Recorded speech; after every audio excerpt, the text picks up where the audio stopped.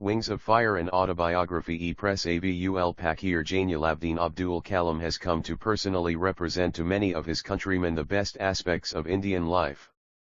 Born in 1931, the son of a little educated boat owner in Rameswaram, Tamil Nadu, he had an unparalleled career as a defense scientist, culminating in the highest civilian award of India, the Bharat Ratna. As chief of the country's Defense Research and Development Program, Kalam demonstrated the great potential for dynamism and innovation that existed in seemingly moribund research establishments.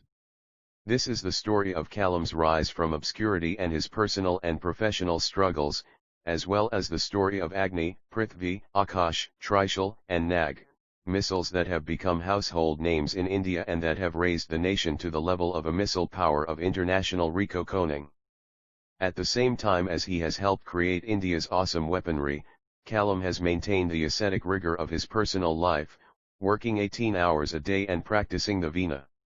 With characteristic modesty, Kalam ascribes the greatness of his achievement to the influence of his teachers and mentors. He describes the struggles of his boyhood and youth, bringing alive everyday life in a small town in South India and the inspirational role of educators. He describes the role of visionary Indian scientists, such as Dr. Vikram Sarabhai, and of the creation of a coordinated network of research institutions. This is also the saga of independent India's struggle for technological self-sufficiency and defensive autonomy, a story as much about politics, domestic and international, as it is about science. Arun Tiwari worked under Dr. A.P.J. Abdul Kalam for over a decade in the Defense Research and Development Laboratory, DRDL, Hyderabad. He is currently Director, Cardiovascular Technology Institute, Hyderabad, where he is pursuing Dr. Kalam's vision of developing cost-effective medical devices using indigenous defense technology. Dr. Kalam is now India's president.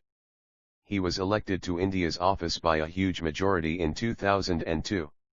Cover photograph, courtesy The Week, a Malayalam Manorama publication. Picture by B.J. Akandranvi. Wings of Fire and Autobiography A.P.J. Abdul Kalam with Arun Tiwari. Universities Press, India, Private Limited Registered Office 3-5-819 Hyderguda, Hyderabad 500-029, AP, India. Distributed by Orient Longman Private Limited Registered Office 3-6-272 Himayat Nagar, Hyderabad 500-029, AP, India. Other offices Bangalore/Bhopal/Chandigarh/Chennai/Ernakulam/ Guwahati/Hyderabad/Jaipur/Kolkata/Lucknow/Mumbai/New Delhi/Patna. Copyright Universities Press, India, Private Limited 1999. First published 1999. 11th impression 2002. ISBN 817371 146. One typeset by Data, Hyderabad 500-029. Printed and published by Universities Press, India, Private Limited 3-5-819 Hyderguda, Hyderabad 500-029. E-Press. To the memory of my parents, my mother. Sea waves, golden sand, pilgrim's faith, Rameswaram Mosque Street, all merge into one, my mother. You come to me like heaven's caring arms. I remember the war days when life was challenge and toil, miles to walk, hours before sunrise, walking to take lessons from the saintly teacher near the temple. Again miles to the Arab teaching school, climb sandy hills to railway station road, collect, distribute newspapers to temple city citizens, few hours after sunrise, going to school. Evening, business time before study at night. All this pain of a young boy, my mother, you transformed into pious strength with kneeling and bowing 5 times for the grace of the Almighty only, my mother. Your strong piety is your children's strength. You always shared your best with whoever needed the most, you always gave, and gave with faith in Him. I still remember the day when I was 10, sleeping on your lap to the envy of my elder brothers and sisters. It was full moon night, my world only you knew, mother. My mother. When at midnight I woke with tears falling on my knee, you knew the pain of your child, my mother. Your caring hands, tenderly removing the pain, your love, your care, Your faith gave me strength to face the world without fear and with his strength. We will meet again on the great judgment day, my mother. A.P.J. Abdul Kalam. Press Contents. Preface. Acknowledgements. Introduction. Orientation. Creation. Propitiation. Contemplation. Epilogue. Preface. Have worked under Dr. A.P.J. Abdul Kalam for over a decade. This might seem to disqualify me as his biographer, and I certainly had no notion of being one. One day, while speaking to him, I asked him if he had a message for young Indians. His message fascinated me. Later, I mustered the courage to ask him about his recollections so that I could pen them down before they were buried irretrievably under the sands of time. We had a long series of sittings late into the night and early under the fading stars of dawn, all somehow stolen from his very busy schedule of 18 hours a day. The profundity and range of his ideas mesmerized me. He had tremendous vitality and obviously received immense pleasure from the world of ideas. His conversation was not always easy to follow, but was always fresh and stimulating. There were complexities, subtleties, and intriguing metaphors and subplots in his narrative, but gradually the unfolding of his brilliant mind took the form of a continuous discourse. When I sat down to write this book, I felt that it required greater skills than I possessed. But realizing the importance of this task and regarding it an honor to have been permitted to attempt it, I prayed earnestly for the courage and caliber to complete it. This book is written for the ordinary people of India for whom Dr. Kalam has an immense affection, and of whom Dr. Kalam is certainly one. He has an intuitive rapport with the humblest and simplest people, an indication of his own simplicity and innate spirituality. For myself, writing this book has been like a pilgrimage. Through Dr. Kalam, I was blessed with the revelation that the real joy of living can be found in only one way, in one's communion with an eternal source of hidden knowledge within oneself, which each individual is bidden to seek and find for himself or herself. Many of you may never meet Dr. Kalam in person, but I hope you will enjoy his company through this book, and that he will become your spiritual friend. I could include in this book only a few incidents among the many narrated to me by Dr. Kalam. In fact, this book provides only a thumbnail sketch of Dr. Kalam's life. It is quite possible that certain important incidents have been inadvertently dropped and that the contribution of some individuals to the projects coordinated by Dr. Kalam has gone unrecorded. Since a quarter century of professional life separates me from Dr. Kalam, some important issues might also have remained unrecorded or have been distorted. I am solely responsible for such shortcomings, which are, of course, completely unintentional. Arantawari acknowledgements. I wish to express my gratitude to all the people involved in the writing of this book, especially Mr. Y.S. Rajan, Mr. A. Sivathanupillai, Mr. R.N. Agarwal, Mr. Pralada, Mr. K.V.S.S. Prasidarao and Dr. S.K. Salwan, who were very generous in sharing their time and knowledge with me. I am thankful to Professor Kav Pandalai and Mr. R. Swaminathan, for critical reviews of the text. I thank Dr. B. Somarayu for his tangible, but always unspoken support, for this project. My sincere thanks go to my wife and unsparing critic, Dr. Anjana Tiwari, for her tough comments, accompanied with her gentle support. It has been a pleasure to work with Universities Press, and the cooperation of the editorial and production staff is much appreciated. There are many fine people, such as the photographer Mr. Prabhu, who have selflessly enriched me and this book in ways beyond measure. I thank them all. And finally, my deepest gratitude to my sons, Asim and Amal, for their unfailing emotional support during the writing, and because I seek in them that attitude towards life which Dr. Kalam admired, and wanted this work to reflect. Arantawari Press Introduction. This book is being released at a time when India's technological endeavors, to assert its sovereignty and strengthen its security, are questioned by many in the world. Historically, people have always fought among themselves on one issue or another. Prehistorically, battles were fought over food and shelter. With the passage of time, wars were waged over religious and ideological beliefs, and now the dominant struggle of sophisticated warfare is for economic and technological supremacy. Consequently, Economic and technological supremacy is equated with political power and world control. A few nations who have grown very strong technologically, over the past few centuries, have wrested control, for their own purposes. These major powers have become the self-proclaimed leaders of the New World Order. What does a country of 1 billion people, like India, do in such a situation? We have no other option but to be technologically strong. But, can India be a leader in the field of technology? My answer is an emphatic yes. And let me validate my answer by narrating some incidents from my life. When I first began the reminiscences that have gone into this book, I was uncertain about which of my memories were worth narrating or were of any relevance at all. My childhood is precious to me, but would it be of interest to anyone else? Was it worth the reader's while, I wondered, to know about the tribulations and triumphs of a small-town boy?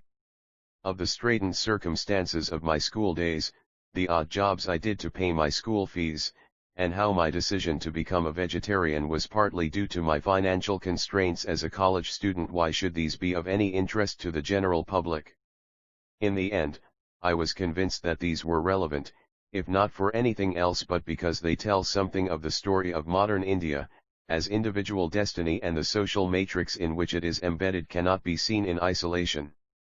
Having been persuaded of this, it did seem germane to include the accounts of my frustrated attempt to become an Air Force pilot and of how I became, instead of the collector my father dreamed I would be, a rocket engineer.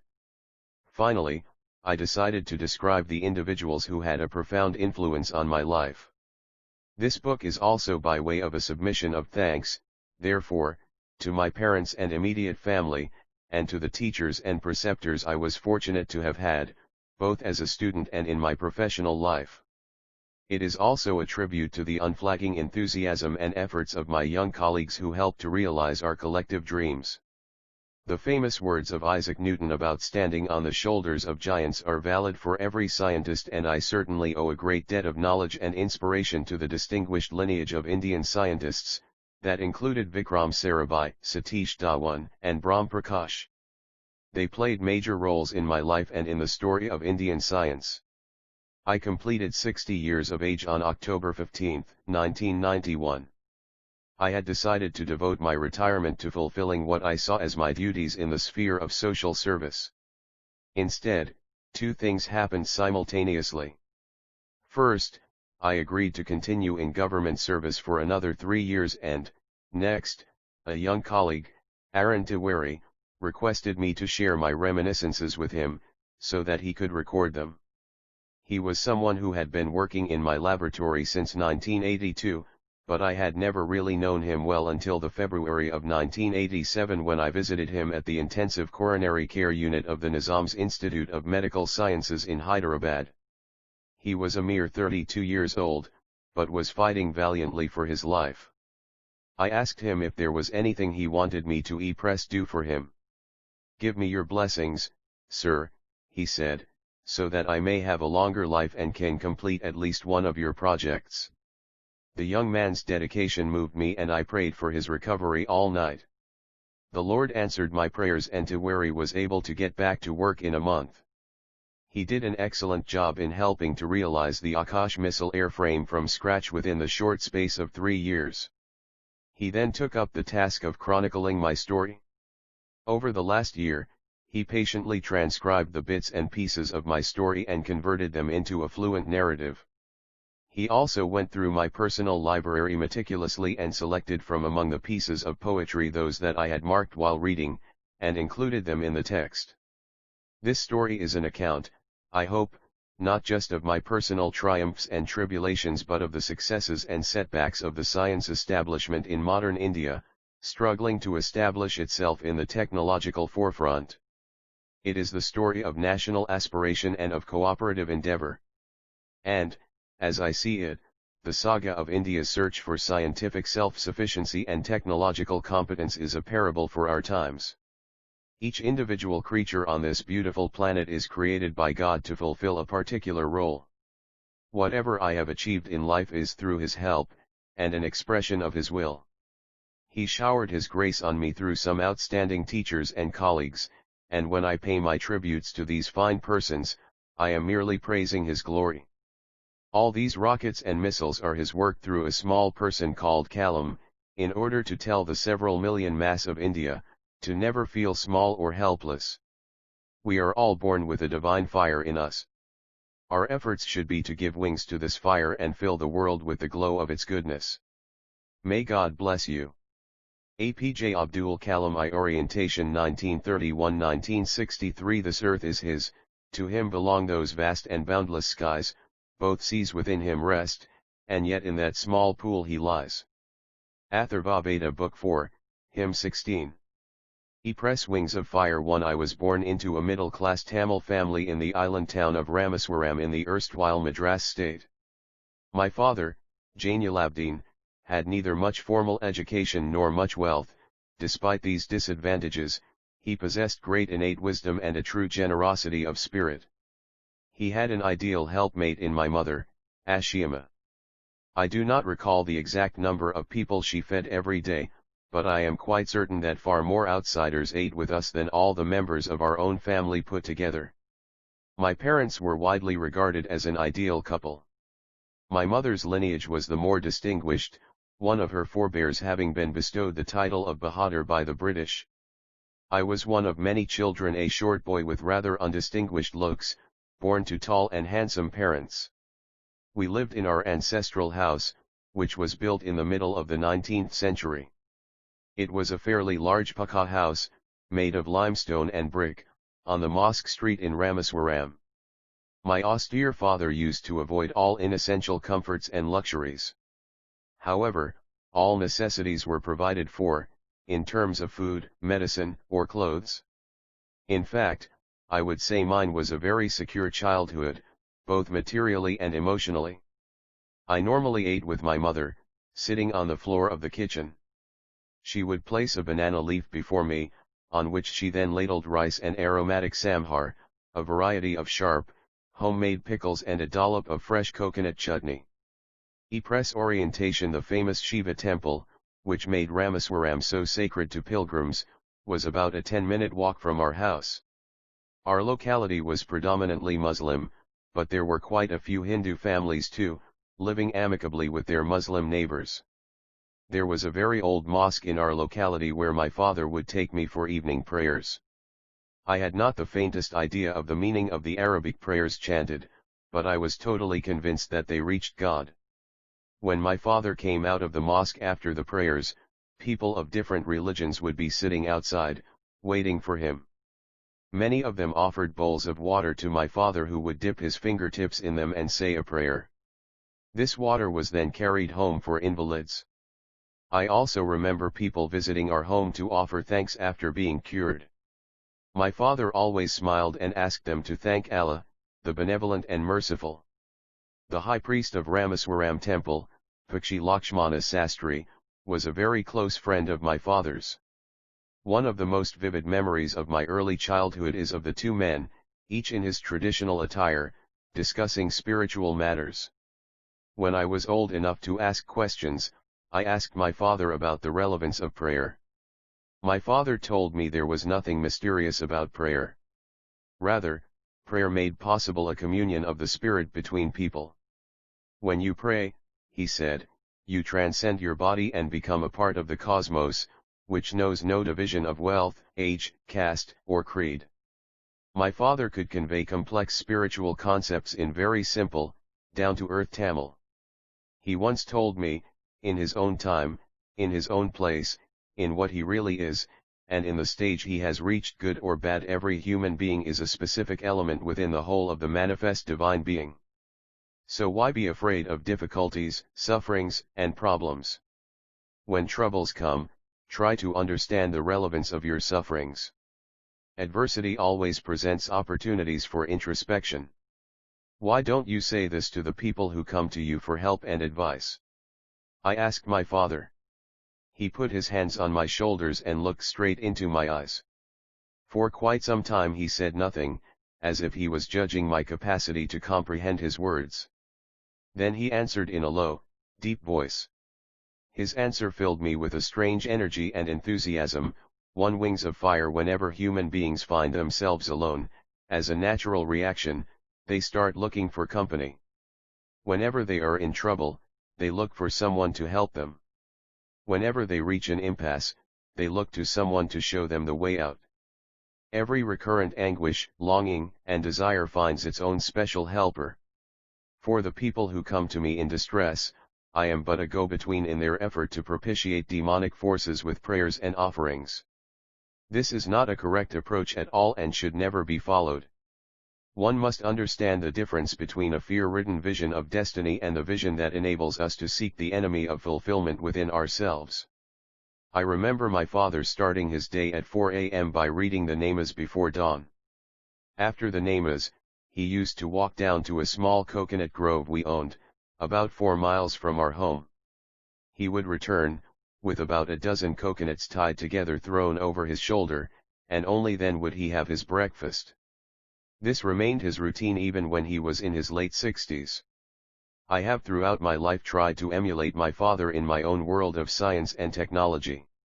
I have endeavored to understand the fundamental truths revealed to me by my father, and feel convinced that there exists a divine power that can lift one up from confusion, misery, melancholy, and failure, and guide one to one's true place. And once an individual severs his emotional and physical bondage, he is on the road to freedom, happiness, and peace of mind. I was about 6 years old when my father embarked on the project of building a wooden sailboat to take pilgrims from Rameswaram to Dhanushkodi, also called Thakere, and back. He worked at building the boat on the seashore, with the help of a relative, Ahmet Jalaluddin, who later married my sister, Zohara. I watched the boat take shape. The wooden hull and bulkheads were seasoned with the heat from wood fires. My father was doing good business with the boat when, one day, a cyclone bringing winds of over 100 miles per hour carried away our boat, along with some of the landmass of Thakere. The Pamban bridge collapsed with a train full of passengers on it. Until then, I had only seen the beauty of the sea. Now its uncontrollable energy came as a revelation to me. Press orientation. By the time the boat met its untimely end, Ahmet Jalaluddin had become a close friend of mine, despite the difference in our ages. He was about 15 years older than I and used to call me Azad. We used to go for long walks together every evening. As we started from Mosque Street and made our way towards the sandy shores of the island, Jalaluddin and I talked mainly of spiritual matters. The atmosphere of Rameswaram, with its flocking pilgrims, was conducive to such discussion. Our first halt would be at the imposing temple of Lord Shiva. Circling around the temple with the same reverence as any pilgrim from a distant part of the country, we felt a flow of energy pass through us. Jalaluddin would talk about God as if he had a working partnership with him. He would present all his doubts to God as if he were standing nearby to dispose of them. I would stare at Jalaluddin and then look towards the large groups of pilgrims around the temple, taking holy dips in the sea, performing rituals and reciting prayers with a sense of respect towards the same unknown, whom we treat as the formless Almighty. I never doubted that the prayers in the temple reached the same destination as the ones offered in our mosque. I only wondered whether Jalaluddin had any other special connection to God. Jalaluddin's schooling had been limited, principally because of his family's straitened circumstances. This may have been the reason why he always encouraged me to excel in my studies and enjoyed my success vicariously. Never did I find the slightest trace of resentment in Jalaluddin for his deprivation. Rather, he was always full of gratitude for whatever life had chosen to give him. Incidentally, at the time I speak of, he was the only person on the entire island who could write English. He wrote letters for almost anybody in need, be they letters of application or otherwise. Nobody of my acquaintance, either in my family or in the neighborhood, even had Jalaluddin's level of education or any links of consequence with the outside world. Jalaluddin always spoke to me about educated people, of scientific discoveries, of contemporary literature, and of the achievements of medical science. It was he who made me aware of a brave, new world beyond our narrow confines. 2 wings of fire. In the humble environs of my boyhood, books were a scarce commodity. By local standards, however, the personal library of Str Mainixum, a former revolutionary or militant nationalist, was sizable. He encouraged me to read all I could, and I often visited his home to borrow books. Another person who greatly influenced my boyhood was my first cousin, Samsudin. He was the sole distributor for newspapers in Ramaswaram. The newspapers would arrive at Ramaswaram station by the morning train from Pamban. Samsudin's newspaper agency was a one-man organization catering to the reading demands of the 1,000 strong literate population of Ramaswaram town. These newspapers were mainly bought to keep abreast of current developments in the national independence movement, for astrological reference, or to check the bullion rates prevailing in Madras. A few readers with a more cosmopolitan outlook would discuss Hitler, Mahatma Gandhi, and Jinnah. Almost all would finally flow into the mighty political current of Periyar Ev Ramaswamy's movement against high caste Hindus. Dinamani was the most sought-after newspaper. Since reading the printed matter was beyond my capability, I had to satisfy myself with glancing at the pictures in the newspaper before Samsudin delivered them to his customers. The Second World War broke out in 1939, when I was 8 years old. For reasons I have never been able to understand, a sudden demand for tamarind seeds erupted in the market. I used to collect the seeds and sell them to a provision shop on Mosque Street. A day's collection would fetch me the princely sum of 1 anna.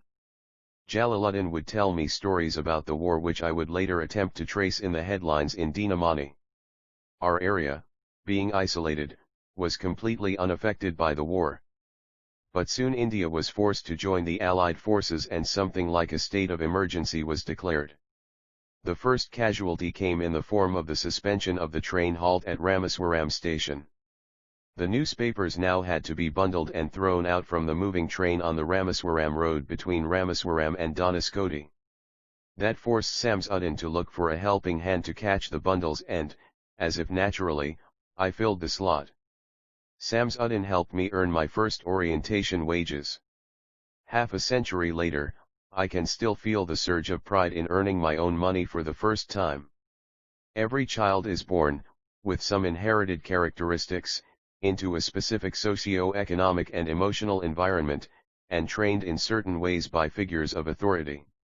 I inherited honesty and self-discipline from my father. From my mother, I inherited faith in goodness and deep kindness, and so did my 3 brothers and sister.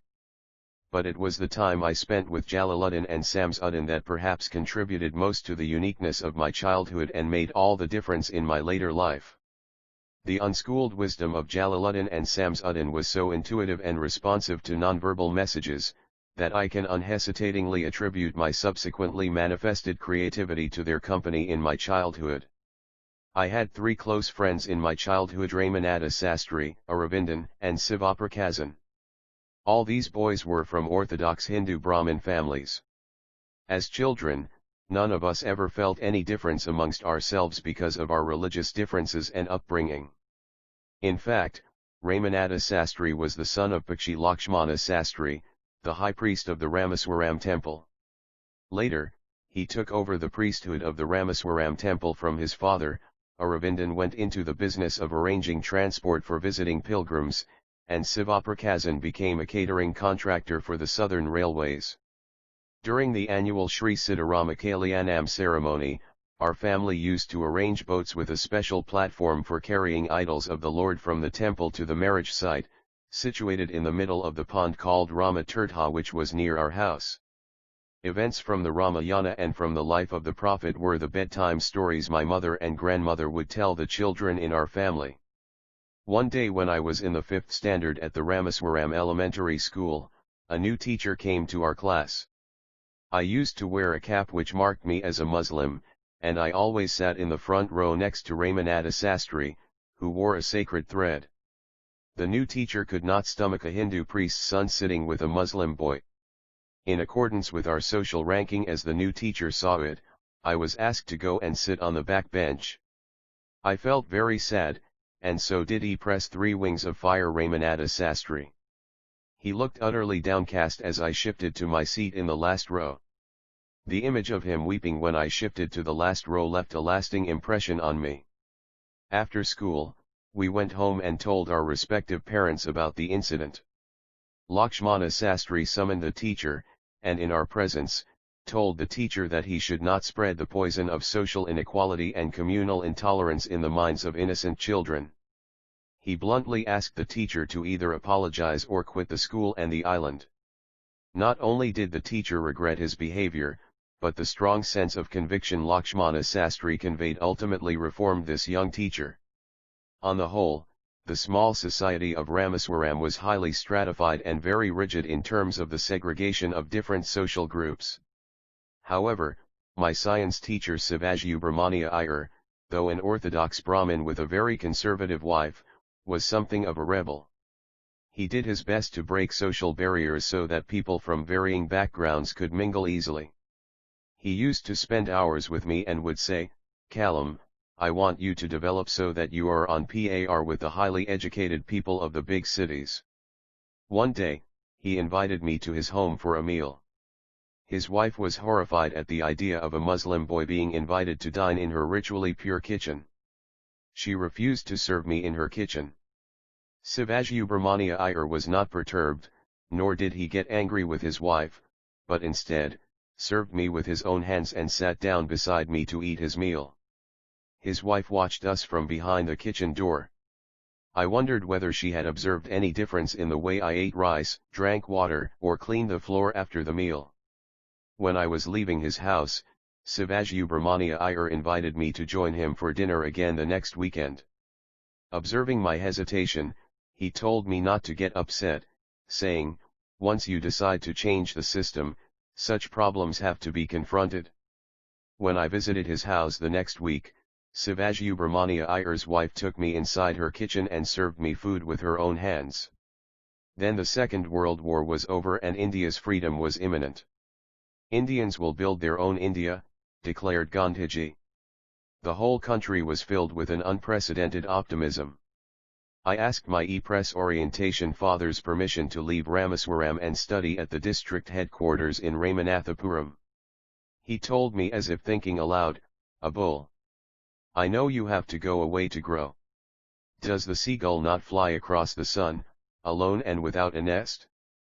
You must forego your longing for the land of your memories to move into the dwelling place of your greater desires. Our love will not bind you nor will our needs hold you."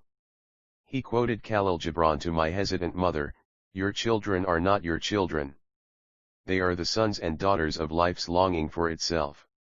They come through you but not from you. You may give them your love but not your thoughts. For they have their own thoughts." He took me and my 3 brothers to the mosque and recited the prayer Al-Fatiha from the Holy Quran. As he put me on the train at Rameswaram station he said, "This island may be housing your body but not your soul. Your soul dwells in the house of tomorrow which none of us at Rameswaram can visit, not even in our dreams. May God bless you, my child." Samsuddin and Ahmet Jalaluddin traveled with me to Ramanathapuram to enroll me in Schwartz High School, and to arrange for my boarding there. Somehow, I did not take to the new setting.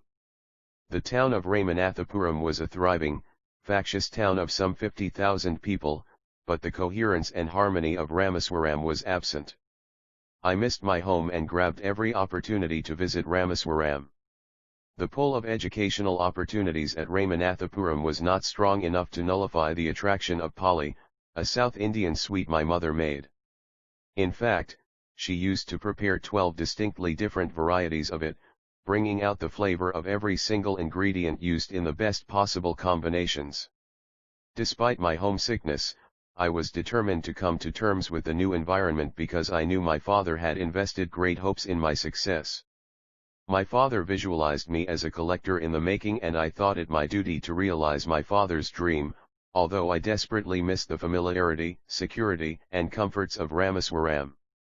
4 Wings of Fire Jalaluddin used to speak to me about the power of positive thinking and I often recalled his words when I felt homesick or dejected. I tried hard to do as he said, which was to strive to control my thoughts and my mind and, through these, to influence my destiny.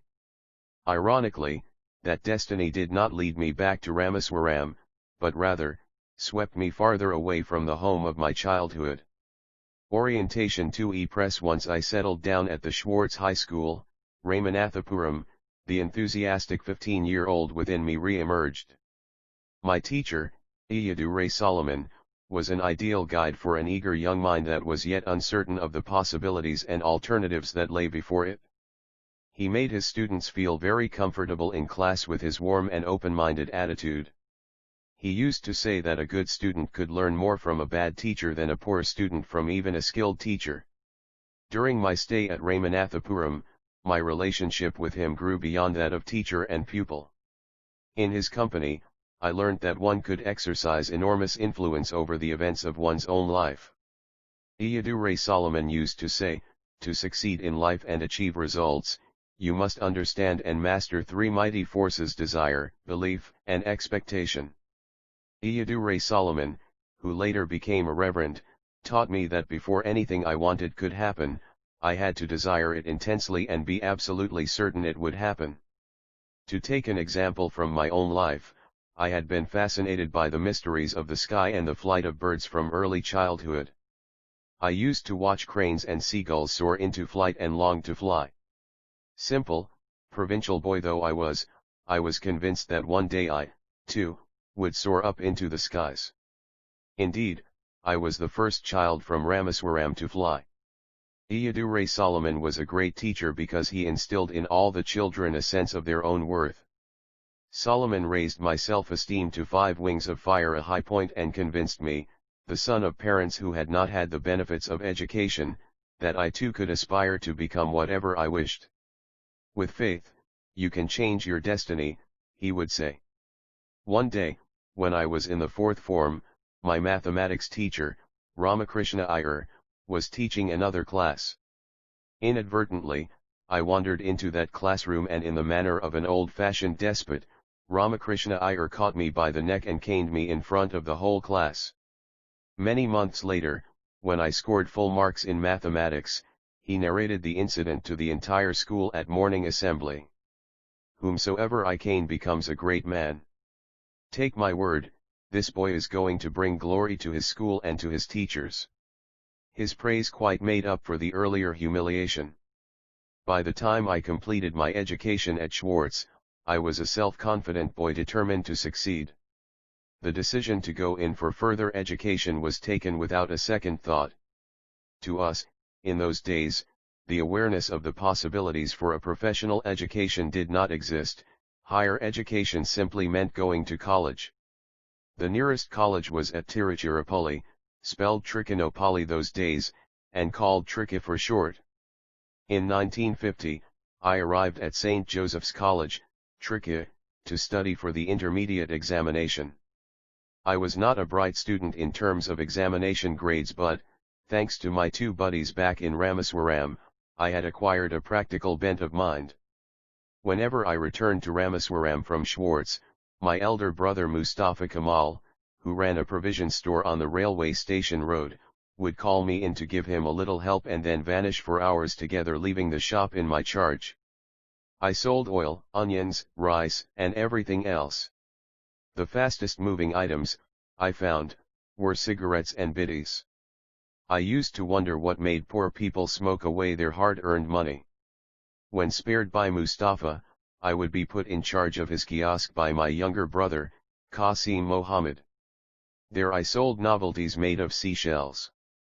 At St. Joseph's, I was lucky to find a teacher like the Reverend Father T. N. Sequeira.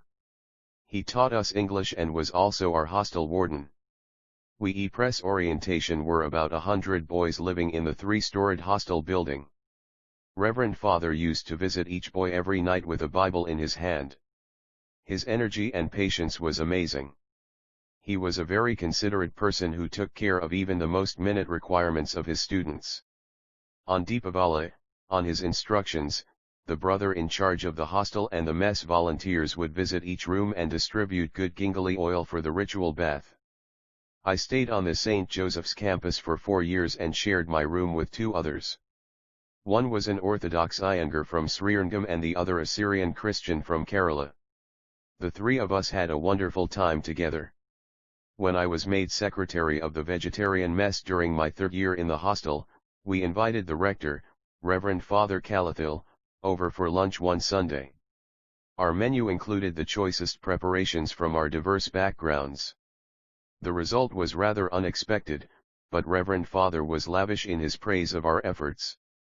We enjoyed every moment with Reverend Father Calathil, who participated in our unsophisticated conversation with childlike enthusiasm. It was a memorable event for us all. My teachers at St. Joseph were the true followers of Kanchi Paramacharya, who evoked people to enjoy the action of giving. The vivid memory of our mathematics teachers, Professor Thathatri Iyengar and Professor Suryanarayana Sastry, walking together on the campus inspires me to this day. When I was in the final year at St. Joseph's, I acquired a taste for English literature. I began to read the great classics, Tolstoy, Scott, and Hardy being special favorites despite their exotic settings, and then I moved on to some works in philosophy. It was around this time that I developed a great interest in physics. The lessons on subatomic physics at St. Joseph's by my physics teachers, Professor Chinadu Ray and Professor Krishnamurti, introduced me to the concept of the half-life period and matters related to the radioactive decay of substances. Sivasubramania Iyer, my science teacher at Ramaswaram, had never taught me that most subatomic particles are unstable and that they disintegrate after a certain time into other particles. All this I was learning for the first time. But when he taught me to strive 6 wings of fire with diligence because decay is inherent in all compounded things, was he not talking of the same thing? I wonder why some people tend to see science as something which takes man away from God. As I look at it, the path of science can always wind through the heart. For me, science has always been the path to spiritual enrichment and self-realization. Even the rational thought matrices of science have been home to fairy tales. I am an avid reader of books on cosmology and enjoy reading about celestial bodies. Many friends, while asking me questions related to space flights, sometimes slip into astrology. Quite honestly, I have never really understood the reason behind the great importance attached by people to the faraway planets in our solar system. As an art, I have nothing against astrology, but if it seeks acceptance under the guise of science, I reject it. I do not know how these myths evolved about planets, star constellations, and even satellites that they can exercise power on human beings. The highly complicated calculations manipulated around the precise movements of celestial bodies, to derive highly subjective conclusions appear illogical to me. As I see it, the Earth is the most powerful and energetic planet. As John Milton puts it so beautifully in Paradise Lost, Book 8. What if the sun be center to the world, and other stars? The planet Earth, so steadfast though she seem, insensibly 3 different motions move. Wherever you go on this planet, there is movement and life. Even apparently inanimate things like rocks, metal, timber, clay are full of intrinsic movement with electrons dancing around each nucleus. This motion originates in their response to the confinement imposed on them by the nucleus, by means of electric forces which try to hold them as close as possible. Electrons, just like any individual with a certain amount of energy, detest confinement. The tighter the electrons are held by the nucleus, the higher their orbital velocity will be. In fact, the confinement of electrons in an atom results in enormous velocities of about 1000 km per second. These high velocities make the atom appear a rigid sphere, just as a fast-moving fan appears like a disk. It is very difficult to compress atoms more strongly, thus giving matter its familiar solid e-press orientation aspect. Everything solid, thus, contains much empty space within, and everything stationary contains great movement within. It is as though the great dance of Shiva is being performed on earth during every moment of our existence. When I joined the Bachelor's of Science degree course at St. Joseph's, I was unaware of any other option for higher education. Nor did I have any information about career opportunities available to a student of science. Only after obtaining a Bachelor's of Science did I realize that physics was not my subject. I had to go into engineering to realize my dreams. I could have joined the engineering course long ago, right after finishing my intermediate course. Better late than never, I told myself as I made the detour, applying for admission into the Madras Institute of Technology, MIT, regarded as the crown jewel of technical education in South India at that time. I managed to be on the list of selected candidates, but admission to this prestigious institution was an expensive affair. Around 1,000 rupees was required, and my father could not spare that much money. At that time, my sister, Zohara, stood behind me, mortgaging her gold bangles and chain. I was deeply touched by her determination to see me educated and by her faith in my abilities. I vowed to release her bangles from mortgage with my own earnings. The only way before me to earn money at that point of time was to study hard and get a scholarship. I went ahead at full steam. What fascinated me most at MIT was the sight of 2 decommissioned aircraft displayed there for the demonstration of the various subsystems of flying machines. I felt a strange attraction towards them, and would sit near them long after other students had gone back to the hostel, admiring man's will to fly free in the sky, like a bird. After completing my first year, when I had to opt for a specific branch, I almost spontaneously chose aeronautical engineering. The goal was very clear in my mind now, I was going to fly aircraft. I was convinced of this, despite being aware of my lack of assertiveness, which probably came about because of my humble background.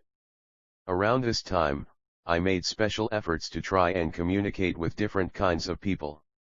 There were setbacks, disappointments, and distractions, but my father's inspiring words anchored me in those periods of nebulous drift.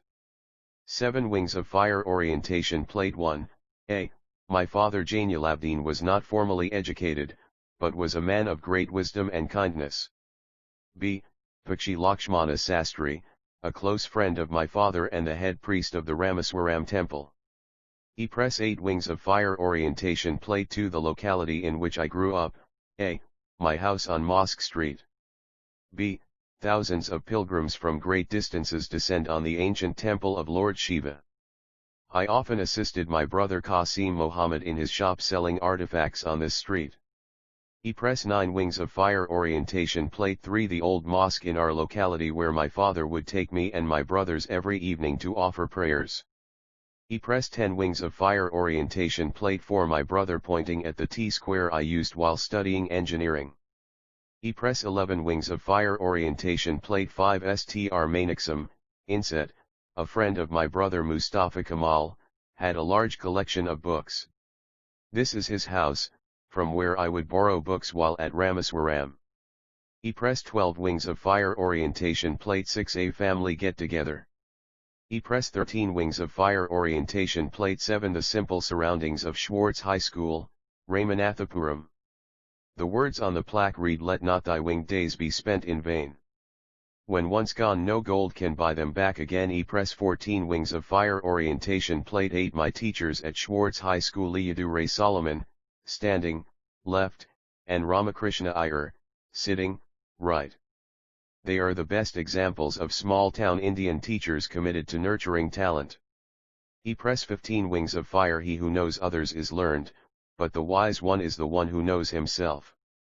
Learning without wisdom is of no use. In the course of my education at MIT, 3 teachers shaped my thinking. Their combined contributions formed the foundation on which I later built my professional career. These 3 teachers were Professor Sponder, Professor Kav Pandalai and Professor Narasingha Rao. Each one of them had very distinct personalities, but they shared a common impulse, the capacity to feed their students' intellectual hunger by sheer brilliance and untiring zeal. Professor Sponder taught me technical aerodynamics.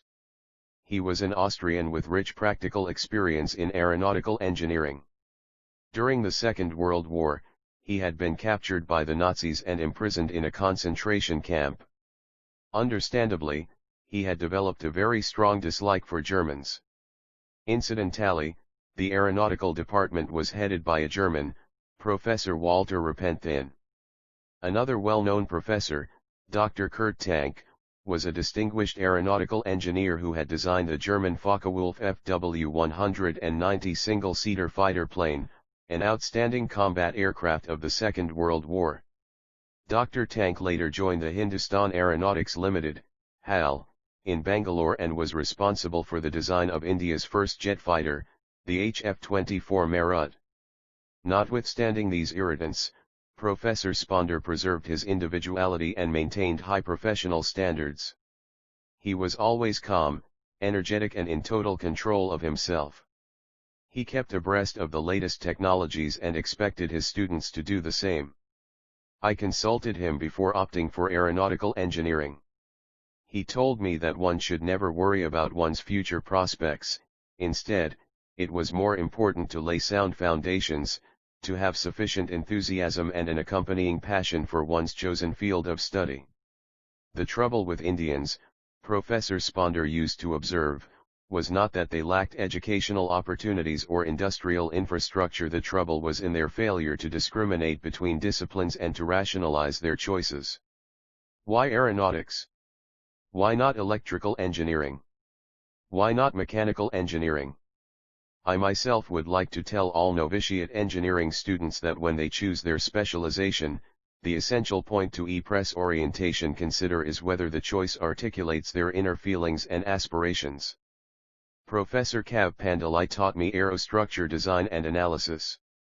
He was a cheerful, friendly, and enthusiastic teacher, who brought a fresh approach to every year's teaching course. It was Professor Pandalai who opened up the secrets of structural engineering to us.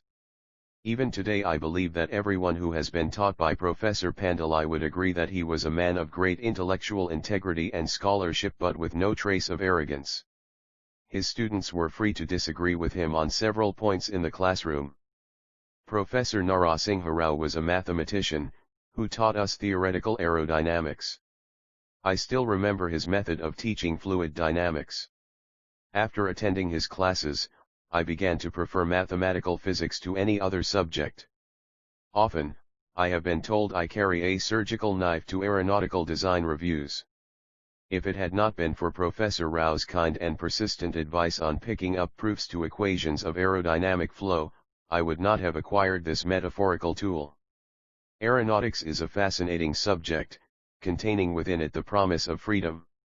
The great difference between freedom and escape, between motion and movement, between slide and flow are the secrets of this science.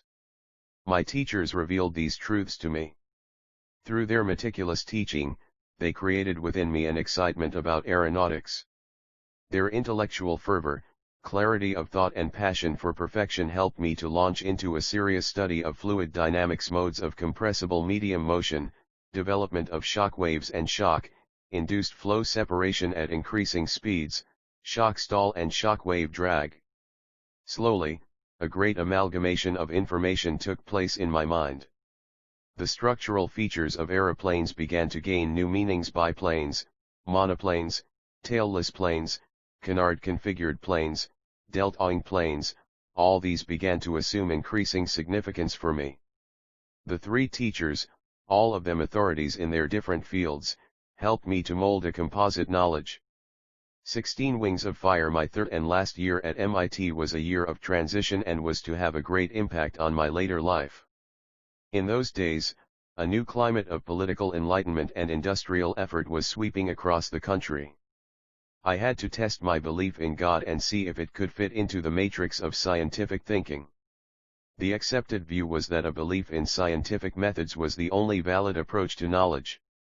If so, I wondered, was matter alone the ultimate reality and were spiritual phenomena but a manifestation of matter? Were all ethical values relative, and was sensory perception the only source of knowledge and truth? I wondered about these issues, attempting to sort out the vexing question of scientific temper and my own spiritual interests. The value system in which I had been nurtured was profoundly religious. I had been taught that true reality lay beyond the material world in the spiritual realm, and that knowledge could be obtained only through inner experience. Meanwhile, when I had finished my coursework, I was assigned a project to design a low-level attack aircraft together with 4 other colleagues. I had taken up the responsibility of preparing and drawing the aerodynamic design. My teammates distributed among themselves the tasks of designing the propulsion, structure, control, and instrumentation of the aircraft. One day, my design teacher, Professor Srinivasan, Then the director of the MIT reviewed my progress and declared it dismal and disappointing. I offered a dozen excuses for the delay, but none of them impressed Professor Srinivasan. I finally pleaded for a month's time to complete the task. The professor looked at me for some time and said, "Look, young man, today is Friday afternoon. I give you 3 days' time. If by Monday morning I don't get the configuration drawing, your scholarship will be stopped." I was dumbstruck. The scholarship was my lifeline and I would be quite helpless if it was withdrawn. I could see no other way out but to finish the task as I had been instructed. That night, I remained at the drawing board, skipping dinner. Next morning, I took only an hour's break to freshen up and eat a little food. On Sunday morning, I was very near completion, when suddenly I felt someone else's presence in the room. Professor Srinivasan was watching me from a distance. Coming straight from the gymkhana, he was still in his tennis outfit and had dropped in to see my progress. After examining my work, Professor Srinivasan hugged me affectionately e-press orientation and patted my back in appreciation.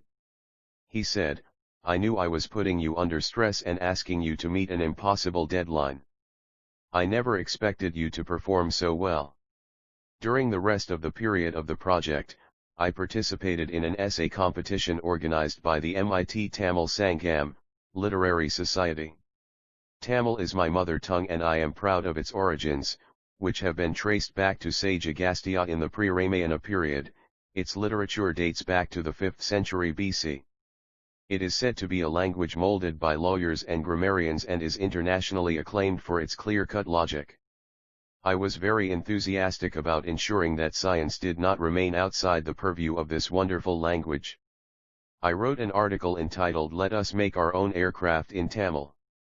The article evoked much interest and I won the competition, taking the first prize from Devan, the editor of the popular Tamil weekly, Audiobook. My most touching memory of MIT is related to Professor Sponder. We were posing for a group photograph as part of a farewell ritual. All the graduating students had lined up in 3 rows with the professors seated in the front. Suddenly, Professor Sponder got up and looked for me. I was standing in the 3rd row. "Come and sit with me in the front," he said. I was taken aback by Professor Sponder's invitation. "You are my best student and hard work will help you bring a great name for your teachers in future." Embarrassed by the praise but honored by the recognition, I sat with Professor Sponder for the photograph. "Let God be your hope, your stay, your guide, and provide the lantern for your feet in your journey into the future," said the introverted genius, bidding me adieu. From MIT, I went to Hindustan Aeronautics Limited, HAL, at Bangalore as a trainee. There I worked on engine overhauling as part of a team. Hands-on work on aircraft engine overhauling was very educative.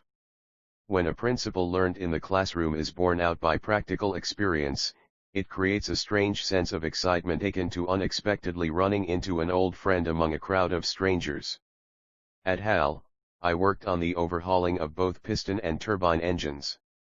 The hazy concepts of gas dynamics and diffusion processes in the working principle of afterburning came into sharper focus in my mind. I was also trained in radial engine drum operations. 17 wings of fire. I learned how to check a crankshaft for wear and tear, and a connecting rod and crankshaft for twist. I did calibrations of a fixed pitch fan fitted to a supercharged engine. I opened up pressure and acceleration speed control systems, and air starter supply systems of turbo engines. Getting to understand feathering, unfeathering and reversing of propeller engines was very interesting. The demonstration of the delicate art of beta, blade angle control, by HAL technicians still lingers in my memory. They had neither studied in major universities, nor were they merely implementing what their engineer in charge was suggesting. They had been working hands-on for years and this had given them something like an intuitive feel for the work. 2 alternative opportunities for employment, both close to my long-standing dream of flying, presented themselves before me when I came out of HAL as a graduate aeronautical engineer. One was a career in the Air Force and another was a job at the Directorate of Technical Development and Production, DTD&P, Air, at the Ministry of Defense. I applied for both. The interview calls arrived from both the places almost simultaneously. I was asked to reach Dehradun by the Air Force recruitment authorities and Delhi by DTD&P, Air. The boy from the Coromandel coast took a train to the north of India. My destination was more than 2,000 kilometers away, and was to be my first encounter with the vastness of my motherland. E-Press Orientation 3. Through the window of the compartment, I watched the countryside slip past. From a distance, the men in the fields in their white dhotis and turbans, and the womenfolk in bright splashes of color against the green background of paddy fields, seemed to inhabit some beautiful painting. I sat glued to the window. Almost everywhere, people were engaged in some activity which had a rhythm and tranquility about it, men driving cattle, women fetching water from streams. Occasionally, a child would appear and wave at the train. It is astonishing how the landscape changes as one moves northwards. The rich and fertile plains of the river Ganga and its numerous tributaries have invited invasion, turmoil, and change. Around 1500 BC, fair-skinned Aryans swept in through the mountain passes from the far northwest. The 10th century brought Muslims, who later mingled with the local people and became an integral part of this country. One empire gave way to another. Religious conquests continued. All this time, the part of India south of the Tropic of Cancer remained largely untouched, safe behind the shield of the Vindhya and Satpura mountain ranges. The Narmada, Tapti, Mahanadi, Godavari, and Krishna rivers had woven a net of almost unassailable protection for the tapering Indian peninsula. To bring me to Delhi, my train had crossed all these geographical impediments through the power of scientific advancement. I halted for a week in Delhi, the city of the great Sufi saint Hazrat Nizamuddin, and appeared for the interview at DTD&P, Air. I did well at the interview. The questions were of a routine nature, and did not 18 wings of fire challenge my knowledge of the subject. Then I proceeded to Dehradun for my interview at the Air Force Selection Board. At the Selection Board, the emphasis was more on personality than on intelligence. Perhaps they were looking for physical fitness and an articulate manner. I was excited but nervous, determined but anxious, confident but tense. I could only finish 9th in the batch of 25 examined to select 8 officers for commissioning in the Air Force. I was deeply disappointed. It took me some time to comprehend that the opportunity to join the Air Force had just slipped through my fingers. I dragged myself out of the selection board and stood at the edge of a cliff. There was a lake far below. I knew that the days ahead would be difficult. There were questions to be answered and a plan of action to be prepared. I trekked down to Rishikesh. I bathed in the Ganga and reveled in the purity of its water. Then, I walked to the Sivananda ashram situated a little way up the hill. I could feel intense vibrations when I entered. I saw a large number of sadhus seated all around in a state of trance. I had read that sadhus were psychic people who know things intuitively and, in my dejected mood, I sought answers to the doubts that troubled me. I met Swami Sivananda, a man who looked like a Buddha, wearing a snow-white dhoti and wooden slippers. He had an olive complexion and black, piercing eyes. I was struck by his irresistible, almost childlike smile and gracious manner. I introduced myself to the Swamiji. My Muslim name aroused no reaction in him. Before I could speak any further, he inquired about the source of my sorrow. He offered no explanation of how he knew that I was sad, and I did not ask. I told him about my unsuccessful attempt to join the Indian Air Force and my long-cherished desire to fly. He smiled, washing away all my anxiety almost instantly. Then he said in a feeble, but very deep voice, "Desire, when it stems from the heart and spirit, when it is pure and intense, possesses awesome electromagnetic energy. This energy is released into the ether each night, as the mind falls into the sleep state. Each morning it returns to the conscious state reinforced with the cosmic currents. That which has been imaged will surely and certainly be manifested.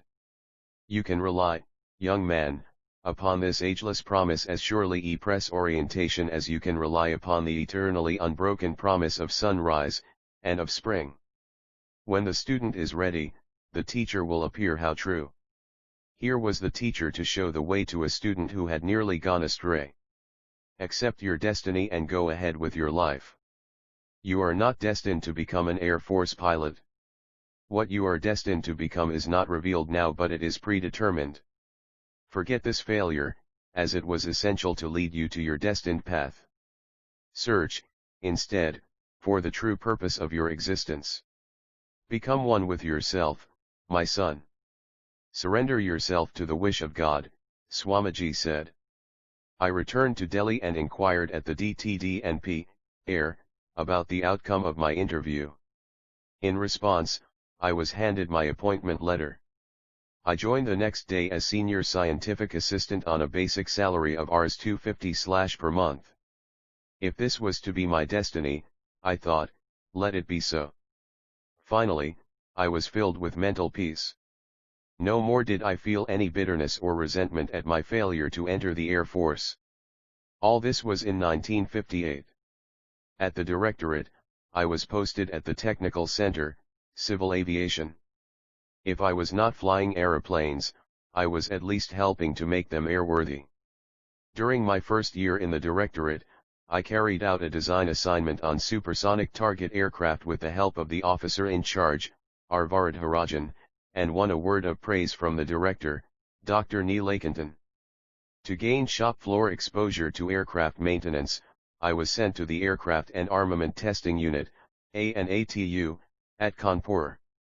At that time, they were involved in a tropical evaluation of NAT-MKI aircraft.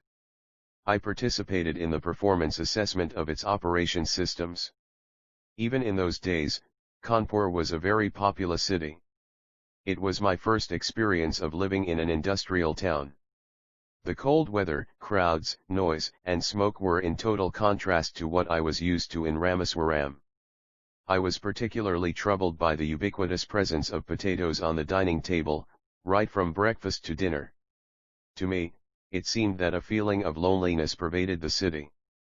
The people on the streets had all come from their villages in search of jobs in factories, leaving behind the smell of their soil and the protection of their families. 19 wings of fire. On my return to Delhi, I was informed that the design of a dart target had been taken up at the DTDNP, Air, and that I had been included in the design team. I completed this task with the other team members. Then, I undertook a preliminary design study on a human centrifuge. I later carried out the design and development of a vertical takeoff and landing platform. I was also associated with the development and construction of the hot cockpit. 3 years passed.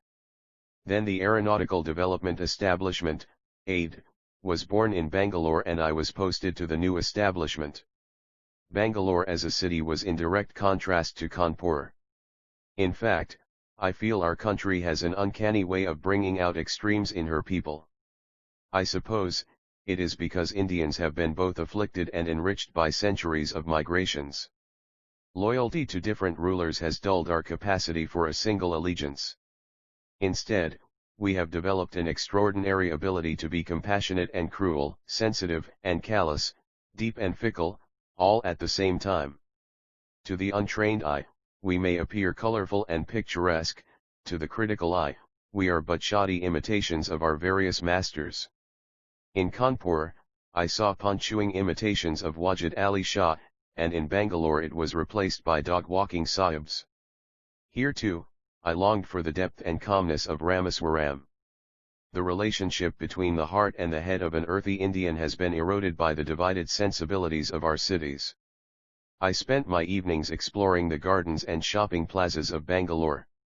The workload at AID during the first year of its inception was quite light. In fact, I had to generate work for myself at first, until the tempo gradually built up. Based on my preliminary studies on ground handling equipment, a project team was formed to design and develop an indigenous hovercraft prototype as a ground equipment machine, GEM. The team was a small working group, comprising 4 persons at the level of scientific assistant. Dr. O.P. Medirata, director of the AID, asked me to lead the team. We were given 3 years to launch the engineering model. The project was, by any standards, bigger than our collective capabilities. None of us had any experience in building a machine, let alone a flying machine. There were no designs or standard components e-press orientation available to begin with. All we knew was that we had to make a successful heavier-than-air flying machine. We tried to read as much literature as we could find on hovercrafts, but there was not much available. We tried to consult people knowledgeable in this area, but could find none. One day, I simply took the decision to proceed with the limited information and resources available. This endeavor to produce a wingless, light, swift machine opened the windows of my mind. I was quick to see at least a metaphorical connection between a hovercraft and an aircraft. After all, the Wright brothers made the first aeroplane after fixing bicycles for 7 years. I saw in the GEM project great opportunities for ingenuity and growth. We went straight into hardware development after spending a few months on the drawing board. There is always the danger that a person with my kind of background, rural or small town, middle class, whose parents had limited education, will retreat into a corner and remain there struggling for bare existence, unless some great turn of circumstance propels him into a more favorable environment. I knew I had to create my own opportunities. Part by part, subsystem by subsystem, stage by stage, things started moving. Working on this project, I learned that once your mind stretches to a new level, it never goes back to its original dimension. At that time V.K. Krishna Menon was the defense minister. He was keenly interested in the progress of our small project, which he envisioned as the beginning of the indigenous development of India's defense equipment. Whenever he was in Bangalore, he always found some time to review the progress of our project. His confidence in our ability ignited our enthusiasm. I would enter the assembly shop leaving my other problems outside, just as my father used to enter the mosque for prayer, leaving his shoes outside. But not everyone accepted Krishna Menon's opinion about GEM. Our experiments with the available parts and components did not exactly delight my senior colleagues. Many even called us a group of eccentric inventors in pursuit of an impossible dream. I, being the leader of the navvies, was a particularly inviting target. I was regarded as yet another 20 wings of fire country bumpkin who believed that riding the air was his domain. The weight of opinion against us buttressed my ever-optimistic mind. The comments of some of the senior scientists at AID made me recall John Trowbridge's famous satirical poem on the Wright brothers, published in 1896. With thimble and thread and wax and hammer and buckles and screws, and all such things as geniuses use, 2 bats for patterns, curious fellows. A charcoal pot and a pair of bellows. When the project was about a year old, Defense Minister Krishna Menon made one of his routine visits to AID. I escorted him into our assembly shop. Inside, on a table lay the GEM model broken down into sub-assemblies. The model represented the culmination of 1 year's untiring efforts to develop a practical hovercraft for battlefield applications. The minister fired one question after another at me, determined to ensure that the prototype would go into test flight within the coming year. He told Dr. Medirata, GEM flight is possible with the gadgets Kalam now possesses. The hovercraft was christened Nandi, after the bull ridden by Lord Shiva. For a prototype, its form, fit and finish was beyond our expectation, given the rudimentary infrastructure we possessed. I told my colleagues, here is a flying machine, not constructed by a bunch of cranks but by engineers of ability. Don't look at it, it is not made to look at, but to fly with.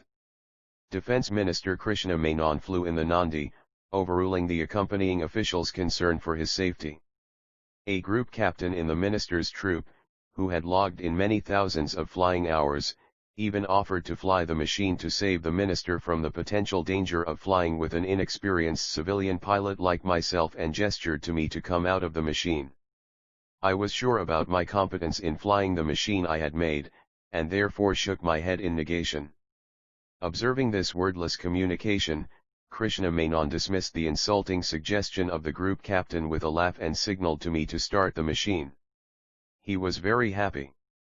E-Press orientation. You have demonstrated that the basic problems of hovercraft development are solved. Go for a more powerful prime mover and call me for a second ride, Krishna Menon told me. The skeptical group captain, now Air Marshal, Golay, later became a good friend of mine. We completed the project ahead of schedule. We had a working hovercraft with us, moving on an air cushion of about 40 mm with a load of 550 kg, including the tare weight.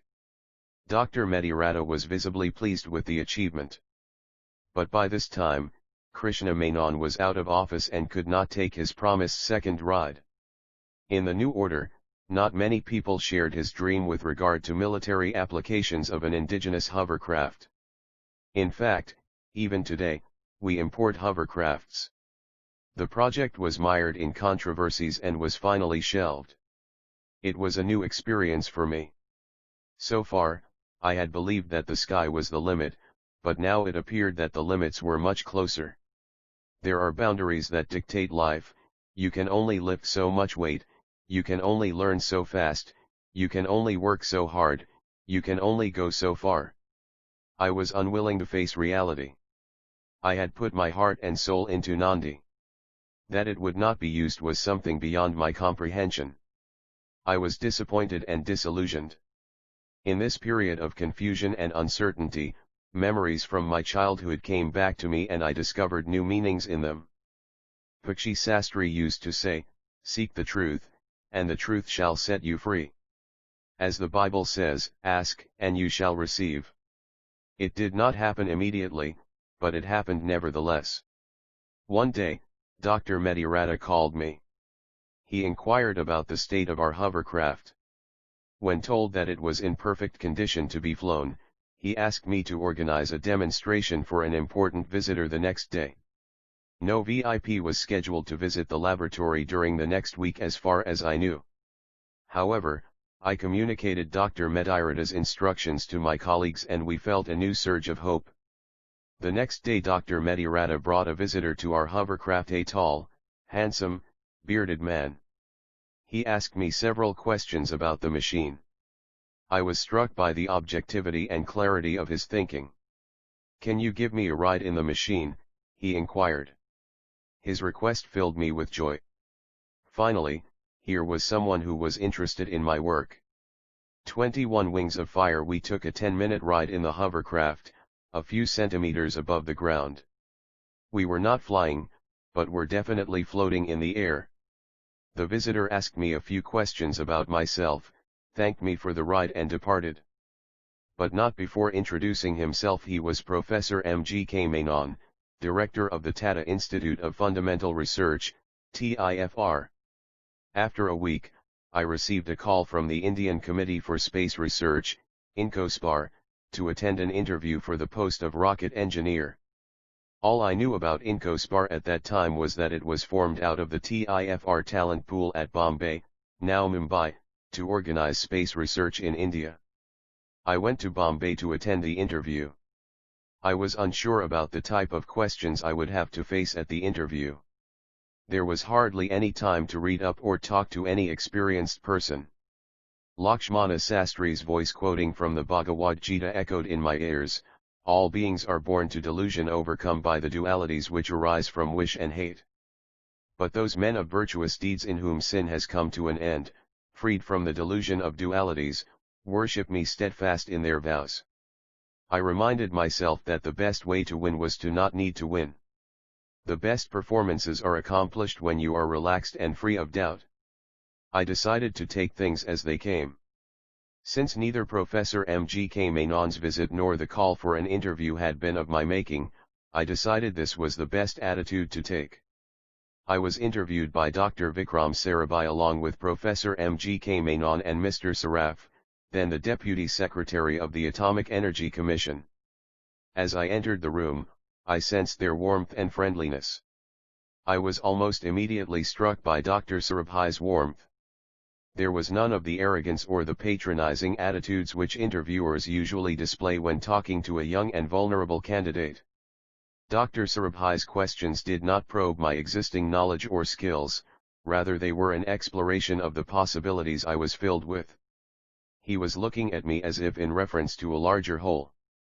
The entire encounter seemed to me a total moment of truth, in which my dream was enveloped by the larger dream of a bigger person. E-press orientation. I was advised to stay back for a couple of days. However, the next evening I was told about my selection. I was to be absorbed as a rocket engineer at IncoSpar. This was a breakthrough a young man like myself dreamed of. My work at IncoSpar commenced with a familiarization course at the TIFR Computer Center. The atmosphere here was remarkably different from that at DTD&P, Air. Labels mattered very little. There was no need for anyone to justify his position or to be at the receiving end of the other's hostility. Sometime in the latter half of 1962, IncoSpar took the decision to set up the Equatorial Rocket Launching Station at Thumba, a sleepy fishing village near Trivandrum, now Thiruvananthapuram, in Kerala. Dr. Chitnis of the Physical Research Laboratory, Ahmedabad had spotted it as a suitable location as it was very close to the Earth's magnetic equator. This was the quiet beginning of modern rocket-based research in India. The site selected at Thumba lay between the railway line and the sea coast, covering a distance of about 2.5 km and measuring about 600 acres. Within this area, stood a large church, whose site had to be acquired. Land acquisition from private parties is always a difficult and time-consuming process, especially in densely populated places like Kerala.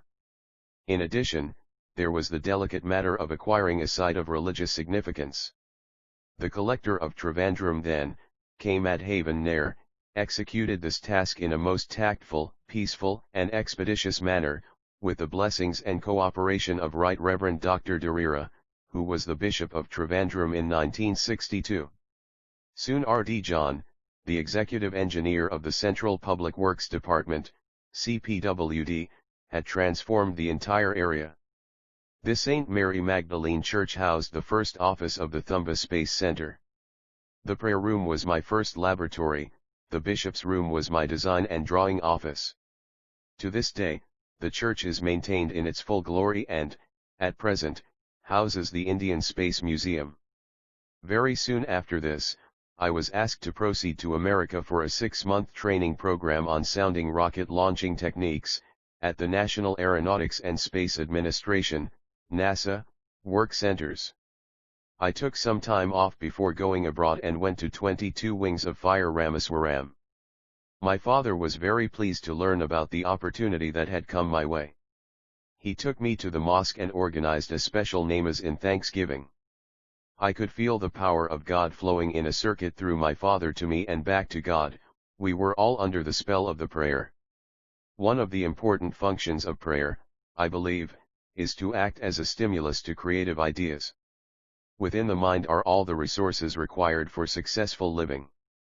Ideas are present in the consciousness, which when released and given scope to grow and take shape, can lead to successful events. God, our Creator, has stored within our minds and personalities, great potential strength and ability. Prayer helps us to tap and develop these powers. Ahmet Jalaluddin and Samsuddin came to see me off at Bombay Airport. It was their first exposure to a big city like Bombay, just as I myself was about to have my first exposure to a mega city like New York. Jalaluddin and Samsuddin were self-reliant, positive, optimistic men who undertook their work with the assurance of success. It is from these two persons that I drew the core creative power of my mind.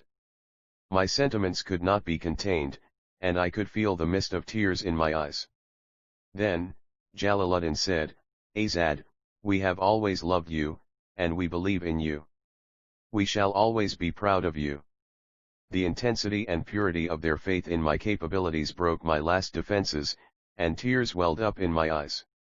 E-Press Orientation 23 Wings of Fire Orientation, 1-2 Creation 1963-1980 E-Press 24 Wings of Fire for Achievers is to root my work at NASA at the Langley Research Center, LRC, in Hampton, Virginia. This is primarily an R&D center for advanced aerospace technology. One of my most vivid memories of LRC is of a piece of sculpture depicting a charioteer driving two horses, one representing scientific research and the other technological development, metaphorically encapsulating the interconnection between research and development. From LRC I went to the Goddard Space Flight Center, GSFC, at Greenbelt, Maryland. This center develops and manages most of NASA's Earth orbiting science and applications satellites. It operates NASA's tracking networks for all space missions. Towards the end of my visit, I went to the Wallops Flight Facility at Wallops Island in East Coast, Virginia. This place was the base for NASA's sounding rocket program. Here, I saw a painting prominently displayed in the reception lobby. It depicted a battle scene with a few rockets flying in the background. A painting with this theme should be the most commonplace thing at a flight facility, but the painting caught my eye because the soldiers on the side launching the rockets were not white, but dark-skinned, with the racial features of people found in South Asia. One day, my curiosity got the better of me, drawing me towards the painting. It turned out to be Tipu Sultan's army fighting the British. The painting depicted a fact forgotten in Tipu's own country but commemorated here on the other side of the planet. I was happy to see an Indian glorified by NASA as a hero of warfare rocketry. E Press Orient the Tie of an Air S1. My impression of the American people can be summarized by a quotation from Benjamin Franklin, "Those things that hurt instruct." I realized that people in this part of the world meet their problems head-on. They attempt to get out of them rather than suffer them. My mother had once narrated an incident from the Holy Book. After God created man, he asked the angels to prostrate themselves before Adam. Everybody prostrated themselves except Iblis, or Satan, who refused. "Why did you not prostrate yourself?" Allah asked. "You created me of fire and him of clay. Does not that make me nobler than Adam?" Satan contended. God said, "Be gone from paradise. This is no place for your contemptuous pride." Satan obeyed, but not before cursing Adam with the same fate. Soon Adam followed suit by becoming a transgressor after eating the forbidden fruit.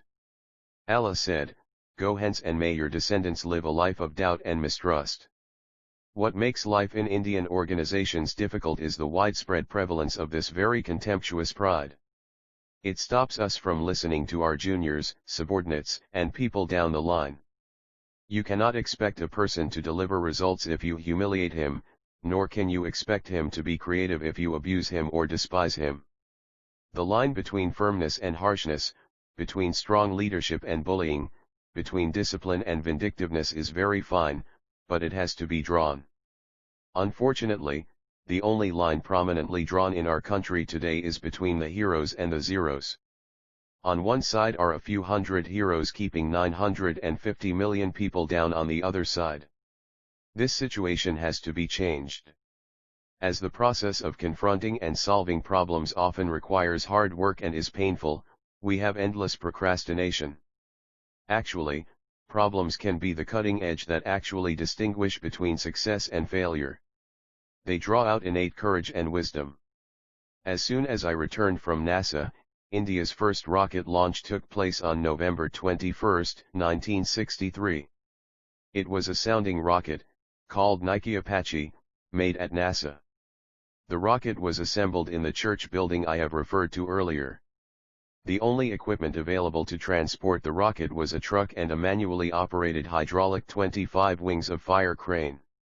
The assembled rocket was to be shifted from the church building to the launch pad by truck. When the rocket was lifted by the crane and was about to be placed on the launcher, it started tilting, indicating a leak in the hydraulic system of the crane.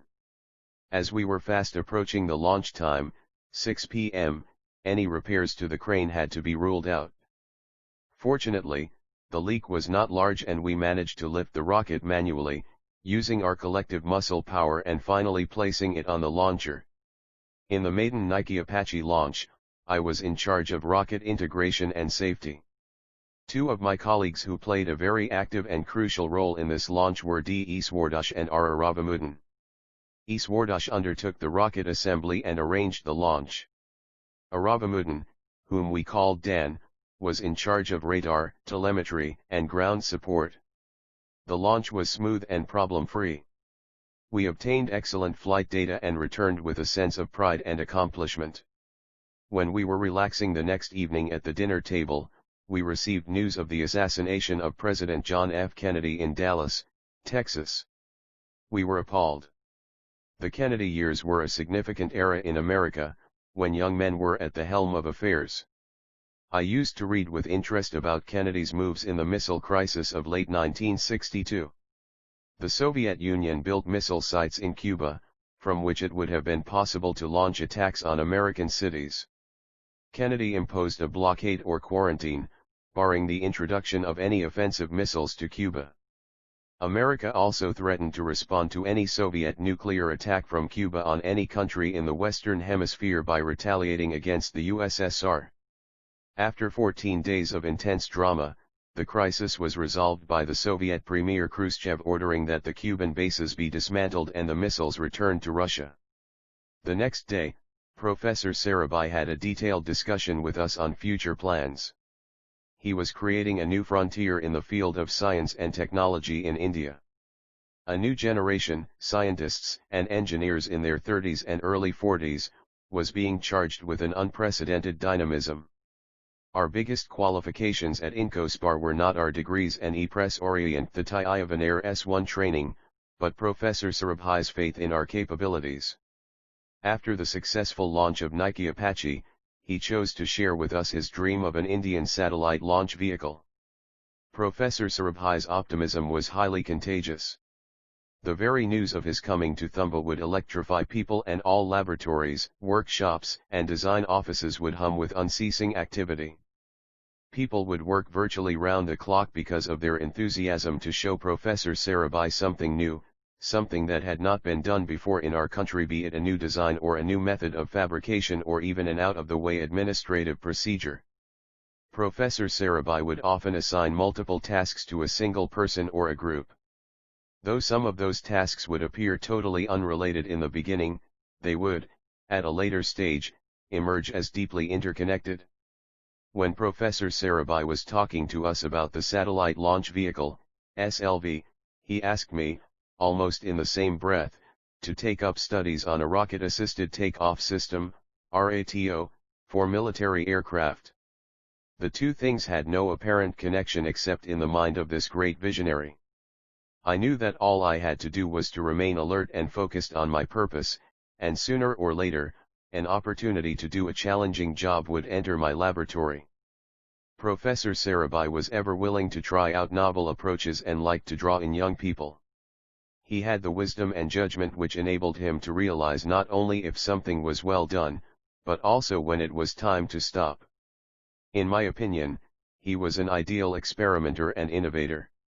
When there were alternative courses of action before us, whose outcome was difficult to predict, or to reconcile varying perspectives, Professor Sarabhai would resort to experimentation to resolve the issue. This was precisely the situation at Incospar in 1963. A bunch of young, inexperienced, but nevertheless energetic and enthusiastic persons were given the task of fleshing out the spirit of self-reliance in the field of science and technology in general, and of space research in particular. It was a great example of leadership by trust.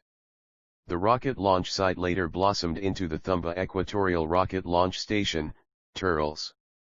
TERLS was established through active collaboration with France, USA, and USSR.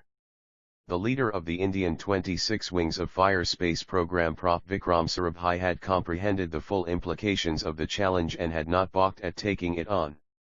Right from the day Incospar was formed, he was aware of the need to organize an integrated national space program, with the equipment for the manufacture of rockets and launch facilities developed and produced indigenously. With this in view, a wide-ranging program for scientific and technological development in rocket fuels, propulsion systems, aeronautics, aerospace materials, advanced fabrication techniques, rocket motor instrumentation, control and guidance systems, telemetry, tracking systems and scientific instruments for experimentation in space were launched at the Space Science and Technology Center and the Physical Research Laboratory at Ahmedabad. Incidentally, this laboratory has produced a large number of Indian space scientists of extremely high caliber over the years. The real journey of the Indian aerospace program, however, had begun with the Rohini sounding rocket, RSR, program. What is it that distinguishes a sounding rocket from a satellite launch vehicle, SLV, and from a missile? In fact, they are three different kinds of rockets. Sounding rockets are normally used for probing the near-Earth environment, including the upper regions of the atmosphere. While they can carry a variety of scientific payloads to a range of altitudes, they cannot impart the final velocity needed to orbit the payload. On the other hand, a launch vehicle is designed to inject into orbit a technological payload or satellite. The final stage of a launch vehicle provides the necessary velocity for a satellite to enter an orbit. This is a complex operation requiring onboard guidance and control systems. A missile, though belonging to the same family, is a still more complex system. In addition to the large terminal velocity and onboard guidance and control, it must have the capability to home onto targets. When the targets are fast-moving and capable of maneuvering, a missile is also required to carry out target tracking functions. The RSR program was responsible for the development and fabrication of sounding rockets and their associated onboard systems for scientific investigations in India. Under this program, a family of E-Press Orient Thai Ivan S-1 operational sounding rockets were developed. These rockets had wide-ranging capabilities, and to date several hundreds of these rockets have been launched for various scientific and technological studies. I still remember that the first Rohini rocket consisted of a single solid propulsion motor weighing a mere 32 kilograms. It lifted a nominal 7 kilograms payload to an altitude of about 10 kilometers. It was soon followed by another, to which one more solid propellant stage was added to dispatch multi-experiment payloads weighing nearly 100 kilograms to an altitude of over 350 kilometers. The development of these rockets had resulted in a fully indigenous capability in the production of sounding rockets as well as their propellants. This program had brought into the country technology for the production of very high-performance solid propellants, like those based on polyurethane and polybutane polymer. It later resulted in the setting up of a propellant fuel complex, PFC, to manufacture strategic chemicals required for rocket engines, and a rocket propellant plant, RPP, to produce propellants. The development of Indian rockets in the 20th century can be seen as a revival of the 18th century dream of Tipu Sultan. When Tipu Sultan was killed, the British captured more than 700 rockets and subsystems of 900 rockets in the Battle of Turukanahalli in 1799.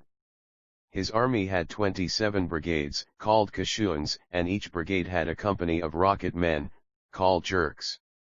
These rockets had been taken to England by William Congreve and were subjected by the British to what we call reverse engineering today.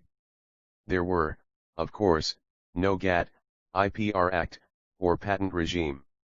With the death of Tipu, Indian rocketry also met its demise at least for 150 years. Meanwhile, rocket technology made great strides abroad. Konstantin Tsiolkovsky in Russia, 1903, Robert Goddard in USA, 1914, and Hermann Oberth in Germany, 1923, gave rocketry new dimensions. In Nazi Germany, Wernher von Braun's group produced V-2 short-range ballistic missiles and showered fire on the Allied forces. After the war, both the USA and the USSR captured their share of German rocket technology and rocket engineers. With this booty, they started to run their deadly arms race with missiles and warheads. 27 Wings of Fire rocketry was reborn in India thanks to the technological vision of Prime Minister Jawaharlal Nehru. Professor Sarabhai took the challenge of giving physical dimensions to this dream. Very many individuals with myopic vision questioned the relevance of space activities in a newly independent nation which was finding it difficult to feed its population. But neither Prime Minister Nehru nor Professor Sarabhai had any ambiguity of purpose.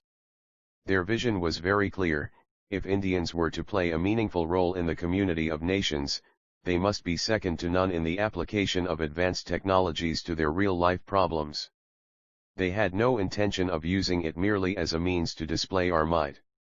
E pres orientamo en res 15 dreamers. During his frequent visits to Thumba, Professor Sarabhai would openly review the progress of work with the entire team. He never gave directions. Rather, through a free exchange of views, he led us forward into new terrain which often revealed an unforeseen solution. Perhaps he was aware that though a particular goal might be clear to himself, and he could give adequate directions for its accomplishment, his team members might have resisted working towards a goal that made no sense to them. He considered the collective understanding of the problem the main attribute of effective leadership. He once told me, "Look, my job is to make decisions, but it is equally important to see to it that these decisions are accepted by my team members." In fact, Professor Sarabhai took a series of decisions that were to become the life mission of many. We would make our own rockets, our own satellite launch vehicles, SLVs, and our own satellites. And this would not be done one by one but concurrently, in a multidimensional fashion. In the development of payloads for the sounding rockets, instead of getting a certain payload and then engineering it to fit into the rocket, we discussed the matter threadbare with the payload scientists working in different organizations and at different locations. I may even say that the most significant achievement of the sounding rocket program was to establish and maintain nationwide mutual trust. 28 Wings of Fire. Perhaps realizing that I preferred to persuade people to do as they were told rather than use my legitimate authority, Professor Sarabhai assigned me the task of providing interface support to payload scientists. Almost all physical laboratories in India were involved in the sounding rocket program, each having its own mission, its own objective and its own payload. These payloads were required to be integrated to the rocket structure so as to ensure their proper functioning and endurance under flight conditions. We had X-ray payloads to look at stars, payloads fitted with radio frequency mass spectrometers to analyze the gas composition of the upper atmosphere, sodium payloads to find out wind conditions, its direction and velocity. We also had ionospheric payloads to explore different layers of the atmosphere. I not only had to interact with scientists from TIFR, National Physical Laboratory, NPL, and Physical Research Laboratory, PRL, but also with payload scientists from USA, USSR, France, Germany, and Japan. I often read Khalil Gibran, and always find his words full of wisdom. Bread baked without love is a bitter bread that feeds but half a man's hunger. Those who cannot work with their hearts achieve but a hollow, half-hearted success that breeds bitterness all around. If you are a writer who would secretly prefer to be a lawyer or a doctor, your written words will feed but half the hunger of your readers. If you are a teacher who would rather be a businessman, your instructions will meet but half the need for knowledge of your students. If you are a scientist who hates science, your performance will satisfy but half the needs of your mission. The personal unhappiness and failure to achieve results that comes from being a round peg in a square hole is not, by any means, new. But there are exceptions to this, like Professor Oda and Sudhakar, who bring to their work a personal touch of magic based upon their individual character, personality, inner motives, and perhaps the dreams crystallized within their hearts. They become so emotionally involved with their work that any dilution of the success of their effort fills them with grief. Professor Oda was an X-ray payload scientist from the Institute of Space and Aeronautical Sciences, ISAS, Japan. I remember him as a diminutive man with a towering personality and eyes that radiated intelligence. His dedication to his work was exemplary. He would bring X-ray payloads from ISAS, which along with the X-ray payloads made E-Press Orientamo en Res-1 by Professor U.R. Rao, would be engineered by my team to fit into the nose cone of the Rohini rocket. At an altitude of 150 kilometers, the nose cone would be separated by explosion of pyros triggered by an electronic timer. With this, the X-ray sensors would be exposed to space for collecting the required information about the emissions from stars. Together, Professor Oda and Professor Rao were a unique blend of intellect and dedication, which one rarely sees. One day, when I was working on the integration for Professor Oda's payload with my timer devices, he insisted on using the timers he had brought from Japan. To me they looked flimsy, but Professor Oda stuck to his stand that the Indian timers be replaced by the Japanese ones. I yielded to his suggestion and replaced the timers. The rocket took off elegantly and attained the intended altitude. But the telemetry signal reported mission failure on account of timer malfunction. Professor Oda was so upset that tears welled up in his eyes. I was stunned by the emotional intensity of Professor Oda's response. He had clearly put his heart and soul into his work. Sudhakar was my colleague in the payload preparation laboratory. As part of the pre-launch schedule, we were filling and remotely pressing the hazardous sodium and thermite mix. As usual, it was a hot and humid day at Thumba. After the sixth such operation, Sudhakar and I went into the payload room to confirm the proper filling of the mix. Suddenly, a drop of sweat from his forehead fell onto the sodium, and before we knew what was happening, there was a violent explosion which shook the room. For a few paralyzed seconds, I did not know what to do. The fire was spreading, and water would not extinguish the sodium fire. Trapped in this inferno, Sudhakar, however, did not lose his presence of mind. He broke the glass window with his bare hands and literally threw me out to safety before jumping out himself. I touched Sudhakar's bleeding hands in gratitude. He was smiling through his pain. Sudhakar spent many weeks in the hospital recuperating from the severe burns he had received. At Turles, I was involved with rocket preparation activities, payload assembly, testing, and evaluation besides building subsystems like payload housing and jettisonable nose cones. Working with the nose cones led me, as a natural consequence, into the field of composite materials. 29 Wings of Fire. It is interesting to know that the bows found, during archaeological excavations at different sites in the country, reveal that Indians used composite bows made of wood, sinew, and horn as early as the 11th century, at least 500 years before such bows were made in medieval Europe. The versatility of composites, in the sense that they possess very desirable structural, thermal, electrical, chemical, and mechanical properties, fascinated me. I was so enthused with these man-made materials that I was in a hurry to know everything about them almost overnight. I used to read up everything available on related topics. I was particularly interested in the glass and carbon fiber reinforced plastic, FRP, composites. An FRP composite is composed of an inorganic fiber woven into a matrix that encloses it and gives the component its bulk form. In February 1969, Prime Minister Indira Gandhi visited Thumba to dedicate Turles to the international space science community. On this occasion, she commissioned the country's first filament winding machine in our laboratory. This event brought my team, which included C.R. Satya, P.N. Subramanian, and M.N. Satyanarayana, great satisfaction. We made high-strength glass cloth laminates to build non-magnetic payload housings and flew them in two-stage sounding rockets.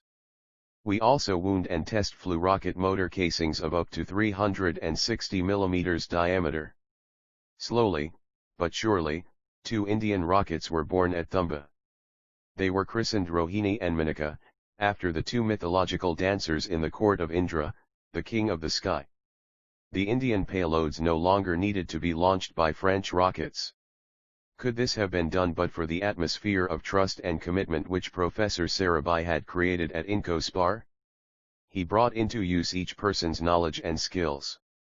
He made every man feel directly involved in problem solving. By the very fact of the team members' participation, the solutions became genuine and earned the trust of the entire team, resulting in total commitment towards implementation. Professor Sarabhai was matter-of-fact and never tried to hide his disappointment. He used to talk with us in an honest and objective manner. Sometimes I found him making things look more positive than they actually were, and then charming us by his almost magical powers of persuasion. E press orientamo en res1 when we were at the drawing board, he would bring someone from the developed world for a technical collaboration. That was his subtle way of challenging each one of us to stretch our capabilities. At the same time, even if we failed to meet certain objectives, he would praise whatever we had accomplished. Whenever he found any one of us going over his head and attempting a task for which he did not have the capability or skill, Professor Sarabhai would reassign activity in such a way so as to lower pressure and permit better quality work to be performed. By the time the first Rohini 75 rocket was launched from Turles on November 20, 1967, almost each one of us was in his own groove. Early next year, Professor Sarabhai wanted to see me urgently in Delhi. By now I was accustomed to Professor Sarabhai's working methods. He was always full of enthusiasm and optimism. In such a state of mind, sudden flashes of inspiration were almost natural. On reaching Delhi, I contacted Professor Sarabhai's secretary for an appointment and was asked to meet him at 3:30 am at Hotel Ashoka. Delhi being a slightly unfamiliar place, with an unfriendly climate for someone like me, conditioned to the warm and humid climate of South India, I decided to wait in the hotel lounge after finishing my dinner. I have always been a religious person in the sense that I maintain a working partnership with God. I was aware that the best work required more ability than I possessed and therefore I needed help that only God could give me.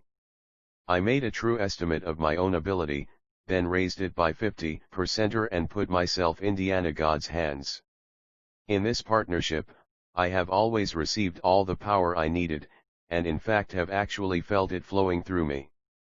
Today, I can affirm that the kingdom of God is within you in the form of this power, to help achieve your goals and realize your dreams. There are many different types and levels of experience that turn this internal power reaction critical. Sometimes, when we are ready, the gentlest of contacts with Him fills us with insight and wisdom. This could come from an encounter with another person, from a word, a question, a gesture, or even a look. Many a time, it could come even through a book, a conversation, some phrase, even a line from a poem, 30 Wings of Fire, or the mere sight of a picture. Without the slightest warning, something new breaks into your life and a secret decision is taken, a decision that you may be completely unconscious of, to start with. I looked around the elegant lounge. Somebody had left a book on a nearby sofa. As if to fill the small hours of that cold night with some warm thoughts, I picked up the book and started browsing. I must have turned only a few pages of the book, about which I do not remember a thing today. It was some popular book related to business management. I was not really reading it, only skimming over paragraphs and turning pages. Suddenly, my eyes fell on a passage in the book. It was a quotation from George Bernard Shaw. The gist of the quote was that all reasonable men adapt themselves to the world. Only a few unreasonable ones persist in trying to adapt the world to themselves. All progress in the world depends on these unreasonable men and their innovative and often nonconformist actions. I started reading the book from the Bernard Shaw passage onwards. The author was describing certain myths woven around the concept and the process of innovation in industry and business. I read about the myth of strategic planning. It is generally believed that substantial strategic and technological planning greatly increases the odds of a no-surprises outcome. The author was of the opinion that it is essential for a project manager to learn to live with uncertainty and ambiguity. He felt that it was a myth to hold that the key to economic success is computability. A quotation from General George Patton was given as a counterpoint to this myth that a good plan violently executed right now is far better than a perfect plan executed next week. It is a myth that to win big one must strive to optimize, the author felt. Optimization wins only on paper, but would invariably lose later in the real world, the book said. Waiting in the hotel lobby at 1 a.m. for an appointment 2 hours later was certainly not a reasonable proposition, neither for me nor for Professor Sarabhai. But then, Professor Sarabhai had always exhibited a strong component of unorthodoxy in his character. He was running the show of space research in the country understaffed, overworked e press orientratamo and res1 nevertheless in a successful manner. Suddenly, I became aware of another man who came and sat down on the sofa opposite mine. He was a well-built person with an intelligent look and refined posture. Unlike me, always disorderly in my dress, this man was wearing elegant clothes. Notwithstanding the odd hours, he was alert and vivacious. There was a strange magnetism about him which derailed the train of my thoughts on innovation. And before I could get back to the book, I was informed that Professor Sarabhai was ready to receive me. I left the book on the nearby sofa from where I had picked it up. I was surprised when the man sitting on the opposite sofa was also asked to come inside. Who was he? It was not long before my question was answered. Even before we sat down, Professor Sarabhai introduced us to each other. He was Group Captain V.S. Narayanan from Air Headquarters. Professor Sarabhai ordered coffee for both of us and unfolded his plan of developing a rocket-assisted takeoff system, RATO, for military aircraft. This would help our warplanes to take off from short runways in the Himalayas. Hot coffee was served over small talk. It was totally uncharacteristic of Professor Sarabhai. But as soon as we finished the coffee, Professor Sarabhai rose and asked us to accompany him to Tulpat Range on the outskirts of Delhi. As we were passing through the lobby, I threw a cursory glance at the sofa where I had left the book. It was not there. It was about an hour's drive to the range. Professor Sarabhai showed us a Russian RATO. If I get you the motors of this system from Russia, could you do it in 18 months' time? Professor Sarabhai asked us. Yes, we can. Both GP Cap V.S. Narayanan and I spoke almost simultaneously. Professor Sarabhai's face beamed, reflecting our fascination. I recalled what I had read: he will bestow on you a light to walk in. After dropping us back at the Hotel Ashoka, Professor Sarabhai went to the Prime Minister's house for a breakfast meeting. By that evening, the news of India taking up the indigenous development of a device to help short-run takeoffs by high-performance military aircraft, with myself heading the project, was made public. I was filled with many emotions: happiness, gratitude, a sense of fulfillment, and these lines from a little-known poet of the 19th century crossed my mind: 31 wings of fire for all your days, prepare and meet them ever alike. When you are the anvil, bear; when you are the hammer, strike. RATO motors were mounted on aircraft to provide the additional thrust required during the takeoff run under certain adverse operating conditions like partially bombed out runways, high-altitude airfields, more than the prescribed load, or very high ambient temperatures. The Air Force was in dire need of a large number of RATO motors for their S-22 and HF-24 aircraft. The Russian RATO motor shown to us at the Tulpat range was capable of generating a 3,000 kg thrust with a total impulse of 24,500 kgs. It weighed 220 kg and had a double base propellant encased in steel. The development work was to be carried out at the Space Science and Technology Center with the assistance of the Defense Research and Development Organization, DRDO, HAL, DTD, and P, Air, and Air Headquarters. After a detailed analysis of the available options, I chose a fiberglass motor casing. We decided in favor of a composite propellant which gives a higher specific impulse and aimed at a longer burning time to utilize it completely. I also decided to take additional safety measures by incorporating a diaphragm which would rupture if the chamber pressure for some reason exceeded twice the operating pressure. Two significant developments occurred during the work on RATO. The first was the release of a 10-year profile for space research in the country, prepared by Professor Sarabhai. This profile was not merely an activity plan laid down by the top man for his team to comply with. It was a theme paper meant for open discussions, to be later transformed into a program. In fact, I found it was the romantic manifesto of a person deeply in love with the space research program in his country. The plan mainly centered around the early ideas which had been born at INCOSPAR. It included utilization of satellites for television and developmental education, meteorological observations, and remote sensing for management of natural resources. To this had been added the development and launch of satellite launch vehicles. E-Press Orient Tratamo and RS1. The active international cooperation dominant in the early years was virtually eased out in this plan, and the emphasis was on self-reliance and indigenous technologies. The plan talked about the realization of a SLV for injecting lightweight satellites into a low Earth orbit, upgrading of Indian satellites from laboratory models to space entities, and development of a wide range of spacecraft subsystems like the A.P.J and booster motors, momentum wheel, and solar panel deployment mechanism. It also promised a wide range of technological spin-offs like the gyros, various types of transducers, telemetry, adhesives, and polymers for non-space applications. Over and above, there was the dream of an adequate infrastructure that would be capable of supporting R&D in a variety of engineering and scientific disciplines. The second development was the formation of a missile panel in the Ministry of Defense. Both Narayanan and I were inducted as members. The idea of making missiles in our own country was exciting, and we spent hours on end studying the missiles of various advanced countries. The distinction between a tactical missile and a strategic missile is often a fine one. Generally, by strategic, it is understood that the missile will fly thousands of kilometers.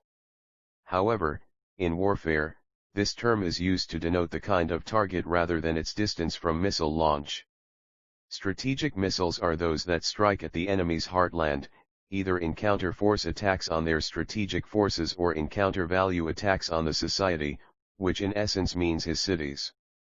Tactical weapons are those that influence a battle, and the battle may be by land, sea, or air, or on all three together.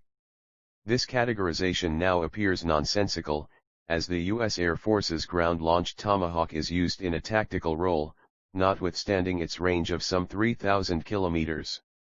In those days, however, strategic missiles were synonymous with intermediate-range ballistic missiles, IRBMs, with ranges in the order of 1,500 nautical miles or 2,780 kilometers, and intercontinental ballistic missiles, ICBMs, with a capability of going even further. G.P. Cap Narayanan had an ineffable enthusiasm for indigenous guided missiles. He was a great admirer of the strong-arm approach of the Russian missile development program. When it could be done there, why not here, where space research has already prepared the soil for a bonanza of missile technology? Narayanan used to needle me. 32 Wings of Fire. The bitter lessons of the two wars in 1962 and 1965 had left the Indian leadership with little choice in the matter of achieving self-reliance in military hardware and weapons systems. A large number of surface-to-air missiles, SAMs, were obtained from the USSR to guard strategic locations. G.P. Cap Narayanan passionately advocated the development of these missiles in the country. While working together on RATO motors and on the missile panel, Narayanan and I played the roles of student and teacher interchangeably wherever required. He was very eager to learn about rocketry, and I was very curious to know about airborne weapons systems. The depth of Narayanan's conviction and his force of application were inspiring. Right from the day of our pre-dawn visit to the Tulpat range with Professor Sarabhai, Narayanan was always busy with his RATO motor. He had arranged everything that was required before being asked. He obtained funding of R75 lakhs with a further commitment towards any unforeseen costs. "You name the thing and I will get it for you, but do not ask for time," he said. At times, I often laughed at his impatience, and read for him these lines from T.S. Eliot's Hollow Men: "Between the conception and the creation, between the emotion and the response falls the shadow." Defense R&D at that time was heavily dependent on imported equipment. Virtually nothing indigenous was available. Together, we made a long shopping list and drew up an import plan. But this made me unhappy. Was there no remedy or alternative? Was this nation doomed to live with screwdriver technology? Could a poor country like India afford this kind of development? One day, while working late in the office, which was quite routine after I took up the RATO projects, I saw a young colleague, Jayashandra Babu, going home. Babu had joined us a few months ago, and the only thing I knew about him was that he had a very positive attitude and was articulate. I called him into my office and did a bit of loud thinking. "Do you have any suggestions?" I then asked him. Babu remained silent for press orientamo and res1 a while, and then asked for time until the next evening to do some homework before answering my question. The next evening, Babu came to me before the appointed time. His face was beaming with promise. "We can do it, sir. The RATO system can be made without imports. The only hurdle is the inherent inelasticity in the approach of the organization towards procurement and subcontracting, which would be the two major thrust areas to avoid imports." He gave me 7 points, or, rather, asked for 7 liberties: financial approval by a single person instead of an entire hierarchy, air travel for all people on work irrespective of their entitlement, accountability to only one person, lifting of goods by air cargo, subcontracting to the private sector, placement of orders on the basis of technical competence, and expeditious accounting procedures. These demands were unheard of in government establishments, which tend to be conservative, yet I could see the soundness of his proposition. The RATO project was a new game, and there was nothing wrong if it was to be played with a new set of rules. I weighed all the pros and cons of Babu's suggestions for a whole night and finally decided to present them to Professor Sarabhai. Hearing my plea for administrative liberalization and seeing the merits behind it, Professor Sarabhai approved the proposals without a second thought. Through his suggestions, Babu had highlighted the importance of business acumen in developmental work with high stakes. To make things move faster within existing work parameters, you have to pump in more people, more material and more money. If you can't do that, change your parameters. Instinctive businessman that he was, Babu did not remain long with us and left ISRO for greener pastures in Nigeria. I could never forget Babu's common sense in financial matters. We had opted for a composite structure for the RATO motor casing using filament fiberglass/epoxy. We had also gone in for a high-energy composite propellant and an event-based ignition and jettisoning system in real time. A canted nozzle was designed to deflect the jet away from the aircraft. We conducted the first static test of RATO in the 12th month of the project initiation. Within the next 4 months, we conducted 64 static tests. And we were just about 20 engineers working on the project. 33 wings of Fire 6 movers, the Future Satellite Launch Vehicle, SLV, had also been conceived by this time. Recognizing the immense socio-economic benefits of space technology, Professor Sarabhai decided in 1969, to go full steam ahead with the task of establishing indigenous capability in building and launching our own satellites. He personally participated in an aerial survey of the East Coast for a possible site for launching satellite launch vehicles and large rockets. Professor Sarabhai was concentrating on the East Coast in order to let the launch vehicle take full advantage of the Earth's west-to-east rotation. He finally selected the Sriharikota Island, 100 kilometers north of Madras, now Chennai, and thus the Shar rocket launch station was born. The crescent-shaped island has a maximum width of 8 kilometers and lies alongside the coastline. The island is as big as Madras city. The Buckingham Canal and the Pulicat Lake form its western boundary. In 1968, we had formed the Indian Rocket Society. Soon after, the INCOSPAR was reconstituted as an advisory body under the Indian National Science Academy, INSA, and the Indian Space Research Organisation, ISRO, was created under the Department of Atomic Energy, DE, to conduct space research in the country. By this time, Professor Sarabhai had already handpicked a team to give form to his dream of an Indian SLV. I consider myself fortunate to have E-Press Orientum Toyovenair S1 been chosen to be a project leader. Professor Sarabhai gave me the additional responsibility of designing the 4th stage of the SLV. Dr. V.R. Gaurikar, Mr. Kurup, and A.E. Muthanayagam were given the tasks of designing the other 3 stages. What made Professor Sarabhai pick a few of us for this great mission? One reason seemed to be our professional background. Dr. Gaurikar was doing outstanding work in the field of composite propellants. Mr. Kurup had established an excellent laboratory for propellants, propulsion, and pyrotechnics. Muthanayagam had proved himself in the field of high-energy propellants. The 4th stage was to be a composite structure and called for a large number of innovations in fabrication technology, perhaps that was why I was brought in. I laid the foundation for stage 4 on 2 rocks: sensible approximation and unawed support. I have always considered the price of perfection prohibitive and allowed mistakes as a part of the learning process. I prefer a dash of daring and persistence to perfection. I have always supported learning on the part of my team members by paying vigilant attention to each of their attempts, be they successful or unsuccessful. In my group, progress was recognized and reinforced at every tiny step. Although I provided access to all the information that my co-workers in Stage 4 needed, I found I could not spend enough time to be a useful facilitator and a source of support. I wondered if there was something wrong with the way in which I managed my time. At this stage, Professor Sarabhai brought a French visitor to our work center to point out the problem to me. This gentleman was Professor Curien, president of CNES, Centre National d'Études Spatiales, our counterpart in France.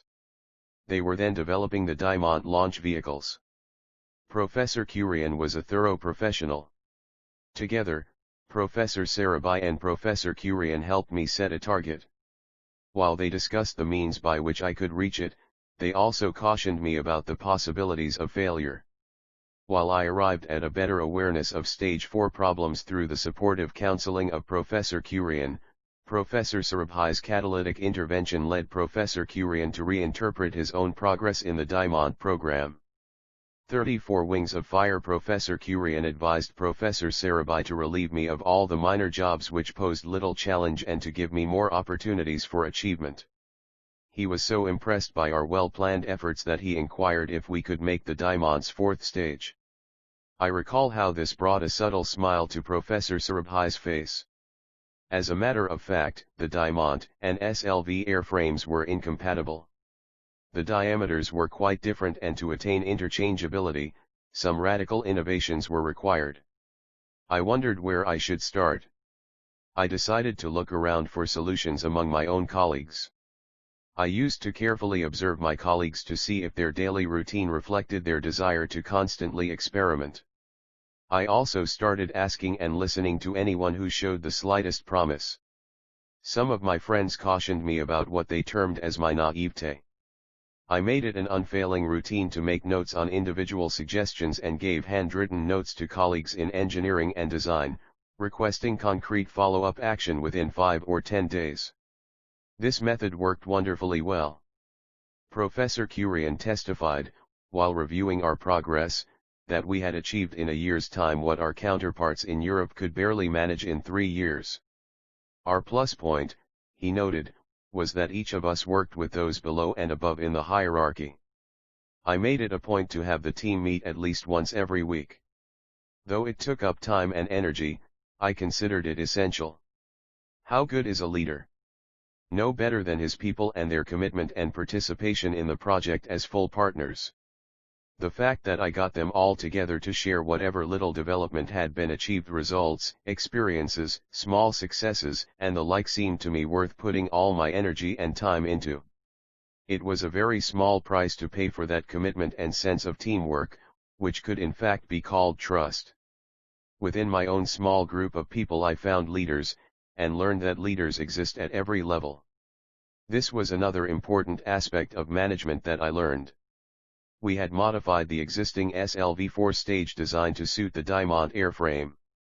It was reconfigured and upgraded from a 250 kg, 400 mm diameter stage to a 600 kg, 650 mm diameter stage. After 2 years' effort, when we were about to deliver it to CNES, the French suddenly E-Presse Orientum Toyovenair S1 cancelled their Diamant BC program. They told us that they did not need our Stage 4 anymore. It was a great shock, making me relive the earlier disappointments at Dehradun, when I failed to get into the Air Force, and at Bangalore, when the Nandi project was aborted at AID. I had invested great hope and effort in the 4th stage, so that it could be flown with a Diamant rocket. The other 3 stages of SLV, involving enormous work in the area of rocket propulsion, were at least 5 years away. However, it did not take me long to shelve the disappointment of Diamant BC Stage 4. After all, I had thoroughly enjoyed working on this project. In time, RATO filled the vacuum created in me by the Diamond BC stage. When the RATO project was underway, the SLV project slowly started taking shape. Competence for all major systems of a launch vehicle had been established in Thumba by now. Through their outstanding efforts, Vasant Gaurikar, Mr. Kurup, and Muthanayagam prepared Turles for a big leap in rocketry. Professor Sarabhai was an exemplar in the art of team building. On one occasion, he had to identify a person who could be given the responsibility for developing a telecommand system for the SLV. Two men were competent to carry out this task. One was the seasoned and sophisticated U.R. Rao and the other was a relatively unknown experimenter, G. Madhavan Nair. Although I was deeply impressed by Madhavan Nair's dedication and abilities, I did not rate his chances as very good. During one of Professor Sarabhai's routine visits, Madhavan Nair boldly demonstrated his improvised but highly reliable telecommand system. Professor Sarabhai did not take much time to back the young experimenter in preference to an established expert. Madhavan Nair not only lived up to the expectations of his leader but even went beyond them. He was to later become the project director of the Polar Satellite Launch Vehicle, PSLV. SLVs and missiles can be called first cousins. They are different in concept and purpose, but come from the same bloodline of rocketry. A massive missile development project had been taken up by DRDO at the Defense Research and Development Laboratory, DRDL, Hyderabad. As the pace of this surface-to-air missile development project increased, 35 wings of fire, the frequency of the missile panel meetings and my interaction with GP Cap Narayanan also increased. In 1968, Professor Sarabhai came to Thumba on one of his routine visits. He was shown the operation of the nose cone jettisoning mechanism. As always, we were all anxious to share the results of our work with Professor Sarabhai. We requested Professor Sarabhai to formally activate the pyro system through a timer circuit. Professor Sarabhai smiled, and pressed the button. To our horror, nothing happened. We were dumbstruck. I looked at Pramod Kale, who had designed and integrated the timer circuit. In a flash each of us mentally went through an analysis of the failure. We requested Professor Sarabhai to wait for a few minutes, then we detached the timer device, giving direct connection to the pyros. Professor Sarabhai pressed the button again. The pyros were fired and the nose cone was jettisoned. Professor Sarabhai congratulated Kale and me, but his expression suggested that his thoughts were elsewhere. We could not guess what was on his mind. The suspense did not last for long and I got a call from Professor Sarabhai's secretary to meet him after dinner for an important discussion. Professor Sarabhai was staying at the Kovalam Palace Hotel, his usual home whenever he was in Trivandrum. I was slightly perplexed by the summons. Professor Sarabhai greeted me with his customary warmth. He talked of the rocket launching station, envisaging facilities like launch pads, blockhouses, radar, telemetry and so on, things which are taken for granted in Indian space research today. Then he brought up the incident that had occurred that morning. This was exactly what I had feared. My apprehension of a reproach from my leader, however, was unfounded. Professor Sarabhai did not conclude that the failure of the pyro timer circuit was the outcome of insufficient knowledge and lack of skill on the part of his people or of faulty understanding at the direction stage. He asked me instead, if we were unenthused by a job that did not pose sufficient challenge. He also asked me to consider if my work was possibly being affected by any problem of which I was hitherto unaware. He finally put his finger on the key issue. We lacked a single roof to carry out system integration of all our rocket stages and rocket systems. Electrical and mechanical integration work was going on with a significant phase difference both in time and in space. There was little e-press orientum toyovaner S1 effort to bring together the disparate work on electrical and mechanical integration. Professor Sarabhai spent the next hour in redefining our tasks, and, in the small hours of the morning, the decision to set up a rocket engineering section was taken. Mistakes can delay or prevent the proper achievement of the objectives of individuals and organizations, but a visionary like Professor Sarabhai can use errors as opportunities to promote innovation and the development of new ideas. He was not especially concerned with the mistake in the timer circuit, least of all with pinning the blame for it. Professor Sarabhai's approach to mistakes rested on the assumption that they were inevitable but generally manageable. It was in the handling of the crises that arose as a consequence that talent could often be revealed. I later realized by experience, that the best way to prevent errors was to anticipate them. But this time, by a strange twist of fate, the failure of the timer circuit led to the birth of a rocket engineering laboratory. It was my usual practice to brief Professor Sarabhai after every missile panel meeting. After attending one such meeting in Delhi on December 30, 1971, I was returning to Trivandrum. Professor Sarabhai was visiting Thumba that very day to review the SLV design. I spoke to him on the telephone from the airport lounge about the salient points that had emerged at the panel meeting. He instructed me to wait at Trivandrum Airport after disembarking from the Delhi flight, and to meet him there before his departure for Bombay the same night. When I reached Trivandrum, a pall of gloom hung in the air. The aircraft ladder operator Cutty told me in a choked voice that Professor Sarabhai was no more. He had passed away a few hours ago, following a cardiac arrest. I was shocked to the core. It had happened within an hour of our conversation. It was a great blow to me and a huge loss to Indian science. That night passed in preparations for airlifting Professor Sarabhai's body for the cremation in Ahmedabad. For 5 years, between 1966 to 1971, about 22 scientists and engineers had worked closely with Professor Sarabhai. All of them were later to take charge of important scientific projects. Not only was Professor Sarabhai a great scientist, but also a great leader. I still remember him reviewing the bi-monthly progress of the design projects of SLV-3 in June 1970. 36 Wings of Fire presentations on stages I-4 were arranged. The first 3 presentations went through smoothly. Mine was the last presentation. I introduced 5 of my team members who had contributed in various ways to the design. To everybody's surprise, each of them presented his portion of the work with authority and confidence. The presentations were discussed at length and the conclusion was that satisfactory progress had been made.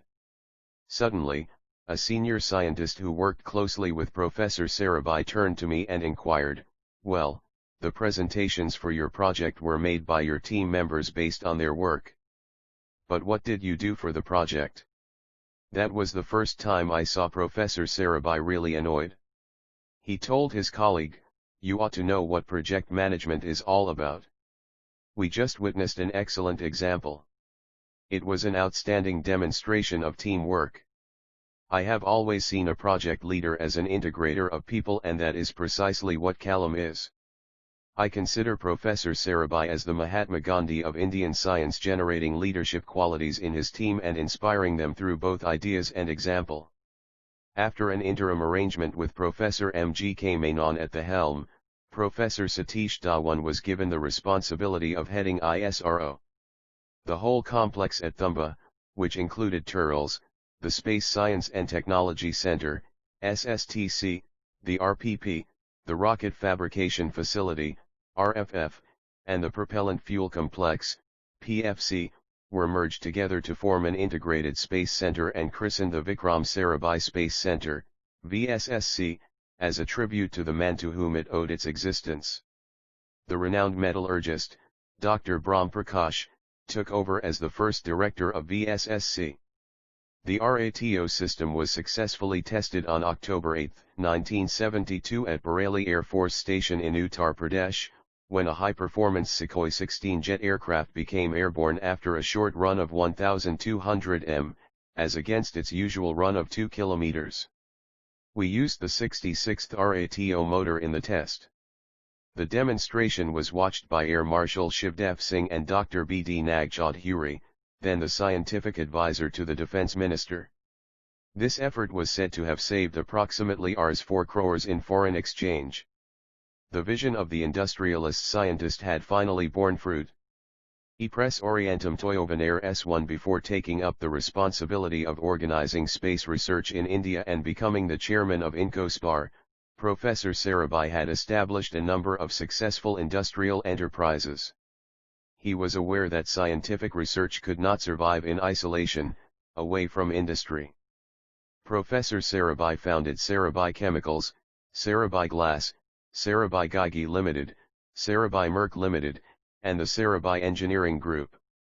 His Swastik oil mills did pioneering work in the extraction of oil from oilseeds, manufacture of synthetic detergents and of cosmetics. He geared Standard Pharmaceuticals Limited to enable large-scale manufacture of penicillin, which was imported from abroad at astronomical costs at that time. Now with the indigenization of RATO, his mission had acquired a new dimension: independence in the manufacture of military hardware and the potential saving of crores of rupees in foreign exchange. I recalled this on the day of the successful trial of the RATO system. Including trial expenses, we spent less than Rs 25 lakhs on the entire project. The Indian RATO could be produced at Rs 0.17,000 apiece, and it replaced the imported RATO, which cost Rs 33,000.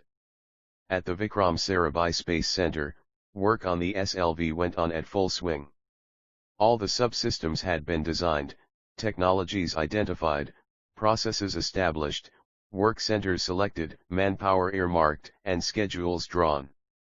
The only hitch was the lack of a management structure to effectively handle this mega project and coordinate activities which were spread over a large number of work centers with their own ways of working and management.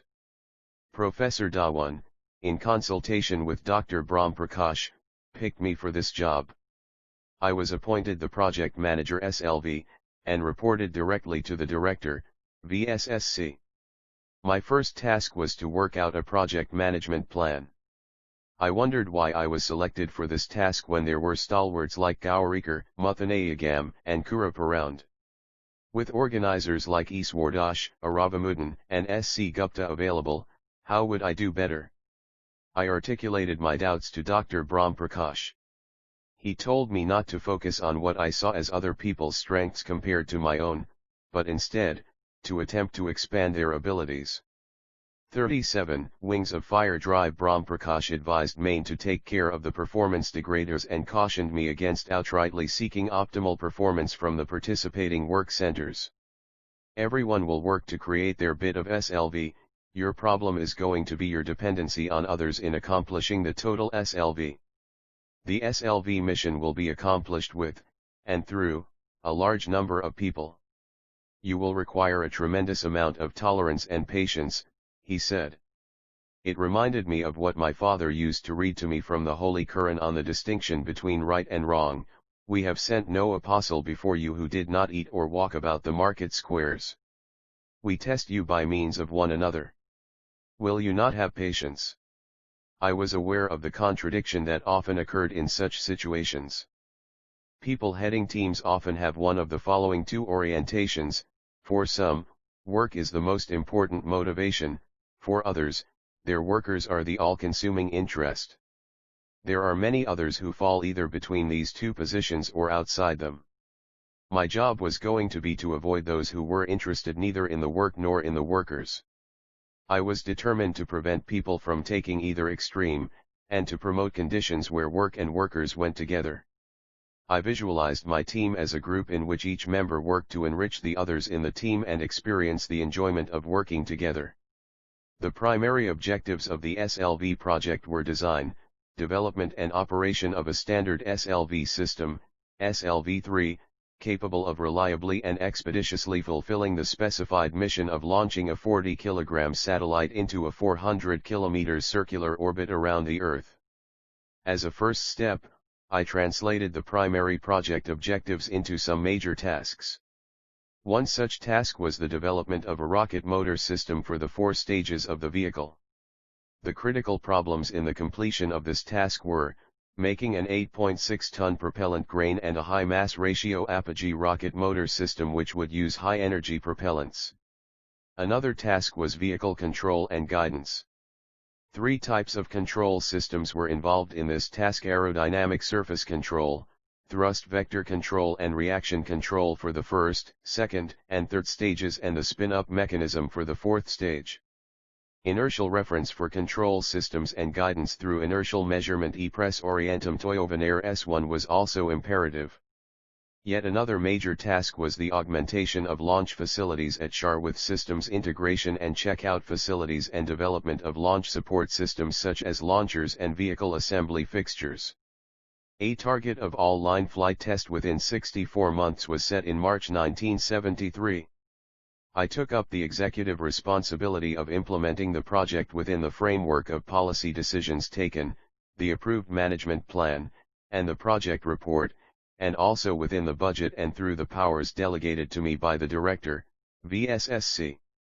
Dr. Brahm Prakash formed 4 project advisory committees to advise me on specialized areas like rocket motors, materials and fabrication, control and guidance, electronics, and mission and launching.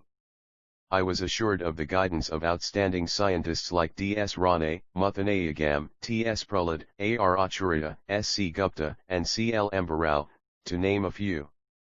The Holy Quran says, "We have sent down to you revelations showing you an account of those who have gone before you and an admonition to righteous men."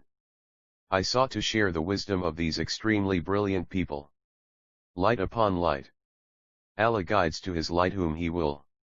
He has knowledge of all things. We made 3 groups to carry out the project activities: a program management group, an integration and flight testing group, and a subsystems development group. The first group was made responsible for looking after the overall executive aspects of SLV3, project management, including administration, planning and evaluation, subsystem specifications, materials, fabrication, quality assurance and control. The integration and flight testing group was assigned the tasks of generation of facilities required for integration and flight testing of SLV3. They were also asked to carry out the analysis of the vehicle, including mechanical and aerodynamic interface problems. The Subsystems Development Group was given the job of interacting with various divisions of VSSC and was made responsible for ensuring that all technological problems in the development of various subsystems were overcome by creating a synergy amongst the available talent in these divisions. 38 wings of fire. I projected a requirement of 275 engineers and scientists for SLV3 but could get only about 50. If it had not been for synergistic efforts, the whole project would have remained a non-starter. Some young engineers like M.S.R. Dev, G. Madhavan Nair, S. Srinivasan, U.S. Singh, Sundar Rajan, Abdul Majid, V.E.D. Prakash Sandlas, Nambudiri, Sasi Kumar, and Sivathanup Pillai developed their own ground rules designed to help them work efficiently as a project team, and produced outstanding individual and team results. These men were in the habit of celebrating their successes together in a sort of mutual appreciation club. This boosted morale, and helped them a great deal to accept setbacks and to revitalize themselves after periods of intense work. Each member of the SLV3 project team was a specialist in his own field. It was natural therefore that each one of them valued his independence. To manage the performance of such specialists, the team leader has to adopt a delicate balance between the hands-on and the hands-off approach. The hands-on approach takes an active interest on a very regular basis in the members' work. The hands-off approach trusts team members and recognizes their need for autonomy to carry out their roles, as they see fit. It hinges on their self-motivation. When the leader goes too far with the hands-on approach, he is seen as an anxious and interfering type.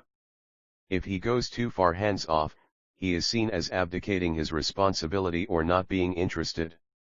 Today, the members of the SLV3 team have grown to lead some of the country's most prestigious programs. M.S.R. Dev heads the Augmented Satellite Launch Vehicle, ASLV, project. Madhavan Nair is the chief of the Polar Satellite Launch Vehicle, PSLV, project, and Sandlas and Sivathanup Pillai are chief controllers in DRDO headquarters. Each one of these men rose to his present position through consistent hard work and rock-like willpower. It was indeed an exceptionally talented team. E-Press Orientun Trotsioten Air S-17 thrusters H. Obeying taken up the leadership of executing the SLV-3 project, I faced urgent and conflicting demands on my time for committee work, material procurement, correspondence, reviews, briefings, and for the need to be informed on a wide range of subjects. My day would start with a stroll of about 2 km around the lodge I was living in. I used to prepare a general schedule during my morning walk, and emphasize 2 or 3 things I would definitely like to accomplish during the day, including at least one thing that would help achieve long-term goals. Once in the office, I would clean the table first. Within the next 10 minutes, I would scan all the papers and quickly divide them into different categories, those that required immediate action, low priority ones, ones that could be kept pending, and reading material. Then I would put the high priority papers in front of me and everything else out of sight. Coming back to SLV3, about 250 sub-assemblies and 44 major subsystems were conceived during the design. The list of materials went up to over 1 million components. A project implementation strategy had become essential to achieve sustained viability of this complex program of 7 to 10 years duration. From his side, Professor Dawan came up with a clear statement that all the manpower and funds at 39 wings of fire VSSC and SHAR would have to be directed to us. From our side, we evolved a matrix type of management to achieve productive interfacing with more than 300 industries. The target was that our interaction with them must lead to their technology empowerment. 3 things I stressed before my colleagues: importance of design capability, goal setting and realization, and the strength to withstand setbacks. Now, before I dwell on the finer aspects of the management of the SLV3 project, let me talk about the SLV3 itself. It is interesting to describe a launch vehicle anthropomorphically. The main mechanical structure may be visualized as the body of a human being. The control and guidance systems with their associated electronics constitute the brain. The musculature comes from propellants. How are they made? What are the materials and techniques involved? A large variety of materials go into the making of a launch vehicle, both metallic and non-metallic, which include composites and ceramics. In metals, different types of stainless steel, alloys of aluminium, magnesium, titanium, copper, beryllium, tungsten, and molybdenum are used. Composite materials are composed of a mixture or combination of 2 or more constituents which differ in form and material composition and which are essentially insoluble in one another. The materials which combine may be metallic, organic, or inorganic. While other material combinations possible are virtually unlimited, the most typical composites in launch vehicles are made of structural constituents, embedded in a matrix. We used a large variety of glass fiber reinforced plastic composites and opened avenues for the entry of Kevlar, polyamides, and carbon-carbon composites. Ceramics are special types of baked clay used for microwave transparent enclosures. We considered using ceramics, but had to reject the idea then due to technological limitations. Through mechanical engineering, these materials are transformed into hardware. In fact, of all the engineering disciplines which feed directly into the development of rocketry, mechanical engineering is perhaps the most intrinsic one. Be it a sophisticated system like a liquid engine or a piece of hardware as simple as a fastener, its ultimate fabrication calls for expert mechanical engineers and precision machine tools.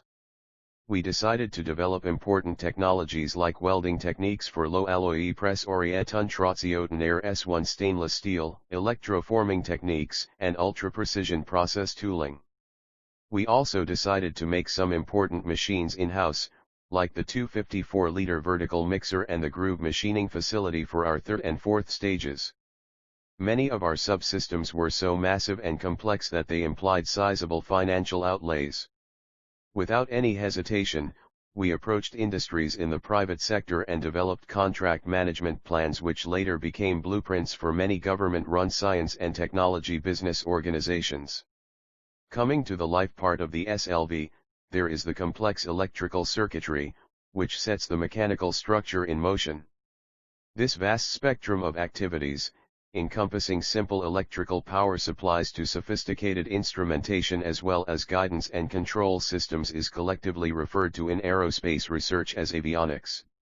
Development efforts in avionics systems had already been initiated at VSSC in the field of digital electronics, microwave radars and radar transponders, and inertial components and systems. It is very important to know the state of the SLV when it is in flight. SLV brought a new surge of activity in the development of a variety of transducers for measurement of physical parameters like pressure, thrust, vibration, acceleration, etc. The transducers convert the physical parameters of the vehicle into electrical signals. An onboard telemetry system processes these signals suitably and transmits them in the form of radio signals to the ground stations, where they are received and deciphered back to the original information collected by the transducers. If the systems work according to design, there is little cause for concern, but in case something goes wrong, the vehicle must be destroyed to stop it from making any unexpected moves. To ensure safety, a special telecommand system was made to destroy the rocket in case it malfunctions, and an interferometer system was developed to determine the range and position of the SLV, as an added means to the radar system. The SLV project also initiated the indigenous production of sequencers which time the various events, such as ignition, stage separation, vehicle altitude programmers which store the information for the rocket maneuvers, and autopilot electronics which take appropriate decisions to steer the rocket along its predetermined path. 40 wings of fire without the energy to propel the whole system, a launch vehicle remains grounded. A propellant is usually a combustible substance that produces heat and supplies ejection particles in a rocket engine. It is both a source of energy and a working substance for expanding energy. Because the distinction is more decisive in rocket engines, the term propellant is used primarily to describe chemicals carried by rockets for propulsive purposes. It is customary to classify propellants as either solids or liquids. We concentrated on solid propellants. A solid propellant consists essentially of three components: the oxidizer, the fuel, and the additives. Solid propellants are further classified into two types: composite and double base. The former consists of an oxidizer or inorganic material, like ammonium perchlorate, in a matrix of organic fuel, like synthetic rubber. Double base propellants were distant dreams those days, but nevertheless we dared to dream about them. All this self-sufficiency and indigenous manufacture came gradually, and not always without pain. We were a team of almost self-trained engineers. In retrospect, I feel the unique blend of our untutored talent, character, and dedication suited SLV development the most. Problems surfaced regularly and almost consistently. But my team members never exhausted my patience. I recall writing after winding up a late-night shift, "Beautiful hands are those that do work that is earnest and brave and true moment by moment the long day through." Almost parallel to our work on SLV, the DRDO was preparing itself for developing an indigenous surface-to-air missile. The RATO project was abandoned because the aircraft for which it was designed became obsolete.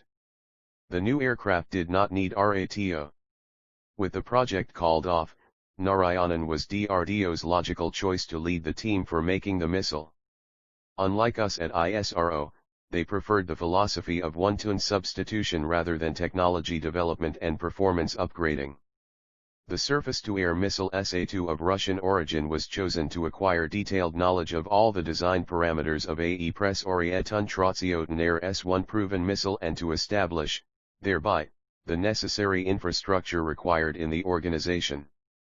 It was thought that once one-to-one indigenization was established, further advances in the sophisticated field of guided missiles would be a natural fallout. The project was sanctioned in February 1972 with the code name Devil, and funding of about Rs 5 crore was made available for the first 3 years. Almost half of it was to go in foreign exchange. By now promoted to Air Commodore, Narayanan took over as director, DRDL.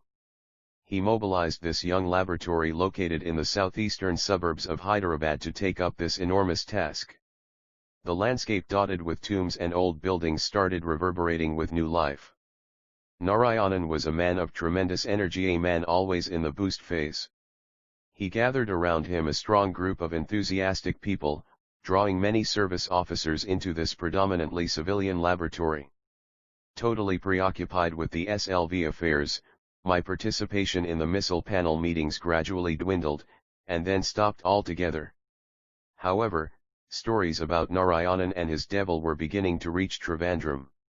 A transformation of an unprecedented scale was taking place there. During my association with Narayanan in the RATO project, I had discovered that he was a hard taskmaster, one who went all out for control, mastery, and domination. I used to wonder if managers like him, who aim at getting results no matter what the price, would face a rebellion of silence and non-cooperation in the long run. New Year's Day, 1975, brought with it an opportunity to have a first-person assessment of the work going on under Narayanan's leadership. Professor M.G.K. Menon, who was working then as scientific advisor to the defense minister and was head of the DRDO, appointed a review committee under the chairmanship of Dr. Brahm Prakash to evaluate the work carried out in the Devil project. I was taken into the team as a rocket specialist to evaluate the progress made in the areas of aerodynamics, structure, and propulsion of the missile. On the propulsion aspects, I was assisted by B.R. Somasekar and by WGCDRP Kamarayu. The committee members included Dr. R.P. Shenoy and Professor I.G. Sarma, who were to review the work done on the electronic systems. 41 Wings of Fire. We met at DRDL on 1 and January 2, 1975, followed by a second session after about 6 weeks. We visited the various development work centers and held discussions with the scientists there. I was greatly impressed by the vision of A.V. Rangarao, the dynamism of WGCDRR Gopalaswamy, the thoroughness of Dr. Ayaki Uttarao, the enterprise of G. Ganesan, S. Krishnan's clarity of thought and R. Balakrishnan's critical eye for detail. The calm of J. C. Bhattacharya and LTCOLR Swaminathan in the face of immense complexities was striking. The zeal and application of LTCOLVJ Sundaram was conspicuous. They were a brilliant, committed group of people, a mix of service officers and civilian scientists who had trained themselves in the areas of their own interest out of their driving urge to fly an Indian missile. We had our concluding meeting towards the end of March 1975 at Trivandrum. We felt that the progress in the execution of the project was adequate in respect of hardware fabrication to carry out the philosophy of one-to-one substitution of missile subsystems, except in the liquid rocket area, where some more time was required to succeed. The committee was of the unanimous opinion that DRDL had achieved the twin goals of hardware fabrication and system analysis creditably in the design and development of the ground electronics complex assigned to them. We observed that the one-to-one substitution philosophy had taken precedence over the generation of design data.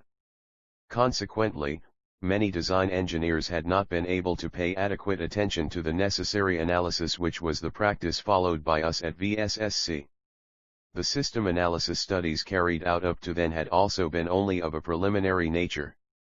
In all, the results accomplished were outstanding, but we still had a long way to go. I recalled a school poem, "Don't worry and fret, faint-hearted, the chances have just begun, for the best jobs haven't been started, the best work hasn't been done." The committee made a strong recommendation to the government to give Devil a further go-ahead. Our recommendation was accepted and the project proceeded. E-Press Orientun Trotsioten Air S1 back home at VSSC, SLV was taking shape. In contrast to the DRDL, which was sprinting ahead, we were moving slowly. Instead of following the leader, my team was trekking towards success on several individual paths. The essence of our method of work was an emphasis on communication, particularly in the lateral direction, among the teams and within the teams. In a way, communication was my mantra for managing this gigantic project. To get the best from my team members, I spoke to them frequently on the goals and objectives of the organization, emphasizing the importance of each member's specific contribution towards the realization of these goals. At the same time, I tried to be receptive to every constructive idea emanating from my subordinates and to relay it in an appropriate form for critical examination and implementation. I had written somewhere in my diary of that period, "If you want to leave your footprints on the sands of time, do not drag your feet." Most of the time, communication gets confused with conversation. In fact, the two are distinctly different. I was, and am, a terrible conversationalist but consider myself a good communicator. A conversation full of pleasantries is most often devoid of any useful information, whereas communication is meant only for the exchange of information. It is very important to realize that communication is a two-party affair which aims at passing on or receiving a specific piece of information.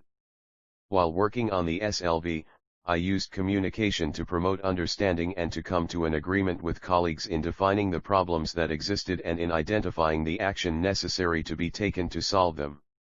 Authentic communication was one of the tools skillfully used in managing the project. How did I do that? To begin with, I tried to be factual and never sugar-coated the bitter pill of facts. At one of the Space Science Council, SSC, review meetings, frustrated by the procurement delays, I erupted into an agitated complaint against the indifference and red tape tactics of the Controller of Accounts and Financial Advisor of VSSC.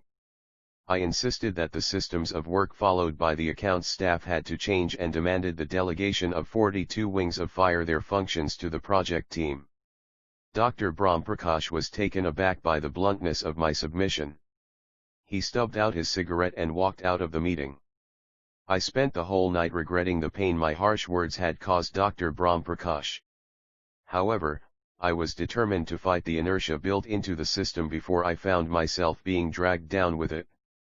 I asked myself a practical question: could one live with these insensitive bureaucrats? The answer was a big no. Then I asked myself a private question: what would hurt Dr. Brahmprakash more, my seemingly harsh words now, or the burial of the SLV at a later stage? Finding my head and heart agreeing, I prayed to God for help. Fortunately for me, Dr. Brahmprakash delegated financial powers to the project the next morning. Anyone who has taken up the responsibility to lead a team can be successful only if he is sufficiently independent, powerful, and influential in his own right to become a person to reckon with. This is perhaps also the path to individual satisfaction in life, for freedom with responsibility is the only sound basis for personal happiness. What can one do to strengthen personal freedom? I would like to share with you two techniques I adopt in this regard. First, by building your own education and skills. Knowledge is a tangible asset, quite often the most important tool in your work. The more up-to-date the knowledge you possess, the freer you are. Knowledge cannot be taken away from anyone except by obsolescence. A leader can only be free to lead his team if he keeps abreast of all that is happening around him in real time. To lead, in a way, is to engage in continuing education. In many countries, it is normal for professionals to go to college several nights every week. To be a successful team leader, one has to stay back after the din and clutter of a working day to emerge better equipped and ready to face a new day. The second way is to develop a passion for personal responsibility. The sovereign way to personal freedom is to help determine the forces that determine you. Be active. Take on responsibility. Work for the things you believe in. If you do not, you are surrendering your fate to others. The historian Edith Hamilton wrote of ancient Greece, when the freedom they wished for most was freedom from responsibility, then e pres orieton trotsioten eres one Athens ceased to be free and was never free again. The truth is that there is a great deal that most of us can individually do to increase our freedom. We can combat the forces that threaten to oppress us. We can fortify ourselves with the qualities and conditions that promote individual freedom. In doing so, we help to create a stronger organization, capable of achieving unprecedented goals. As work on the SLV gained momentum, Professor Dhawan introduced the system of reviewing progress with the entire team involved in the project. Professor Dhawan was a man with a mission. He would effortlessly pull together all the loose ends to make work move smoothly. At VSSC, the review meetings presided over by Professor Dhawan used to be considered major events. He was a true captain of the ISRO ship, a commander, navigator, housekeeper, all rolled into one. Yet, he never pretended to know more than he did. Instead, when something appeared ambiguous, he would ask questions and discuss his doubts frankly. I remember him as a leader for whom to lead with a firm, but fair hand, was a moral compulsion. His mind used to be very firm once it had been decided on any issue. But before taking a decision, it used to be like clay, open to impressions until the final molding. Then the decisions would be popped into the potter's oven for glazing, never failing to emerge hard and tough, resistant and enduring. I had the privilege of spending a great deal of time with Professor Dawan.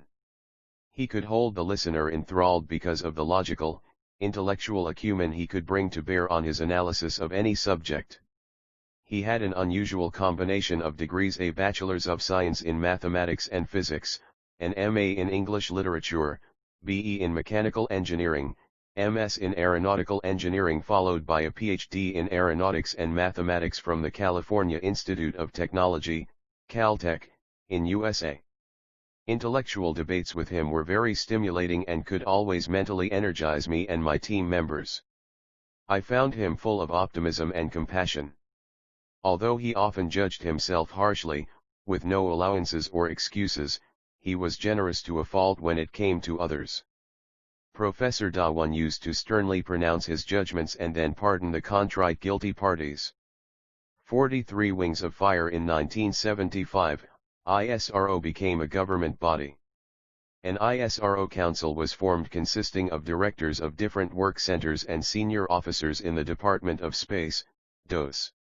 This provided a symbolic link as well as a forum for participative management between the DOS, which had the governmental powers, and the centers which would execute the jobs. In the traditional parlance of government departments, ISRO's centers would have been subordinate units or attached offices, but such words were never spoken either at ISRO or DOS.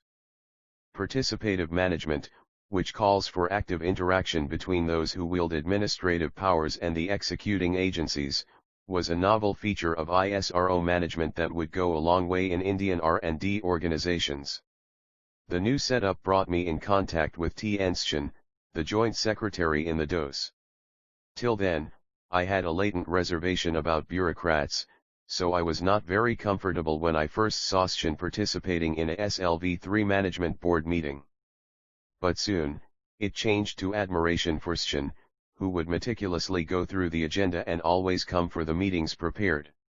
He used to kindle the minds of scientists with his tremendous analytical capability. The first 3 years of the SLV project was the period for the revelation of many fascinating mysteries of science. Being human, ignorance has always been with us, and always will be. What was new was my awareness of it, my awakening to its fathomless dimensions. I used to erroneously suppose that the function of science was to explain everything, and that unexplained phenomena were the province of people like my father and Lakshmana Sastri. However, I always refrained from discussing these matters with any of my scientist colleagues, fearing that it would threaten the hegemony of their meticulously formed views. Gradually, I became aware of the difference between science and technology, between research and development. Science is inherently open-ended and exploratory. Development is a closed loop. Mistakes are imperative in development and are made every day, but each mistake is used for modification, upgradation, or betterment. Probably, the Creator created engineers to make scientists achieve more. For each time scientists come up with a thoroughly researched and fully comprehended S1 solution, engineers show them yet another lumenu, yet one more possibility. I cautioned my team against becoming scientists. Science is a passion, a never-ending voyage into promises and possibilities. We had only limited time and limited funds. Our making the SLV depended upon our awareness of our own limits. I preferred existing workable solutions which would be the best options. Nothing that is new comes into time-bound projects without its own problems. In my opinion, a project leader should always work with proven technologies in most of the systems as far as possible and experiment only from multiple resources. 44 Wings of Fire. 8 Expedients. The SLV-3 project had been formulated in such a way that the major technology work centers, both at VSSC and at SHAR, could handle propellant production, rocket motor testing and launch of any large-diameter rocket. As participants in the SLV-3 project, we set 3 milestones for ourselves: development and flight qualification of all subsystems through sounding rockets by 1975, suborbital flights by 1976, and the final orbital flight in 1978. The work tempo had picked up now and the atmosphere was charged with excitement. Wherever I went, our teams had something interesting to show me. A large number of things were being done for the first time in the country and the ground-level technicians had had no prior exposure to this kind of work. I saw new performance dimensions growing among my team members. Performance dimensions are factors that lead to creation. They go beyond competencies such as the skills and knowledge of the individual. Performance dimensions are broader and deeper than what a person must know and be able to do in order to function well in his or her job. They include attitudes, values, and character traits. They exist at various levels of the human personality. At the behavioral level, at the outermost ring of the tree, we can observe skills and measure knowledge. Social roles and self-image dimensions are found at the intermediate level. Motives and traits exist at the innermost or core level. If we can identify those performance dimensions which are most highly correlated with e-press-orientado and S1 job success, we can put them together to form a blueprint for outstanding performance in both thought and action. Although SLV-3 was still in the future, its subsystems were being completed. In June 1974, we used the Centaur sounding rocket launch to test some of our critical systems. A scaled-down heat shield of SLV, rate gyro unit, and vehicle attitude programmer were integrated into the Centaur rocket. The 3 systems involved wide-ranging expertise: composite materials, control engineering, and software, none of them ever having been tried before in the country. The test was a complete success. Until then, the Indian space program had not gone beyond sounding rockets, and even knowledgeable people were not ready to see and acknowledge its efforts as anything more serious than fiddling around with meteorological instruments. For the first time, we inspired the confidence of the nation. Prime Minister Indira Gandhi told Parliament on July 24, 1974, the development and fabrication of relevant technologies, subsystems, and hardware, to make India's first satellite launch vehicle, are progressing satisfactorily. A number of industries are engaged in the fabrication of components. The first orbital flight by India is scheduled to take place in 1978. Like any other act of creation, the creation of the SLV-3 also had its painful moments. One day, when my team and I were totally engrossed in the preparation of the static test of the first stage motor, the news of a death in the family reached me. My brother-in-law and mentor Janab Ahmet Jalaluddin was no more. For a couple of minutes, I was immobilized. I could not think, could not feel anything. When I could focus on my surroundings once more and attempted to participate in the work, I found myself talking incoherently, and then I realized that, with Jalaluddin, a part of me had passed away too. A vision of my childhood reappeared before me: evening walks around the Rameswaram temple, shining sand and dancing tides in the moonlight, stars looking down from an unlit sky on a new moon night, Jalaluddin showing me the horizon sinking into the sea, arranging money for my books, and seeing me off at Santa Cruz Airport. I felt that I had been thrown into a whirlpool of time and space.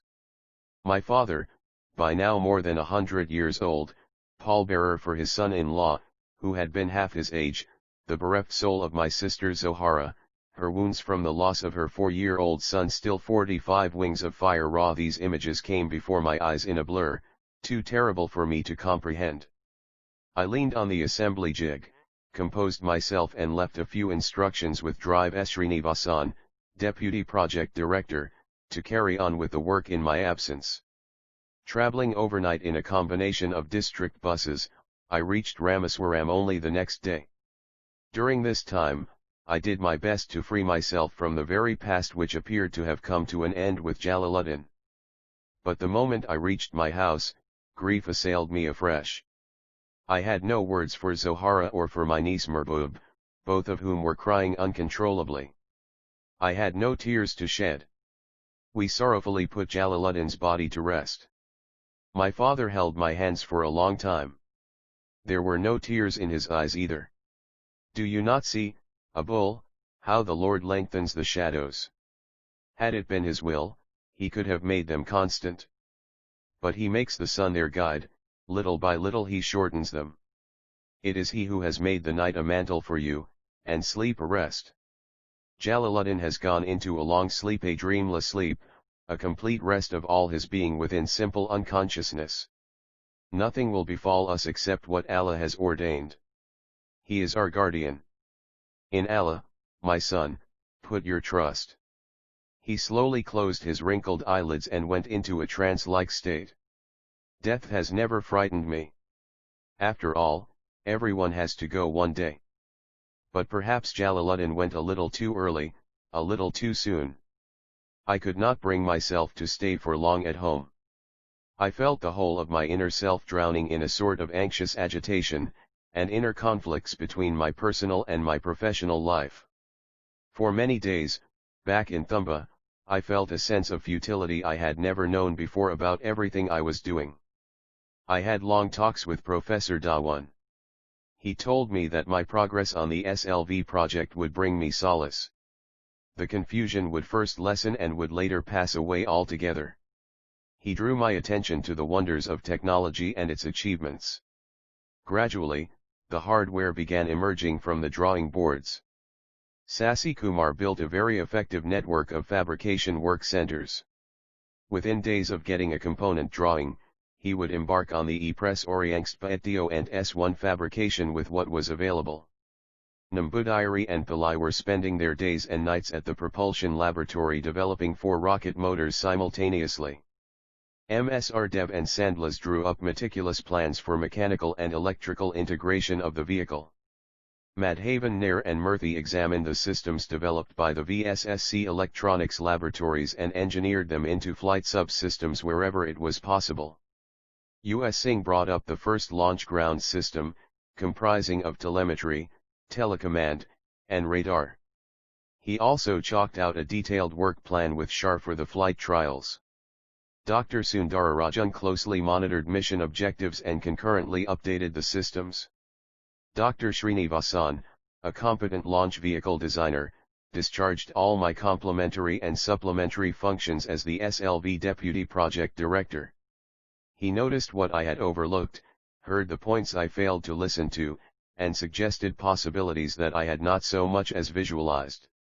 We learned the hard way that the biggest problem of project management is to achieve a regular and efficient interfacing between the different individuals and work centers. Hard work can be set at naught in the absence of proper coordination. I had the fortune of having Y.S. Rajan from the ISRO headquarters as my friend in those times. Rajan was, and is, a universal friend. His friendship embraced with equal warmth turners, fitters, electricians, and drivers as well as scientists, engineers, contractors and bureaucrats. Today when the press calls me a welder of people, I attribute this to Rajan. His close interaction with different work centers created such a harmony in SLV affairs that the fine threads of individual efforts were woven into a mighty fabric of great strength. In 1976, my father passed away. He had been in poor health for quite some time due to his advanced age. The death of Jalaluddin had also taken a toll on his health and spirit. He had lost his desire to live, as though after seeing Jalaluddin return to his divine source, he too had become eager to return to his. Whenever I learned about my father's indifferent health, I would visit Rameswaram with a good city doctor. Every time I did so, he would chide me for my unnecessary concern and lecture me on the expenses 46 wings of fire incurred on the doctor. Your visit is enough for me to get well, why bring a doctor and spend money on his fees, he would ask. This time he had gone beyond the capabilities of any doctor, care, or money. My father Jainulabdin, who had lived on Rameswaram Island for 102 years, had passed away leaving behind 15 grandchildren and 1 great-grandson. He had led an exemplary life. Sitting alone, on the night after the burial, I remembered a poem written on the death of Yeats by his friend Audun, and felt as if it was written for my father, Earth, receive an honored guest, William Yeats is laid to rest. In the prison of his days teach the free man how to praise. In worldly terms, it was the death of just another old man. No public mourning was organized, no flags were lowered to half-mast, no newspaper carried an obituary for him. He was not a politician, a scholar, or a businessman. He was a plain and transparent man. My father pursued the supreme value, the good. His life inspired the growth of all that was benign and angelic, wise and noble. My father had always reminded me of the legendary Abu Ben Adhem who, waking one night from a deep dream of peace, saw an angel writing in a book of gold the names of those who love the Lord. Abu asked the angel if his own name was on the list. The angel replied in the negative. Disappointed but still cheerful, Abu said, "Write my name down as one that loves his fellow men." The angel wrote, and vanished.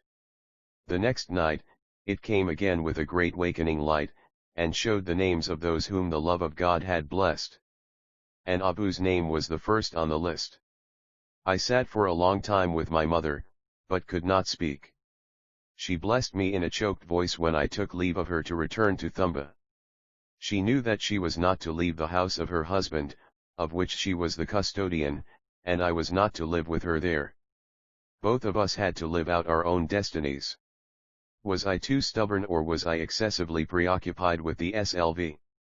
Should I not have forgotten for a while my e-press oriangstpaetio and S1 own affairs in order to listen to her? I regretfully realized this only when she passed away soon afterwards. The SLV-3 A.P.J rocket, developed as a common upper stage with Diamant, scheduled to be flight tested in France, was mired in a series of knotty problems. I had to rush to France to sort them out. Before I could depart, late in the afternoon, I was informed that my mother had passed away. I took the first available bus to Nagarcoil. From there, I traveled to Rameswaram, spending a whole night in the train, and performed the last rites the next morning. Both the people who had formed me had left for their heavenly abode. The departed had reached the end of their journey. The rest of us had to continue walking the weary road, and life had to go on. I prayed in the mosque my father had once taken me to every evening. I told him that my mother could not have lived longer in the world without the care and love of her husband, and therefore had preferred to join him. I begged his forgiveness. They carried out the task I designed for them with great care, dedication, and honesty, and came back to me. Why are you mourning their day of accomplishment? Concentrate on the assignments that lie before you, and proclaim my glory through your deeds. Nobody had said these words, but I heard them loud and clear.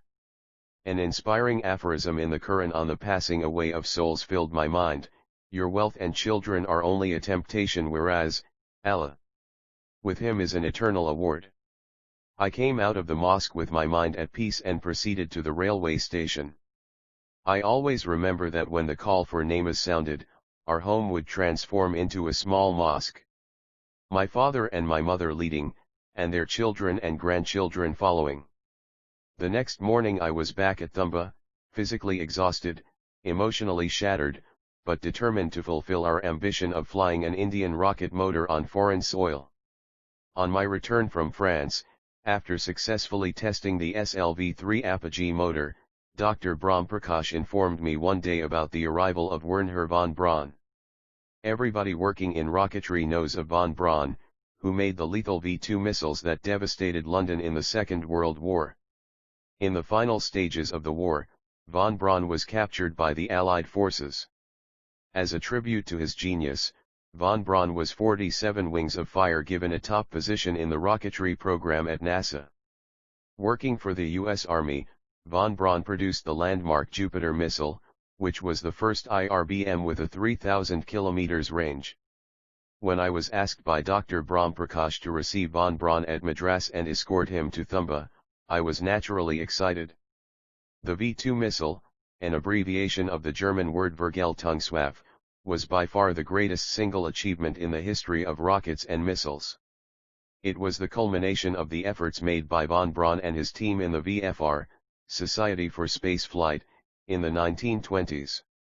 What had begun as a civilian effort soon became an official army one, and von Braun became the technical director of the German missile laboratory at Kummersdorf. The first V-2 missile was first tested unsuccessfully in June 1942. It toppled over onto its side and exploded. But on August 16, 1942, it became the first missile to exceed the speed of sound. Under the supervision of von Braun, more than 10,000 V-2 missiles were produced between April and October 1944 at the gigantic underground production unit near Nordhausen in Germany. That I would be traveling with this man, a scientist, a designer, a production engineer, an administrator, a technology manager, all rolled into one. What more could I have asked for?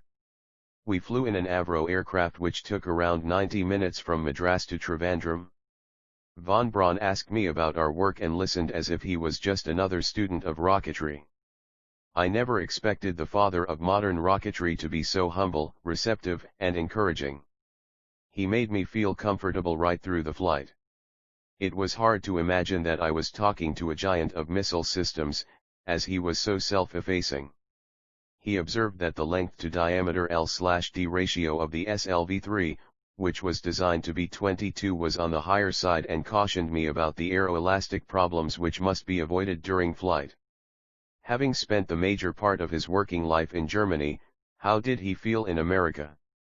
I asked this of von Braun, who had become a cult figure in the States after creating the Saturn rocket in the Apollo mission which put man on the moon. America is a country of great possibilities, but they look upon everything un-American with suspicion and contempt. E press oriangstpaetio and S1, they suffer from a deep-rooted nih not invented here complex and look down on alien technologies. If you want to do anything in rocketry, do it yourself, von Braun advised me. He commented, SLV-3 is a genuine Indian design and you may be having your own troubles. But you should always remember that we don't just build on successes, we also build on failures. On the topic of the inevitable hard work that goes with rocket development and the degree of commitment involved, he smiled and said with a glint of mischief in his eyes, hard work is not enough in rocketry. It is not a sport where mere hard work can fetch you honors. Here, not only do you have to have a goal, but you have to have strategies to achieve it as fast as possible. Total commitment is not just hard work, it is total involvement. Building a rock wall is back-breaking work. There are some people who build rock walls all their lives. And when they die, there are miles of walls, mute testimonials to how hard those people had worked. He continued, but there are other men who, while placing one rock on top of another, have a vision in their minds, a goal. It may be a terrace with roses climbing over the rock walls and chairs set out for lazy summer days. Or the rock wall may enclose an apple orchard or mark a boundary. When they finish, they have more than a wall. It is the goal that makes the difference. Do not make rocketry your profession, your livelihood. Make it your religion, your mission. Did I see something of Professor Vikram Sarabhai in von Braun? It made me happy to think so. With 3 deaths in the family in as many successive years, I needed total commitment to my work in order to keep performing. I wanted to throw all my being into the creation of the SLV. I felt as if I had discovered the path I was meant to follow, God's mission for me and my purpose on His earth. During this period, it was as though I had pushed a hold button. No badminton in the evenings, no more weekends or holidays, no family, no relations, not even any friends outside the SLV circle. To succeed in your mission, you must have single-minded devotion to your goal. Individuals like myself are often called workaholics. I question this term because that implies a pathological condition or an illness. If I 48 wings of fire do that which I desire more than anything else in the world and which makes me happy, such work can never be an aberration. Words from the 26th Psalm come to mind while I work, examine me, O Lord, and prove me. Total commitment is a crucial quality for those who want to reach the very top of their profession. The desire to work at optimum capacity leaves hardly any room for anything else. I have had people with me who would scoff at the 40 hours a week job they were being paid for. I have known others who used to work 60, 80, and even 100 hours a week because they found their work exciting and rewarding. Total commitment is the common denominator among all successful men and women. Are you able to manage the stresses you encounter in your life? The difference between an energetic and a confused person is the difference in the way their minds handle their experiences. Man needs his difficulties because they are necessary to enjoy success. All of us carry some sort of a superintelligence within us. Let it be stimulated to enable us to examine our deepest thoughts, desires, and beliefs. Once you have done this, charged yourself, as it were, with your commitment to your work, you also need good health and boundless energy. Climbing to the top demands strength, whether to the top of Mount Everest or to the top of your career. People are born with different energy reserves, and the one who tires first and burns out easily will do well to reorganize his or her life at the earliest. In 1979, a 6-member team was preparing the flight version of a complex second-stage control system for static test and evaluation. The team was in countdown mode at T15 minutes, 15 minutes before the test. One of the 12 valves did not respond during checkout. Anxiety drove the members of the team to the test site to look into the problem. Suddenly the oxidizer tank, filled with red fuming nitric acid, RFNA, burst, causing severe acid burns to the team members. It was a very traumatic experience to see the suffering of the injured. Kurup and I rushed to the Trivandrum Medical College Hospital and begged to have our colleagues admitted, as 6 beds were not available in the hospital at that point of time. Oriangstpaetio and S1 Sivaramakrishnan Nair was one among the 6 persons injured. The acid had burned his body at a number of places. By the time we got a bed in the hospital, he was in severe pain. I kept vigil at his bedside. Around 3 o'clock in the morning, Sivaramakrishnan regained consciousness. His first words expressed regret over the mishap and assured me that he would make up the slippage in schedules caused by the accident. His sincerity and optimism, even in the midst of such severe pain, impressed me deeply. Men like Sivaramakrishnan are a breed apart. They are the strivers, always reaching higher than the last time. And with their social and family life welded to their dream, they find the rewards of their drive overwhelming the inherent joy of being in flow. This event greatly enhanced my confidence in my team, a team that would stand like a rock in success and failure. I have used the word flow at many places without really elaborating its meaning. What is this flow? And what are these joys? I could call them moments of magic. I see an analogy between these moments and the high that you experience when you play badminton or go jogging. Flow is a sensation we experience when we act with total involvement. During flow, action follows action according to an internal logic that seems to need no conscious intervention on the part of the worker. There is no hurry, there are no distracting demands on one's attention. The past and the future disappear. So does the distinction between self and the activity. We had all come under the current of the SLV flow.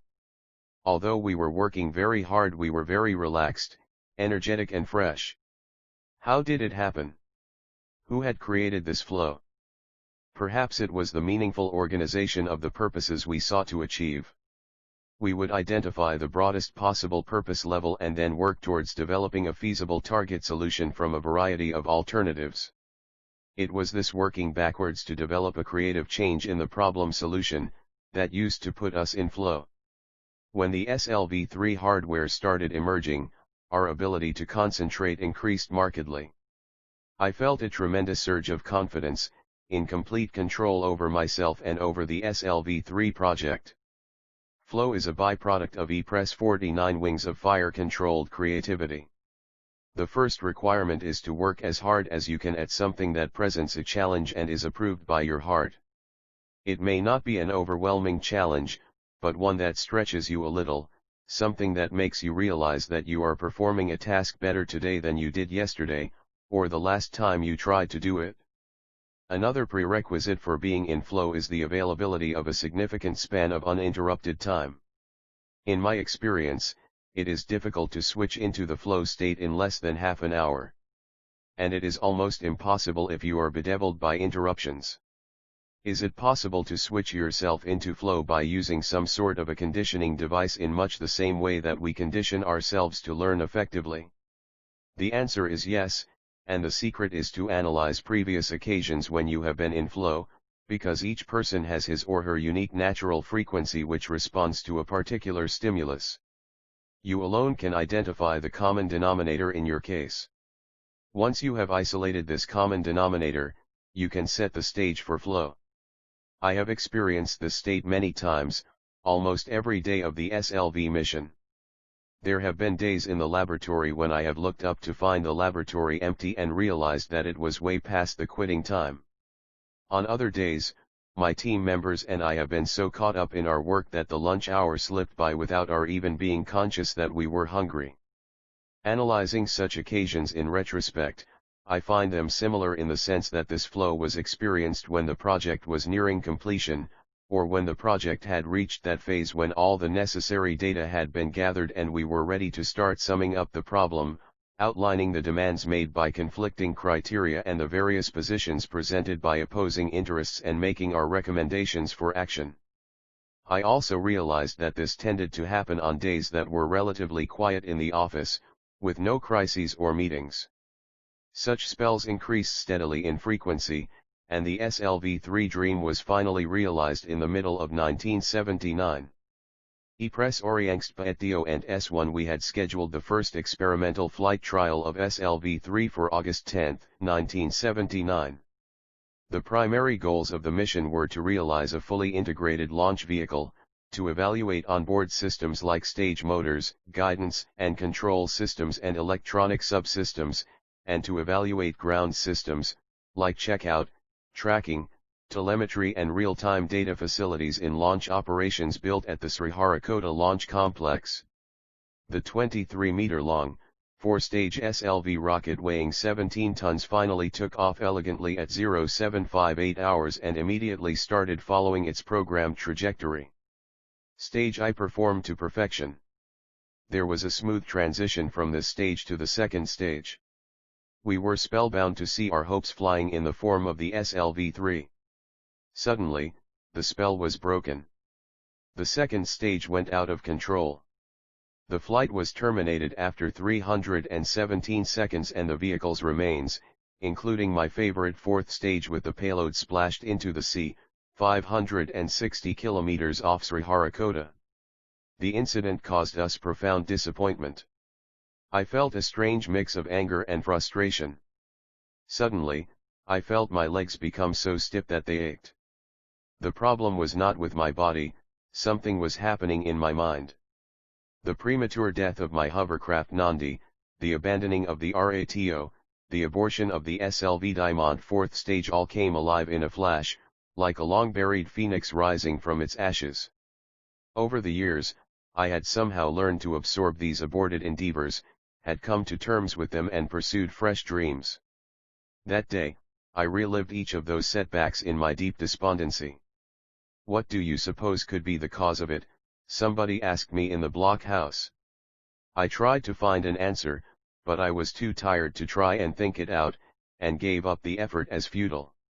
The launch was conducted in the early morning, preceded by a full night's countdown. Moreover, I had hardly had any sleep in the past week.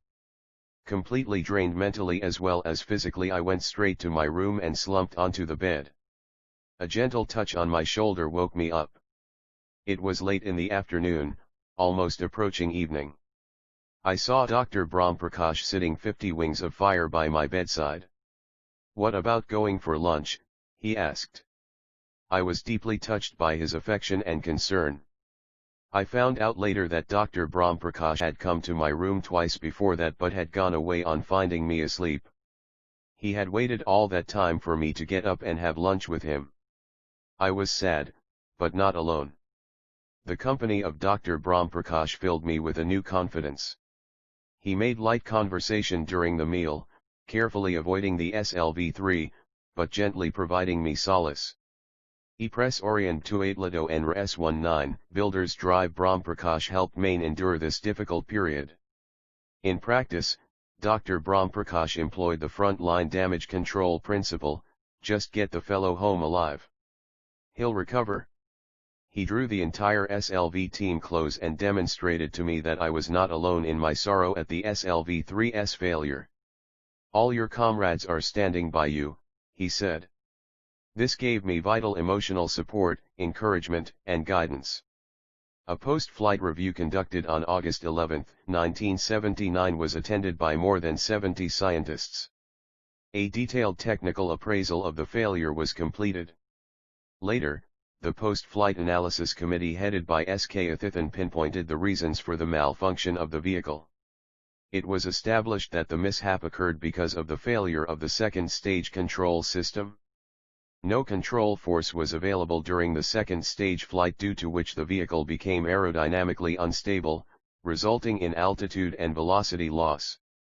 This caused the vehicle to fall into the sea even before the other stages could ignite. Further in-depth analysis of the second stage failure identified the reason as the draining of a good amount of red fuming nitric acid, RFNA, used as the oxidizer for the fuel power at that stage. Consequently, when the control force was demanded, only fuel was injected, resulting in zero force. A solenoid valve in the oxidizer tank, 51 wings of fire remaining open due to contamination after the first command at T8 minutes, was identified as the reason for the draining of RFNA. The findings were presented to Professor Dhawan at a meeting of top ISRO scientists and were accepted. Everybody was convinced by the technical cause and effect sequence presented, and there was a general feeling of satisfaction about the whole exercise of failure management measures taken. I was still unconvinced though, and felt restless. To me, the level of responsibility is measured by one's ability to confront the decision-making process without any delay or distraction. On the spur of the moment, I stood up and addressed Professor Dhawan. Sir, even though my friends have technically justified the failure, I take the responsibility for judging the RFNA leak detected during the final phase of countdown as insignificant. As a mission director, I should have put the launch on hold and saved the flight if possible. In a similar situation abroad, the mission director would have lost his job. I therefore take responsibility for the SLV-3 failure. For quite some time there was pin-drop silence in the hall. Then Professor Dhawan got up and said, "I am going to put Kalam in orbit," and left the place, signaling that the meeting was over. The pursuit of science is a combination of great elation and great despair. I went over many such episodes in my mind.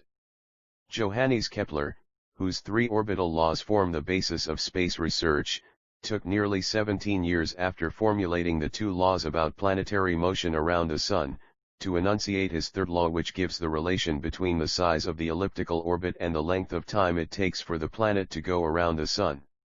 How many failures and frustrations must he have gone through?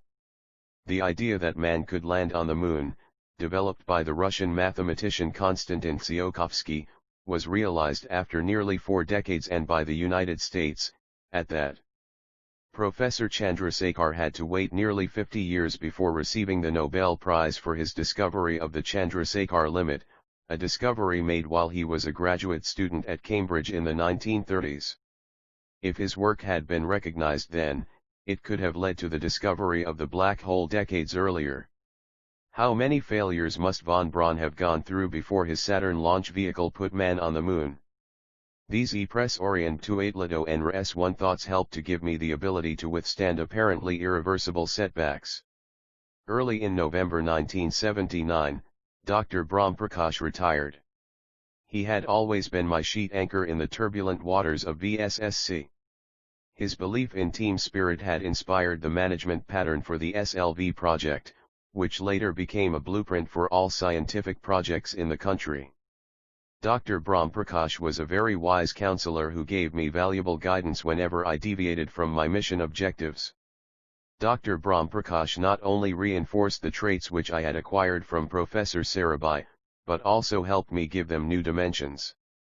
He always cautioned me against haste. Big scientific projects are like mountains, which should be climbed with as little effort as possible and without urgency.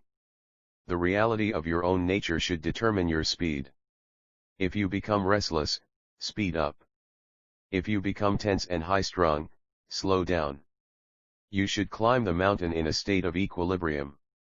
When each task of your project is not just a means to an end but a unique event in itself, then you are doing it well, he would tell me. The echo of Dr. Brahm Prakash's advice could be heard in Emerson's poem on Brahma: if the red slayer think he slays, or, if the slain think he is slain, they know not well, the subtle ways I keep, and pass, and turn again. To live only for some unknown future is superficial. It is like climbing a mountain to reach the peak without experiencing its sides. The sides of the mountain sustain life, not the peak. This is where things grow, experience is gained, and technologies are mastered. The importance of the peak lies only in the fact that it defines the sides. So I went on towards the top, but always experiencing the sides. I had a long way to go, but I was in no hurry. I went in little steps, just one step after another, but each step towards the top. At every stage, the SLV3 team was blessed with some extraordinarily courageous people.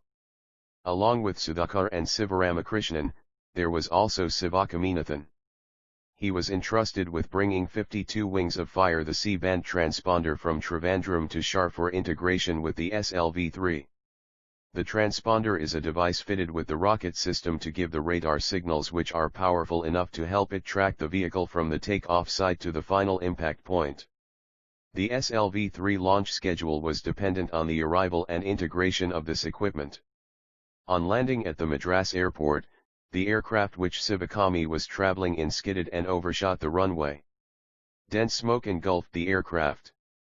Everyone jumped out of the aircraft through emergency exits, and desperately fought to save themselves, all except Sivakami, who stayed in the aircraft till he removed the transponder from his baggage. He was among the last few persons, the others being mostly aircraft crew, to emerge from the smoke, and he was hugging the transponder close to his chest. Another incident from those days that I recall clearly relates to Professor Dhawan's visit to the SLV-3 assembly building. Professor Dhawan, Madhavan Nair, and I were discussing some finer aspects of the SLV-3 integration. The vehicle was kept on the launcher in a horizontal position. When we were moving around and examining the readiness of the integrated hardware, I noticed the presence of big water ports for extinguishing fire in case of an accident. For some reason, I felt uncomfortable at the sight of the ports facing the SLV-3 on the launcher. I suggested to Madhavan Nair that we could rotate the ports so that they were apart by a full 180.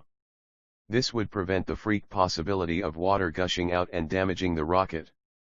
To our surprise, within minutes of Madhavan Nair getting the ports reversed, powerful water jets gushed out of the ports. The vehicle safety officer had ensured the functioning of the firefighting system without realizing that it could have wrecked the entire rocket. This was a lesson in foresight. Or did we have divine protection? On July 17, 1980, 30 hours before the launch of the second SLV-3, the newspapers were filled with all kinds of predictions. One of the newspapers reported, "The project director is missing and could not be contacted." Many reports preferred to trace the history of the first SLV-3 flight, and recalled how the third stage had failed to ignite because of lack of fuel and the rocket had nosedived into the ocean. Some e-press orientuatlado and RS1 highlighted SLV-3's possible military implications in terms of acquiring the capability for building IRBMs. Some were a general prognosis of all that ailed our country and related it to the SLV-3. I knew that the next day's launch was going to decide the future of the Indian space program. In fact, to put it simply, the eyes of the whole nation were on us. In the early hours of the next day, July 18, 1980 at 0803 HRS to be precise, India's first satellite launch vehicle, SLV-3, lifted off from Shar. At 600 seconds before takeoff, I saw the computer displaying data about Stage 4 giving the required velocity to the Rohini satellite, carried as payload, to enter its orbit. Within the next 2 minutes, Rohini was set into motion in a low Earth orbit. I spoke, in the midst of screeching decibels, the most important words I had ever uttered in my life: "Mission Director calling all stations." Stand by for an important announcement. All stages perform to mission requirements. The fourth stage A.P.J motor has given the required velocity to put Rohini satellite into orbit. There were happy cries everywhere. When I came out of the blockhouse, I was lifted onto the shoulders of my jubilant colleagues and carried in a procession. The whole nation was excited. India had made its entry into the small group of nations which possessed satellite launch capability. Newspapers carried news of the event in their headlines. Radio and television stations aired special programs. Parliament greeted the achievement with the thumping of desks. It was both the culmination of a national dream, and the beginning of a very important phase in our nation's history. Professor Satish Dhawan, Chairman ISRO, threw his customary guardedness to the winds and announced that it was now well within our ability to explore space. Prime Minister Indira Gandhi cabled her congratulations. But the most important reaction was that of the Indian scientific community. Everybody was proud of this 100% indigenous effort. I experienced mixed feelings. I was happy to achieve the success which had been evading me for the past 2 decades, but I was sad because the people who had inspired me were no longer there to share my joy. My father, my brother-in-law Jalaluddin, and Professor Sarabhai. 53 Wings of Fire. The credit for the successful SLV-3 flight goes, first, to the giants of the Indian space program, Professor Sarabhai in particular, who had preceded this effort, next to the hundreds of VSSC personnel who had through sheer willpower proved the mettle of our countrymen, and also, not least, to Professor Dhawan and Dr. Brahm Prakash, who had led the project. We had a late dinner that evening. Gradually, the din and clatter of the celebrations calmed down. I retired to my bed with almost no energy left. Through the open window, I could see the moon among the clouds. The sea breeze seemed to reflect the buoyancy of the mood on Sriharikota Island that day. Within a month of the SLV-3 success, I visited the Nehru Science Centre in Bombay for a day, in response to an invitation to share my experiences with the SLV-3. There, I received a telephone call from Professor Dhawan in Delhi, asking me to join him the next morning. We were to meet the Prime Minister, Ms. Indira Gandhi. My hosts at the Nehru Centre were kind enough to arrange my ticket to Delhi, but I had a small problem. It had to do with my clothes. I was dressed casually as is my wont and wearing slippers, not, by any standards of etiquette, suitable attire in which to meet the Prime Minister. When I told Professor Dhawan about this problem, he told me not to worry about my dress. You are beautifully clothed in your success, he quipped. Professor Dhawan and I arrived at the Parliament House Annex the next morning. A meeting of the Parliamentary Panel on Science and Technology chaired by the Prime Minister was scheduled. There were about 30 members of the Lok Sabha and Rajya Sabha in the room, which was lit by a majestic chandelier. Professor M.G.K. Menon and Dr. Nag Chaudhuri were also present. Shrimati Gandhi spoke to the members about the success of the SLV-3 and lauded our achievement. Professor Dhawan thanked the gathering for the encouragement given by them to space research in the country and expressed the gratitude of the ISRO scientists and engineers. Suddenly, I saw Shrimati Gandhi smiling at me as she said, "Kalam, we would like to hear you speak." I was surprised by the request as Professor Dhawan had already addressed the gathering. Orient to Aitlado and Res1 hesitantly, I rose and responded, "I am indeed honored to be in this great gathering of nation builders. I only know how to build a rocket system in our country, which would inject a satellite, built in our country, by imparting to it a velocity of 25,000 km per hour. There was thunderous applause.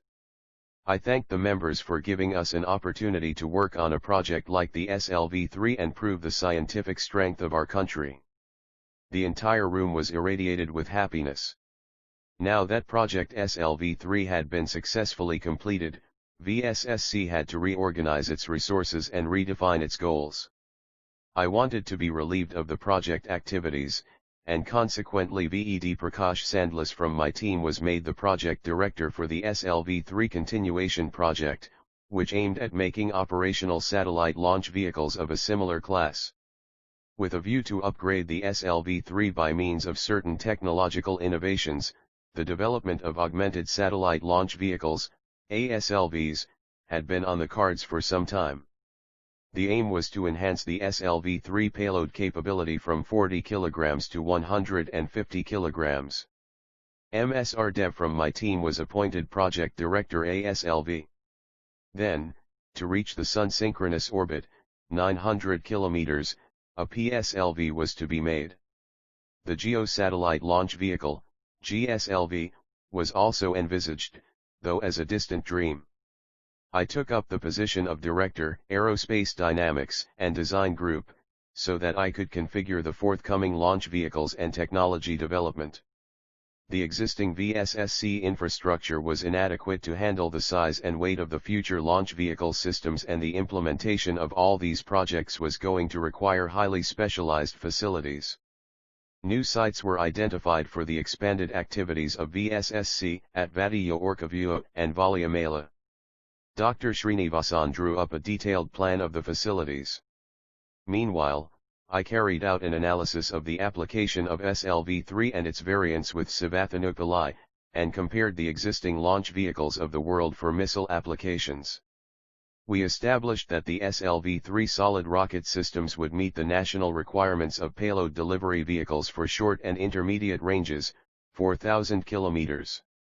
We contended that the development of one additional solid booster of 1.8 m diameter with 36 tons of propellant along with SLV-3 subsystems would meet the ICBM requirement, above 5,000 km for AE-Press 54 wings of fire 1,000 kg payload. This proposal was, however, never considered. It nevertheless paved the way for the formulation of the re-entry experiment, REX, which, much later on, became Agni. The next SLV-3 flight, SLV-3D1, took off on May 31, 1981. I witnessed this flight from the visitors' gallery. This was the first time I witnessed a launch from outside the control center. The unpalatable truth I had to face was that by becoming the focus of media attention, I had aroused envy among some of my senior colleagues, all of whom had equally contributed to the success of SLV-3. Was I hurt at the coldness of the new environment?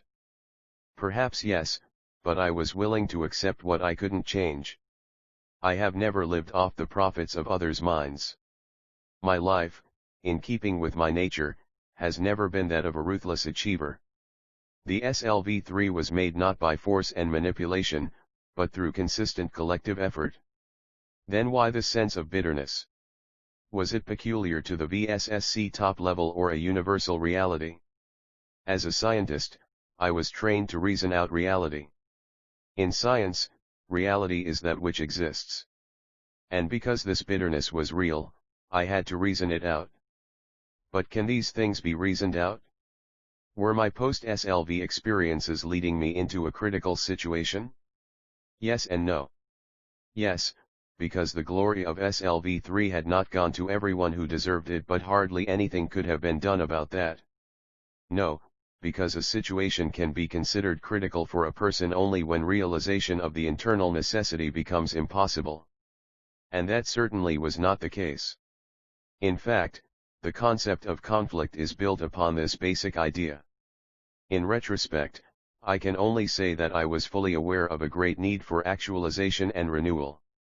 In January 1981, I was invited by Dr. Bhagirata Rao of the High Altitude Laboratory, now the Defense Electronics Applications Laboratory, DEAL, Dehradun, to give a lecture on the SLV-3. The renowned nuclear scientist, Professor Rajaramana, whom I had always admired, and who was then the scientific advisor to the Defense Minister, presided over the gathering. He spoke on India's efforts in generating nuclear energy and the challenge in conducting the first nuclear test for peaceful purposes. As I had been so closely involved with SLV-3, it was orientuatlado and RS1 natural that I was soon in full spate about it. Later, Professor Rajaramana invited me for a private meeting over tea. The first thing that struck me when I met Professor Ramana was his genuine pleasure at meeting me. There was an eagerness in his talk, an immediate, sympathetic friendliness, accompanied by quick, graceful movements. The evening brought back memories of my first meeting with Professor Sarabhai as if it was yesterday. The world of Professor Sarabhai was internally simple and externally easy. Each of us working with him was driven by a single-minded need to create, and lived under conditions which made the object of that need directly accessible. Sarabhai's world was tailor-made to our dreams. It had neither too much nor too little of anything needed by any one of us. We could divide it by our requirements without a remainder. My world, by now, had no simplicity left in it. It had become an internally complex and externally difficult world. My efforts in rocketry and in achieving the goal of making indigenous rockets were impeded by external obstacles and complicated by internal wavering. I was aware that it required a special effort of the will to sustain my trajectory. The coordination of my present with my past had already been jeopardized. The coordination of my present with my future was uppermost in my mind when I went to have tea with Professor Ramana.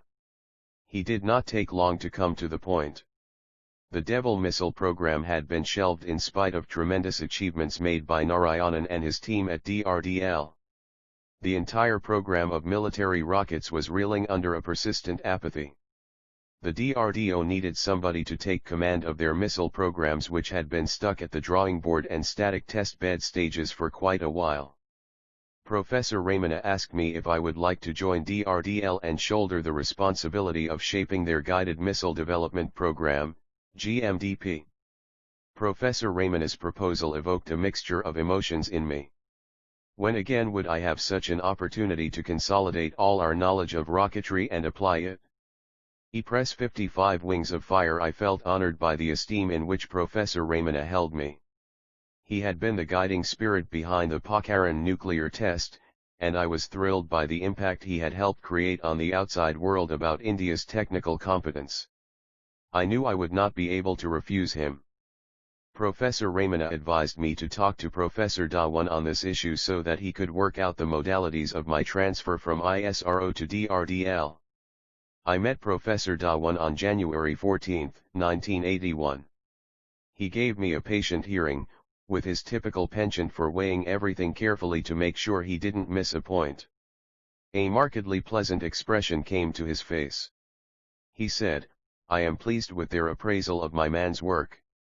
He then smiled. I have never met anyone with a smile quite like Professor Dhawan's. A soft white cloud, you could picture it in any shape you wanted to. I wondered how I should proceed. Should I formally apply for the post so that DRDL could send the appointment order? I inquired of Professor Dhawan. No. Don't pressurize them. Let me talk to the top-level management during my next visit to New Delhi, Professor Dhawan said. I know you have always had one foot in DRDO, now your whole center of gravity seems to have shifted towards them. Perhaps what Professor Dhawan was telling me had an element of truth in it, but my heart had always been at ISRO. Was he really unaware of that? Republic Day, 1981 brought with it a pleasant surprise. On the evening of January 25, Mahadevan, secretary to Professor U.R. Rao, rang up from Delhi to inform me about the Home Ministry announcement about the conferment of the Padma Bhushan Award on me. The next important call was from Professor Dhawan to congratulate me. I felt blissfully elated as it was from my guru. I rejoiced with Professor Dhawan at his receiving the Padma Vibhushan and I congratulated him wholeheartedly. I then rang up Dr. Brahmprakash and thanked him. Dr. Brahmprakash chided me for the formality and said, "I feel as if my son has got the award." I was so deeply touched by Dr. Brahmprakash's affection that I could no longer keep my emotions in check. I filled my room with the music of Bismillah Khan's Shanae. The music took me to another time, another place. I visited Ramaswaram Orient to Aitlado and Res1 and hugged my mother. My father ran his caring fingers through my hair. My mentor, Jalaluddin, announced the news to the crowd gathered on Mosque Street. My sister, Zohara, prepared special sweets for me. Pakshi Lakshmana Sastri put a tilak on my forehead. Father Solomon blessed me holding the Holy Cross. I saw Professor Sarabhai smiling with a sense of achievement. The sapling which he had planted 20 years ago had finally grown into a tree whose fruits were being appreciated by the people of India. My Padma Bhushan evoked mixed reactions at VSSC. While there were some who shared my happiness, there were others who felt I was being unduly singled out for recognition. Some of my close associates turned envious. Why do some people fail to see the great values of life because of sadly twisted thought processes? Happiness, satisfaction, and success in life depend on making the right choices, the winning choices. There are forces in life working for you and against you. One must distinguish the beneficial forces from the malevolent ones and choose correctly between them. An inner voice told me that the time had come for a long felt, but ignored, need for renewal. Let me clean my slate and write new sums. Were the earlier sums done correctly? Evaluating one's own progress in life is not an easy task.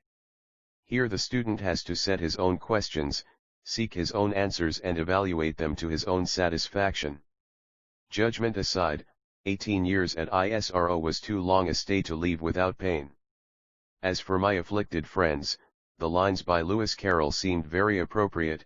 You may charge me with murder or want of sense, we are all of us weak at times, but the slightest approach to a false pretense was never among my crimes. E-Press 56 Wings of Fire Orientation, 1-3 Propitiation 1981-1991 Let craft, ambition, spite, be quenched in reason's night, till weakness turn to might, till what is dark be light, till what is wrong be right.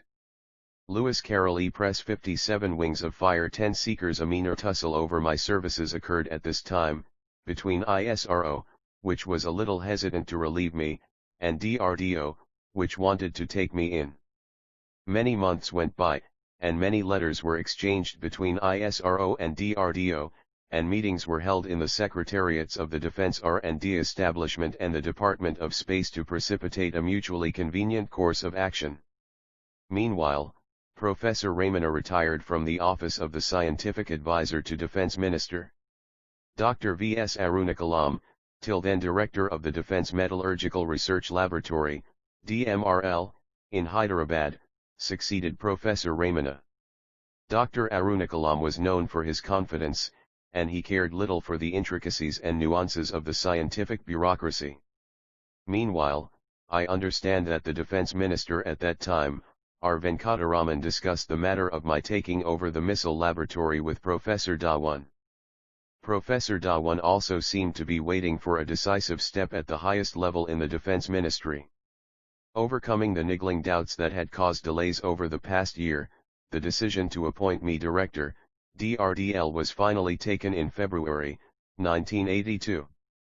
Professor Dhawan used to visit my room in the ISRO headquarters and spend many hours in evolving space launch vehicle projects. It was a great privilege to work with such a great scientist. Before I left ISRO, E-Press Orientacion Res1 Professor Dhawan asked me to give a talk on the space program profile in India by the year 2000. Almost the entire ISRO management and staff attended my talk, which was by way of a farewell meeting.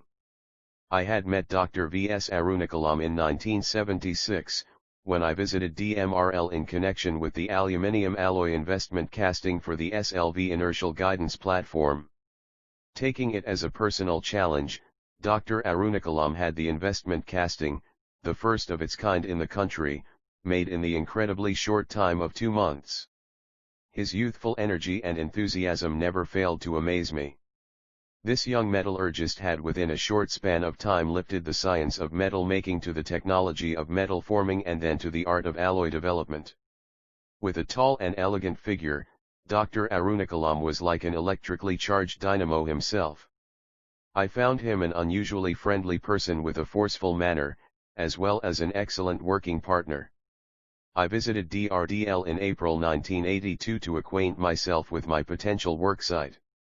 The director of DRDL then, S.L. Bansal, took me around and introduced me to the senior scientists in the laboratory. DRDL was working on 5 staff projects and 16 competence build-up projects. They were also involved in several technology-oriented activities with a view to gain lead time for the development of indigenous missile systems in future. I was particularly impressed by their efforts on the twin 30-ton liquid propellant rocket engine. Meanwhile, Anna University, Madras, conferred the honorary degree of Doctor of Science on me. It had been nearly 20 years since I had acquired my degree in aeronautical engineering. I was happy that Anna University had recognized my efforts in the field of rocketry, but what pleased me most was the recognition of the value of our work in academic circles. To my delight, the honorary doctorate degree was awarded at a convocation presided over by Professor Rajaramana. I joined DRDL on June 1, 1982. Very soon, I realized that this laboratory was still haunted by the winding up of the Devil missile project.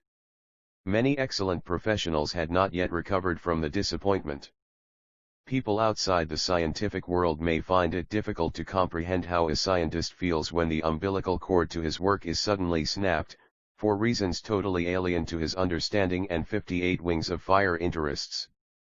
The general mood and work tempo at DRDL reminded me of Samuel Taylor Coleridge's poem The Rime of the Ancient Mariner. Day after day after day, we stuck, nor breath, nor motion, as idle as a painted ship upon a painted ocean. I found almost all my senior colleagues living with the pain of dashed hopes. There was a widespread feeling that the scientists of this laboratory had been cheated by the senior officials in the Ministry of Defense. It was clear to me that the burial of the devil was essential for the rise of hope and vision. When about a month later, Admiral O.S. Dawson, then the Chief of Naval Staff, visited DRDL, I used it as an opportunity to make a point with my team. The Tactical Core Vehicle, TCV, project had been hanging fire for quite some time. It was conceived as a single core vehicle with certain common subsystems to meet the requirements of the services for a quick reaction surface-to-air missile, an anti-radiation air-to-surface missile which could be launched from helicopters or fixed-wing aircraft. I emphasized the sea-scheming role of the core vehicle to Admiral Dawson. I focused not on its technical intricacies, but on its battlefield capabilities, and I highlighted the production plans. The message was loud and clear to my new associates: do not make anything which you cannot sell later, and do not spend your life on making one thing only. Missile development is a multi-dimensional business. If you remain in any one dimension for a long time, you will get stuck. My initial few months at DRDL were largely interactive. I had read at St. Joseph's that an electron may appear as a particle or wave depending on how you look at it. If you ask a particle question, it will give you a particle answer. If you ask a wave question, it will give you a wave answer. I not only described and explained our goals, but also made them an interplay between our work and ourselves. I still recall quoting Ronald Fisher at one of the meetings: the sweetness we taste in a piece of sugar is neither a property of the sugar nor a property of ourselves. We are producing the experience of sweetness in the process of interacting with the sugar. E press orients etiacon res. One very good work on a surface-to-surface missile with a vertical rise turn straight line climb ballistic path had been done by that time. I was astonished to see the determination of the DRDL workforce, who, in spite of the premature winding up of their earlier projects, were eager to go ahead. I arranged reviews for its various subsystems, to arrive at precise specifications. To the horror of many old-timers in DRDO, I started inviting people from the Indian Institute of Science, Indian Institutes of Technology, Council for Scientific and Industrial Research, Tata Institute of Fundamental Research, and many other educational institutions where related experts could be found. I felt that the stuffy work centers of DRDL needed a breath of fresh air. Once we opened the windows wide, the light of scientific talent began to pour in. Once more, Coleridge's Ancient Mariner came to mind: swiftly flew the ship riding gently the oncoming tide. Sometime in the beginning of 1983, Professor Dhawan visited DRDL. I reminded him of his own advice to me almost a decade ago: you have to dream before your dreams can come true. Some people stride towards whatever it is that they want in life, Others shuffle their feet and never get started because they do not know what they want and do not know how to find it either. ISRO was lucky to have had Professor Sarabhai and Professor Dhawan at the helm, leaders who elucidated their goals, made their missions larger than their lives, and could then inspire their entire workforce. DRDL had not been so lucky. This excellent laboratory played a truncated role that did not reflect its existing or potential capabilities or even fulfill the expectations in South Block. I told Professor Dhawan about the highly professional, but slightly bewildered team I had. Professor Dhawan responded with his characteristic broad smile, which could be interpreted in any way one chose. In order to accelerate the pace of R&D activities at DRDL, it was imperative that decisions on vital scientific, technical and technological problems be taken quickly. Throughout my career I had zealously pursued openness in scientific matters. I had seen from very close quarters the decay and disintegration that go with management through closed-door consultations and secret manipulations. I always despised and resisted such efforts.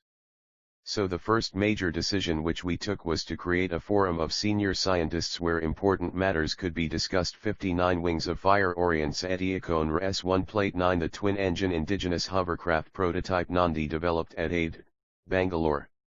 As inventor and pilot, I took my rightful place at the controls. E-Press 60 Wings of Fire Orient Satyakone RS-1 Plate 10. The Christian community in Thumbo very graciously gave up this beautiful church to house the first unit of the Space Research Center. E-Press 61 Wings of Fire Orientation, 1 Plate 11. With Professor Vikram Sarabhai, a great visionary and the master planner behind India's missile development program, at Thumba. E-Press 62 Wings of Fire Orient Satyakone RS-1 Plate 12. Two gurus of Indian space research who mentored and gently guided the young scientists, Professor Satish Dhawan and Dr. Brahm Prakash, at one of the SLV-3 review meetings. E-Press 63 Wings of Fire Orient Satyakone RS-1 Plate 13. A presentation by a member of my SLV-3 team. In an unusual move, I made each of them present their portion of the work, my idea of project management. E-Press 64 Wings of Fire Orient Satyakone RS-1 Plate 14. Dr. Brahm Prakash inspecting SLV-3 in its final phase of integration. He helped me deal with subsequent frustrations in its launching and consoled me when I was at my lowest ebb. E-Press 65 Wings of Fire Orient Satyakone RS-1 Plate 15. Professor Satish Dhawan and I explaining SLV-3 results to Prime Minister Indira Gandhi. E-Press 66 Wings of Fire Orient Satyakone RS-1 Plate 17. Receiving the Padma Bhushan from Dr. Neelam Sanjeev Reddy, then President of India. Plate 16 SLV-3 on the launch pad. This gave us many anxious moments. E-Press 67 Wings of Fire Orient Satyakone RS-1 Plate 18. Successful launch of Prithvi, the surface-to-surface weapons system. E-Press Plate 19 Agni on the launch pad, my long-cherished dream. 68 Wings of Fire Orient Satyakone RS-1. Nothing to be discouraged. We have postponed it again because we want to be absolutely certain. Plate 21 of the cartoons in the media after the failure of the first two Agni launches. Plate 21 Many a slip between the cup and the lip. E-Press 69 Wings of Fire Orient Satyakone RS-1 Plate 22 being carried by a jubilant crowd after the successful launch of Agni. E-Press 70 Wings of Fire Orient Satyakone RS-1 Plate 23 receiving the Bharat Ratna from President K.R. Narayanan. E-Press 71 Wings of Fire Orient Satyakone RS-1 Plate 24 with 3 service chiefs. To my left is Admiral V.S. Shekhawat, on his right is General B.C. Joshi, and Air Chief Marshal S.K. Kaul. E-Press 72 Wings of Fire and debated as a collective endeavor. Thus, a high-level body called the Missile Technology Committee was formed within DRDL.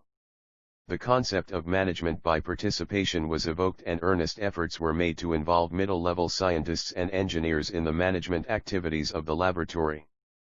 Days of debate and weeks of thinking finally culminated in the long-term guided missile development program. I had read somewhere, know where you are going. The great thing in the world is not knowing so much where we stand, as in what direction we are moving. What if we did not have the technological might of the Western countries, We knew we had to attain that might, and this determination was our driving force. To draw up a clear and well-defined missile development program for the production of indigenous missiles, a committee was constituted under my chairmanship. The members were Z.P. Marshall, then the chief of Bharat Dynamics Limited, Hyderabad, N.R.I.R., A.K. Kapoor and K.S. Venkataraman. We drafted a paper for the perusal of the Cabinet Committee for Political Affairs, CCPA. The paper was given its final shape after consulting the representatives of the three defense services. We estimated an expenditure of about Rs 390 crores, spread over a period of 12 years. Development programs often get stuck by the time they reach the production stage, mainly because of lack of funding. We wanted to get funds to develop and produce two missiles: a low-level quick-reaction tactical core vehicle and a medium-range surface-to-surface weapons system. We planned to make a surface-to-air medium-range weapons system with multi-target handling capability during the second phase. DRDL had been known for its pioneering work in the field of anti-tank missiles. We proposed to develop a third-generation anti-tank guided missile having fire-and-forget capabilities. All my colleagues were pleased with the proposal. They saw an opportunity to pursue afresh activities initiated long ago. But I was not entirely satisfied. I longed to revive my buried dream of a re-entry experiment launch vehicle, REX. I persuaded my colleagues to take up a technology development project to generate data for use in the design of heat shields. These shields were required for building up capability to make long-range missiles in the future. E press orients at Eacon Res 1. I made a presentation in the South Block.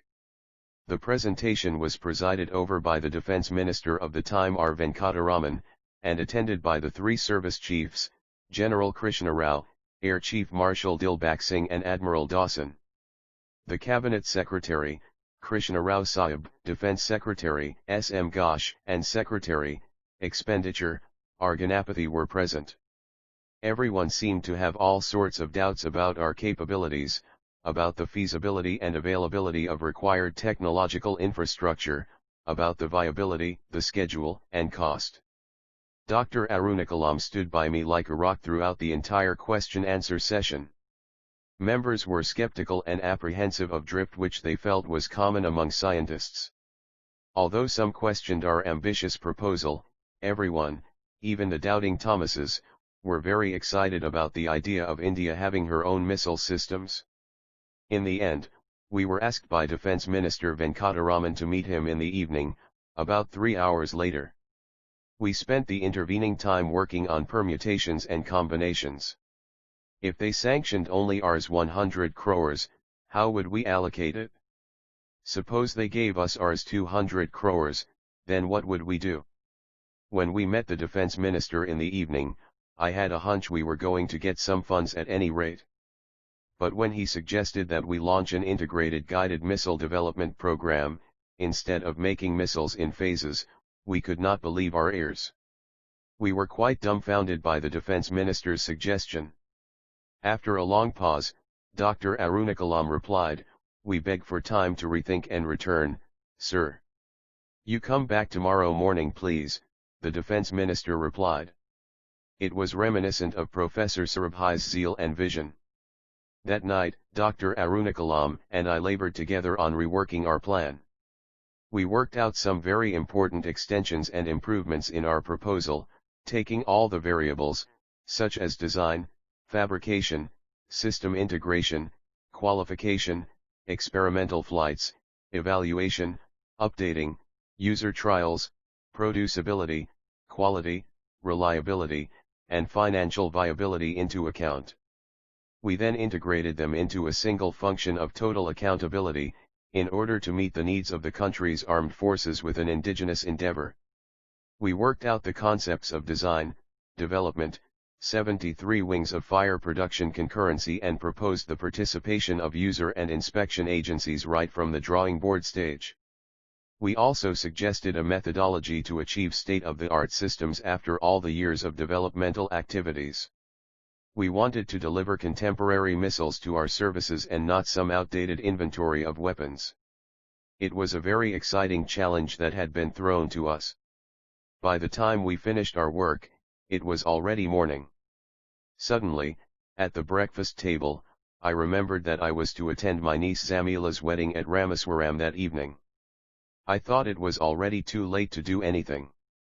Even if I could catch the Madras flight later in the day, how would I reach Rameswaram from there? There was no air link between Madras and Madurai from where I could board the evening train to Rameswaram. A pang of guilt dampened my spirits. Was it fair, I asked myself, to forget my family commitments and obligations? Zamila was more like a daughter to me. The thought of missing her wedding because of professional preoccupations at Delhi was very distressing. I finished breakfast and left for the meeting. When we met Defence Minister Venkataraman and showed him our revised proposal, he was visibly pleased. The proposal of the missile development project had been turned overnight into the blueprint of an integrated program with far-reaching consequences. It would have wide-ranging technological spin-offs, and was exactly what the Defence Minister had had in mind the previous evening. Notwithstanding the great respect I had for the Defence Minister, I was not really sure if he would clear our entire proposal. But he did. I was absolutely delighted. The Defence Minister stood up, signaling that the meeting was over.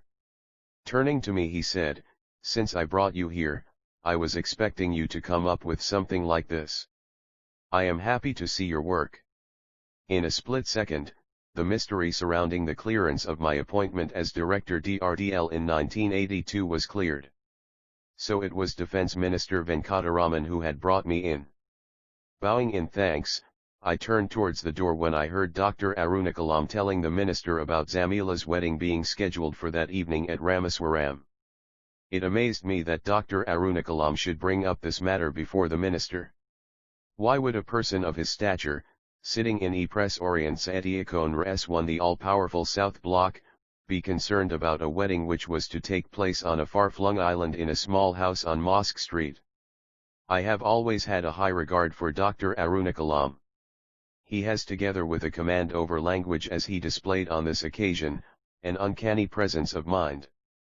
I was overwhelmed when the Defence Minister located an Air Force helicopter doing sorties between Madras and Madurai later in the day to take me to Madurai as soon as I disembarked at Madras from the regular Indian Airlines flight, which was leaving Delhi in an hour's time. Dr. Arunakalam told me, "You have earned this for your hard work of the last 6 months."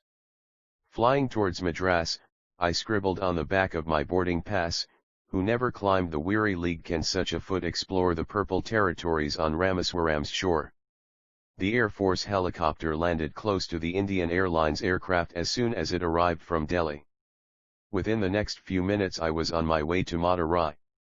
The Air Force commandant there was kind enough to take me to the railway station, where the train to Rameswaram was just about to roll out of the platform. I was in Rameswaram well in time for Zamila's wedding. I blessed my brother's daughter with a father's love. The Defence Minister put up our proposal before the Cabinet and saw it through. His recommendations on our proposal were accepted and an unprecedented amount of Rs 388 crores was sanctioned for this purpose. Thus was born India's prestigious Integrated Guided Missile Development Program, later abbreviated to IGMID. When I presented the government sanction letter before the Missile Technology Committee at DRDL, they were enthused with fire and action. The proposed projects were christened in accordance with the spirit of India's self-reliance. Thus the surface-to-surface weapons system became Prithvi, the earth, and the tactical core vehicle was called Trishul, the trident of Lord Shiva. The surface-to-air area defense system was named as Akash, sky, and the anti-tank missile 74 Wings of Fire Project Nag, Cobra. I gave the name Agni, fire, to my long-cherished dream of Rex. Dr. Arunakalam came to DRDL and formally launched the IGMID on July 27, 1983. It was a great event in which every single employee of DRDL participated. Everybody who was somebody in Indian aerospace research was invited. A large number of scientists from other laboratories and organizations, professors from academic institutions, representatives of the armed forces, production centers, and inspection authorities, who were our business partners now, were present on this occasion. A closed-circuit TV network had to be pressed into operation to ensure proper communication between the participants, for we had no single place to accommodate all the invitees. This was the second most significant day in my career, next only to July 18, 1980, when the SLV-3 had launched Rohini into the Earth's orbit. Press orientstechwio arnd S-111 Stewards T launch of the IGMED was like a bright flash on the Indian scientific firmament. Missile technology had been considered the domain of a few selected nations in the world.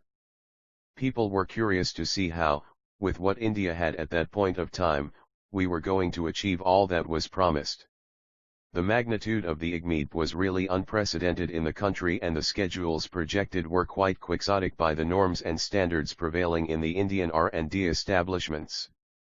I was fully aware that obtaining sanction for the program could at best be seen as only 10% of the work done. To get it going would be quite a different matter altogether. The more you have, the more there is to maintain. Now that we had been given all the necessary money and freedom to proceed, I had to take my team forward and fulfill the promises I had made. What would be needed to realize this missile program, from the design to the deployment stages? Excellent manpower was available, money had been sanctioned, and some infrastructure also existed. What was lacking then? What else does a project need to succeed apart from these three vital inputs? From my SLV-3 experience, I thought I knew the answer.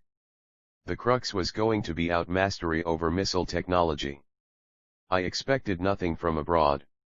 Technology is a group activity, and we 75 Wings of Fire would need leaders who could not only put their heart and soul into the missile program, but also carry along with them hundreds of other engineers and scientists. We knew we had to be prepared to encounter numerous contradictions and procedural absurdities that were prevalent in the participating laboratories. We would have to counteract the existing attitudes of our public sector units, which believed that their performance would never be tested. The whole system, its people, procedures, infrastructure would have to learn to extend itself. We decided to achieve something that was way beyond our collective national capability, and I, for one, had no illusions about the fact that unless our teams worked on the basis of proportion or probability, nothing would be achieved. The most remarkable thing about DRDL was its large pool of highly talented people, many of whom were, unfortunately, full of egotism and rebelliousness. Unfortunately, they had not even accumulated enough experience to make them confident about their own judgment. On the whole, they would discuss matters very enthusiastically, but would finally accept what a select few said. They would unquestioningly believe in outside specialists. A particularly interesting person I met in DRDL was A.V. Rangarao. He was very articulate and had an impressive personality. His usual garb consisted of a red necktie with a checked coat and loose trousers.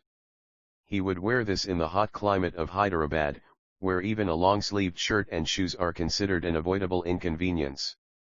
With his thick white beard and a pipe clamped between his teeth, there was a certain aura around this extremely gifted, but rather egocentric individual.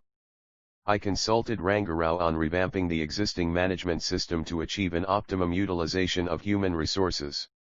Rangarao had a series of meetings with the scientists, sharing our vision of developing indigenous missile technology and explaining the different aspects of the IGMED.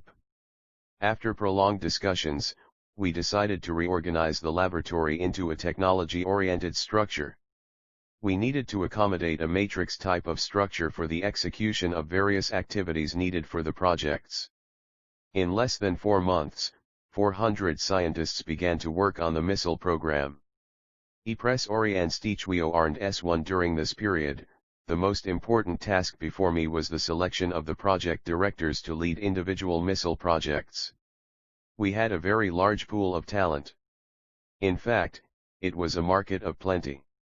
The question was whom to pick: a go-getter, a planner, a maverick, a dictator, or a team man.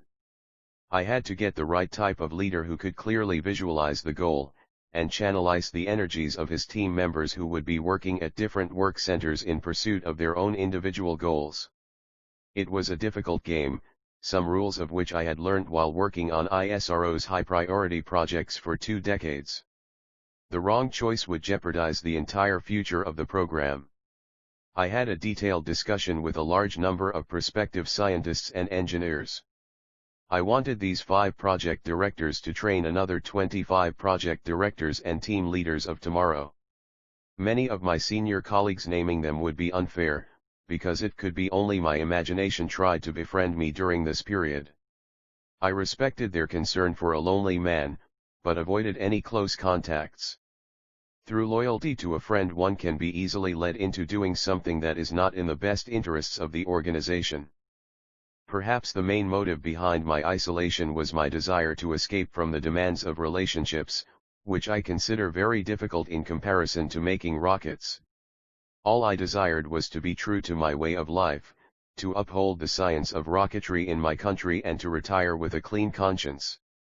I took quite some time and did a lot of hard thinking to decide who should lead the 5 projects. I examined the working styles of many scientists before making my decision. I think some of my observations may interest you. A basic aspect of a person's working style is how he plans and organizes tasks. At one extreme is the cautious planner, who carefully spells out each step before making any move. With a sharp eye for what can possibly go wrong, he tries to cover all contingencies. At the other end is the fast mover, who weaves and dodges without a plan. Inspired by an idea, the fast mover is always ready for action. 76 Wings of Fire. Another aspect of a person's working style is control, the energy and attention devoted to ensuring that things happen in a certain way. At one extreme is the tight controller, a strict administrator with frequent checkpoints. Rules and policies are to be followed with religious fervor. At the opposite end are those who move with freedom and flexibility. They have little patience for bureaucracy. They delegate easily and give their subordinates wide latitude for movement. I wanted leaders who tread the middle path, those who could control without stifling dissent or being rigid. I wanted men who had the capability to grow with possibilities, with the patience to explore all possible alternatives, with the wisdom to apply old principles to new situations, people with the skill to negotiate their way forward. I wanted them to be accommodating, to be willing to share their power with others and work in teams, delegating good jobs, assimilating fresh opinions, respecting intelligent people, and listening to wise counsel. They would have to be able to sort out things amicably, and take responsibility for slip-ups. Above all, they should be able to take failure in their stride and share in both success and failure. My search for someone to lead the Prithvi project ended with Kolvj Sundaram, who belonged to the EAM Corps of the Indian Army. With a postgraduate degree in aeronautical engineering and expertise in mechanical vibrations, Sundaram was head of the structures group at DRDL. I found in him a readiness to experiment with new ways of resolving conflicting points of view. He was an experimenter and innovator in teamwork. He had an extraordinary capability for evaluating alternative ways of operating. He would suggest moving forward into new terrains that could lead to a solution which had not been perceived earlier. Though a particular goal might be clear to a project leader, and he may be capable of giving adequate directions for accomplishing it, there can be resistance from subordinates if the goal makes no sense to them. Therein lies the importance of a leader who provides effective work directions. I thought the project director of Prithvi would be the first to make decisions with production agencies and the armed forces, and Sundaram would be the ideal choice to see that sound decisions were taken. Press Orientstichwio Arnd S1 for Trishul. I was looking for a man who not only had a sound knowledge of electronics and missile warfare, but who could also communicate the complexities to his team in order to promote understanding and to earn his team's support. I found in CMDESR Mohan, who sailed into defense R&D from the Indian Navy, a talent for detail and an almost magical power of persuasion. For Agni, my dream project, I needed somebody who would tolerate my occasional meddling in the running of this project. In R.N. Agarwal I found the right person. He was an alumnus of MIT with a brilliant academic record and had been managing the aeronautical test facilities at DRDL with keen professional acumen. Due to technological complexities, Akash and Nag were then considered missiles of the future. Their activities were expected to peak about half a decade later. Therefore, I selected the relatively young Prahlada and Nrir for Akash and Nag. Two other young men, V.K. Saraswat and A.K. Kapoor, were made deputies to Sundaram and Mohan respectively. In those days, there was no forum in DRDL where issues of general importance could be openly discussed and decisions debated. Scientists, it must be remembered, are basically emotional people. Once they stumble, it is difficult for them to pull themselves together. Setbacks and disappointments have always been and always will be an inherent part of any career, even one in science. However, I did not want any of my scientists to face disappointments alone. I also wanted to ensure that none of them set their goals when they were at a low ebb. To avoid such eventualities, a science council was created, a sort of panchayat where the community would sit together and take common decisions. Every 3 months, all scientists, juniors and seniors, veterans and freshers would sit together and let off steam. The very first meeting of the council was eventful. After a spell of half-hearted inquiries and expressions of doubt, one senior scientist, M.N. Rao, shot a straight question: on what basis did you select these 5 Pandavas? He meant the project directors. I was, in fact, expecting this question. I wanted to tell him that I found all these 5 Pandavas married to the Draupadi of positive thinking. Instead, I told Rao to wait 77 wings of fire and see. I had chosen them to take charge of a long-term program where new storms would arise every day. Every tomorrow, I told Rao, will give opportunities to these enthusiastic people, the Agarwals, Prahladas, Iyers, and Saraswats, to gain a fresh perspective on their goals and a strong hold on their commitments. What makes a productive leader? In my opinion, a productive leader must be very competent in staffing. He should continually introduce new blood into the organization. He must be adept at dealing with problems and new concepts.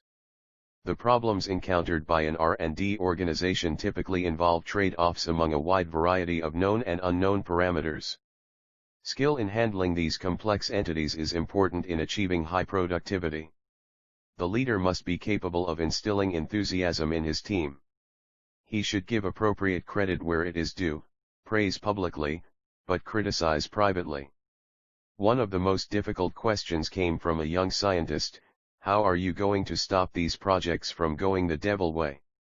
I explained to him the philosophy behind IGMED. PIT begins with design and ends in deployment. The participation of the production centers and user agencies right from the design stage had been ensured, and there was no question of going back till the missile systems had been successfully deployed in the battlefield. While the process of forming teams and organizing work was going on, I found that the space available at DRDL was grossly inadequate to meet the enhanced requirements of IGMED. Some of the facilities would have to be located at a nearby site. The missile integration and checkout facility built during the Devil phase consisted only of a 120 square meter shed thickly populated with pigeons. Where was the space and the facility to integrate the 5 missiles which would arrive here shortly? The environmental test facility and the avionics laboratory were equally cramped and ill-equipped. I visited the nearby Imarakancha area. It used to be the test range for anti-tank missiles developed by DRDL decades ago. The terrain was barren, there were hardly any trees and dotted with large boulders typical of the Deccan Plateau. I felt as if there was some tremendous energy trapped in these stones. I decided E-Press Orienstichwio Arnd S1 to locate the integration and checkout facilities needed for the missile projects here. For the next 3 years, this became my mission. We drew up a proposal to establish a model high-technology research center with very advanced technical facilities like an inertial instrumentation laboratory, full-scale environmental and electronic warfare, ME/EMC, test facilities, a composites production center, high-enthalpy facility, and a state-of-the-art missile integration and checkout center. By any standards, this was a gigantic task. An altogether different brand of expertise, grit, and determination were required to realize this project. Goals and objectives had already been decided upon. Now they had to be shared with a large number of people from various agencies, through the problem-solving and communication processes that the leader of the team must build and maintain. Who would be the most suitable person to do so? I saw almost all the required leadership qualities in MV Suryakant Rao. Then, as a large number of agencies would participate in the creation of Research Center Imara, RCI, someone had to protect hierarchical sensitivities. I selected Krishna Mohan, who was in his mid-30s, to complement Suryakant Rao, who was in his late 50s at that time. Krishna Mohan would encourage involvement rather than relying on obedience and monitoring people at their workplaces. According to the established procedure, we approached the Military Engineering Services, MES, for the RCI construction work. They said it would take 5 years to complete the task. The matter was discussed in depth at the highest level in the Ministry of Defense, and a landmark decision to entrust the responsibility of building defense structures to an outside construction company was taken. We liaised with the Survey of India and the National Remote Sensing Agency for the inspection of the contour maps and for obtaining aerial photographs of the Imarakancha to prepare a layout for the approach roads and the location of the facilities. The Central Groundwater Board identified 20 locations amid the rocks to tap water. Infrastructure to provide 40 MVA power and 5 million liters of water per day was planned. It was also at this time that Kolsk Salwin, a mechanical engineer with boundless energy, joined us. In the final phase of construction, Salwin discovered an ancient place of worship among the boulders. It seemed to me that this place was blessed. 78 wings of fire. Now that we had started working on the design of the missile systems and development had already commenced for their integration and checkout, the next logical step was to look for a suitable site for the missile flight trials. With Shar also in Andhra Pradesh, the search for a suitable site spread towards the eastern coastline and finally ended at Balasore in Orissa. A site along the northeastern coast was identified for a national test range. Unfortunately, the entire project ran into rough weather because of the political issues raised around the evacuation of people living in that area. We decided therefore to create an interim infrastructure adjacent to the Proof Experimental Establishment, PXE, at Chandapur in Balasore district of Orissa. A funding of Rs 30 crores had been given to construct the range, called the Interim Test Range, ITR. Dr. H.S. Ramarao and his team did an excellent job of working out innovative and cost-effective specifications for electro-optical tracking instruments, a tracking telescope system and an instrumentation tracking radar. LT Gen Rs Deswal and Maj Gen KN Singh took charge of creating the launch pad and range infrastructure. There was a beautiful bird sanctuary in Chandapur. I asked the engineers to design the test range without disturbing it. Creating the RCI was perhaps the most satisfying experience of my life. Developing the Center of Excellence of Missile Technology was akin to the joy of a potter shaping artifacts of lasting beauty from the mundane clay. Defense Minister R. Venkataraman visited DRDL in September 1983 to appraise himself of the activities of IGMIB. He advised us to list all the resources we needed to achieve our goals, overlooking nothing, and then include in the list our own positive imagination and faith. What you imagine, is what will transpire. What you believe is what you will achieve, he said. Both Dr. Kalam and I saw in the horizon endless possibilities stretching out before IGMIB, and our enthusiasm proved infectious. We were excited and encouraged to see the best professionals in the country gravitating towards IGMIB. Who would not want to associate with a winner? The word had evidently got around that the IGMIB was a born winner. Press Orion Wutahatriokan Air S-112 workers. We were at a meeting laying down the targets for 1984, when news came of Dr. Brahm Prakash's death on the evening of January 3 at Bombay. It was a great emotional loss for me, for I had had the privilege of working under him during the most challenging period of my career. His compassion and humility were exemplary. His healing touch on the day of the failed SLVE-1 flight surfaced in my memory, serving to deepen my sorrow. If Professor Sarabhai was the creator of VSSC, Dr. Brahm Prakash was the executor. He had nurtured the institution when it most needed nourishment. Dr. Brahm Prakash played a very important role in shaping my leadership skills. In fact, my association with him was a turning point in my life. His humility mellowed me and helped me discard my aggressive approach. His humility did not consist merely in being modest about his talents or virtues, but in respecting the dignity of all those who worked under him and in recognizing the fact that no one is infallible, not even the leader. He was an intellectual giant with a frail constitution. He had a childlike innocence, and I always considered him a saint among scientists.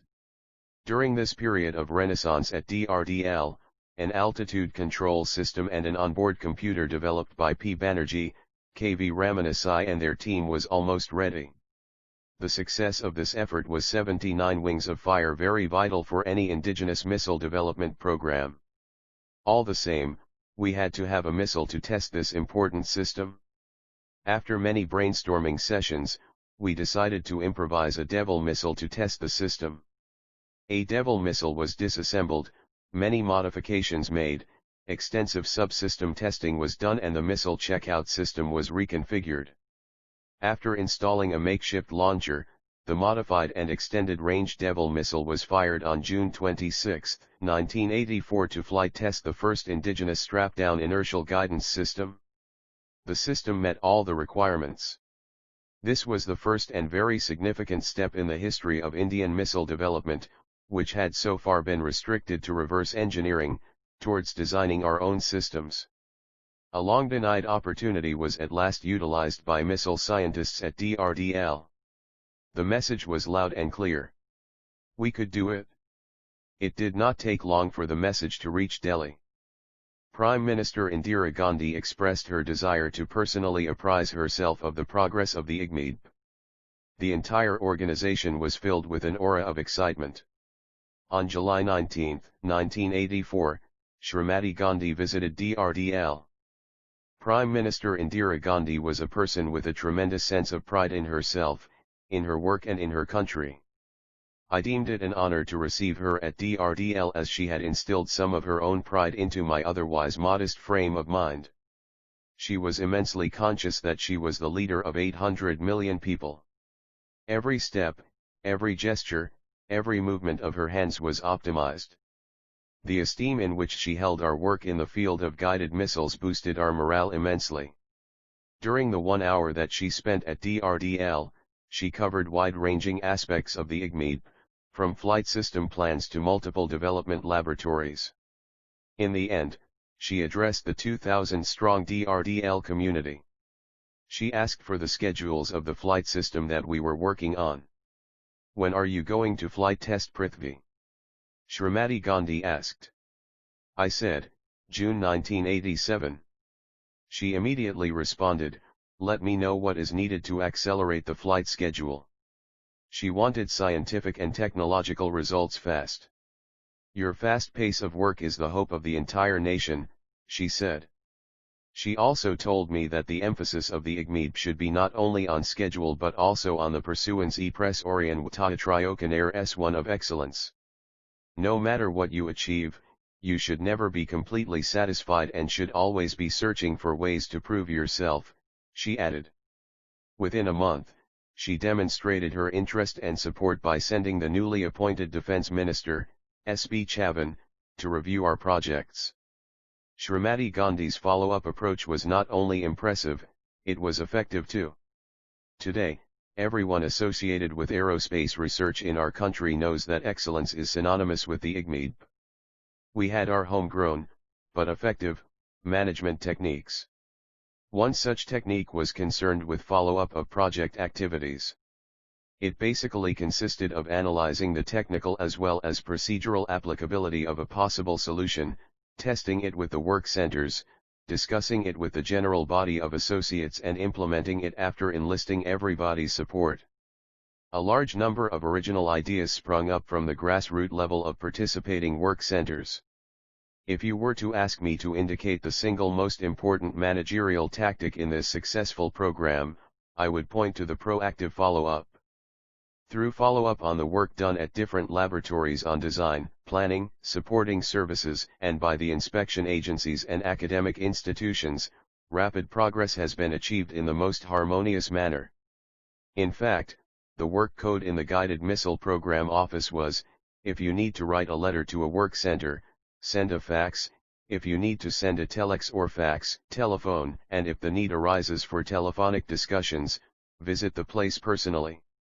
The power of this approach came to light when Dr. Kalam conducted a comprehensive status review of IGMED on September 27, 1984.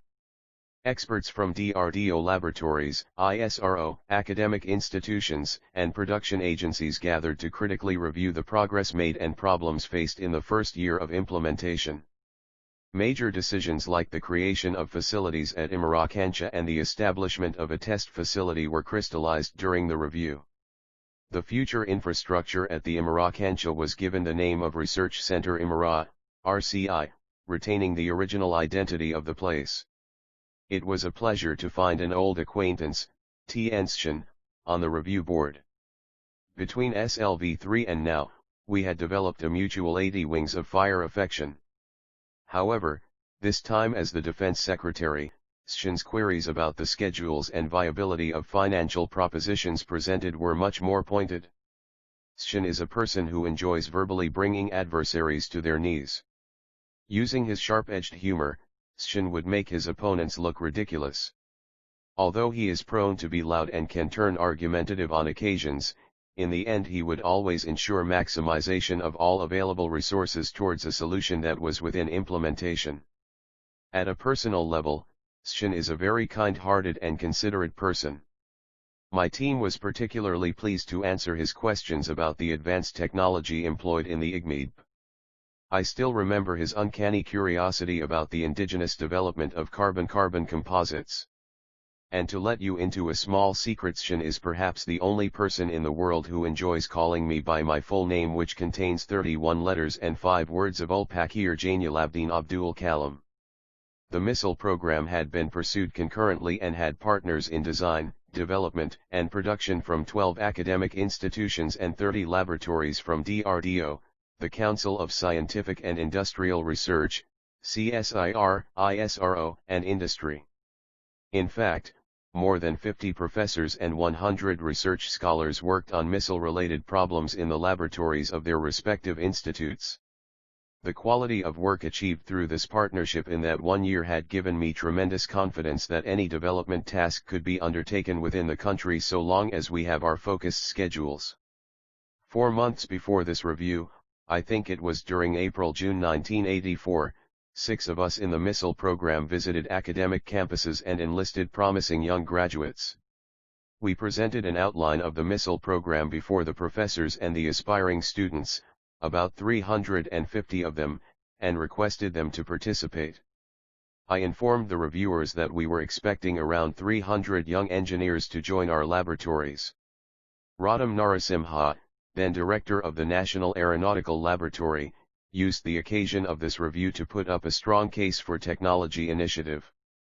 He cited the experiences of the Green Revolution, which had demonstrated beyond doubt that if the goals were clear, there Orientatriocaner S1 was enough talent available in the country to tackle major technological challenges.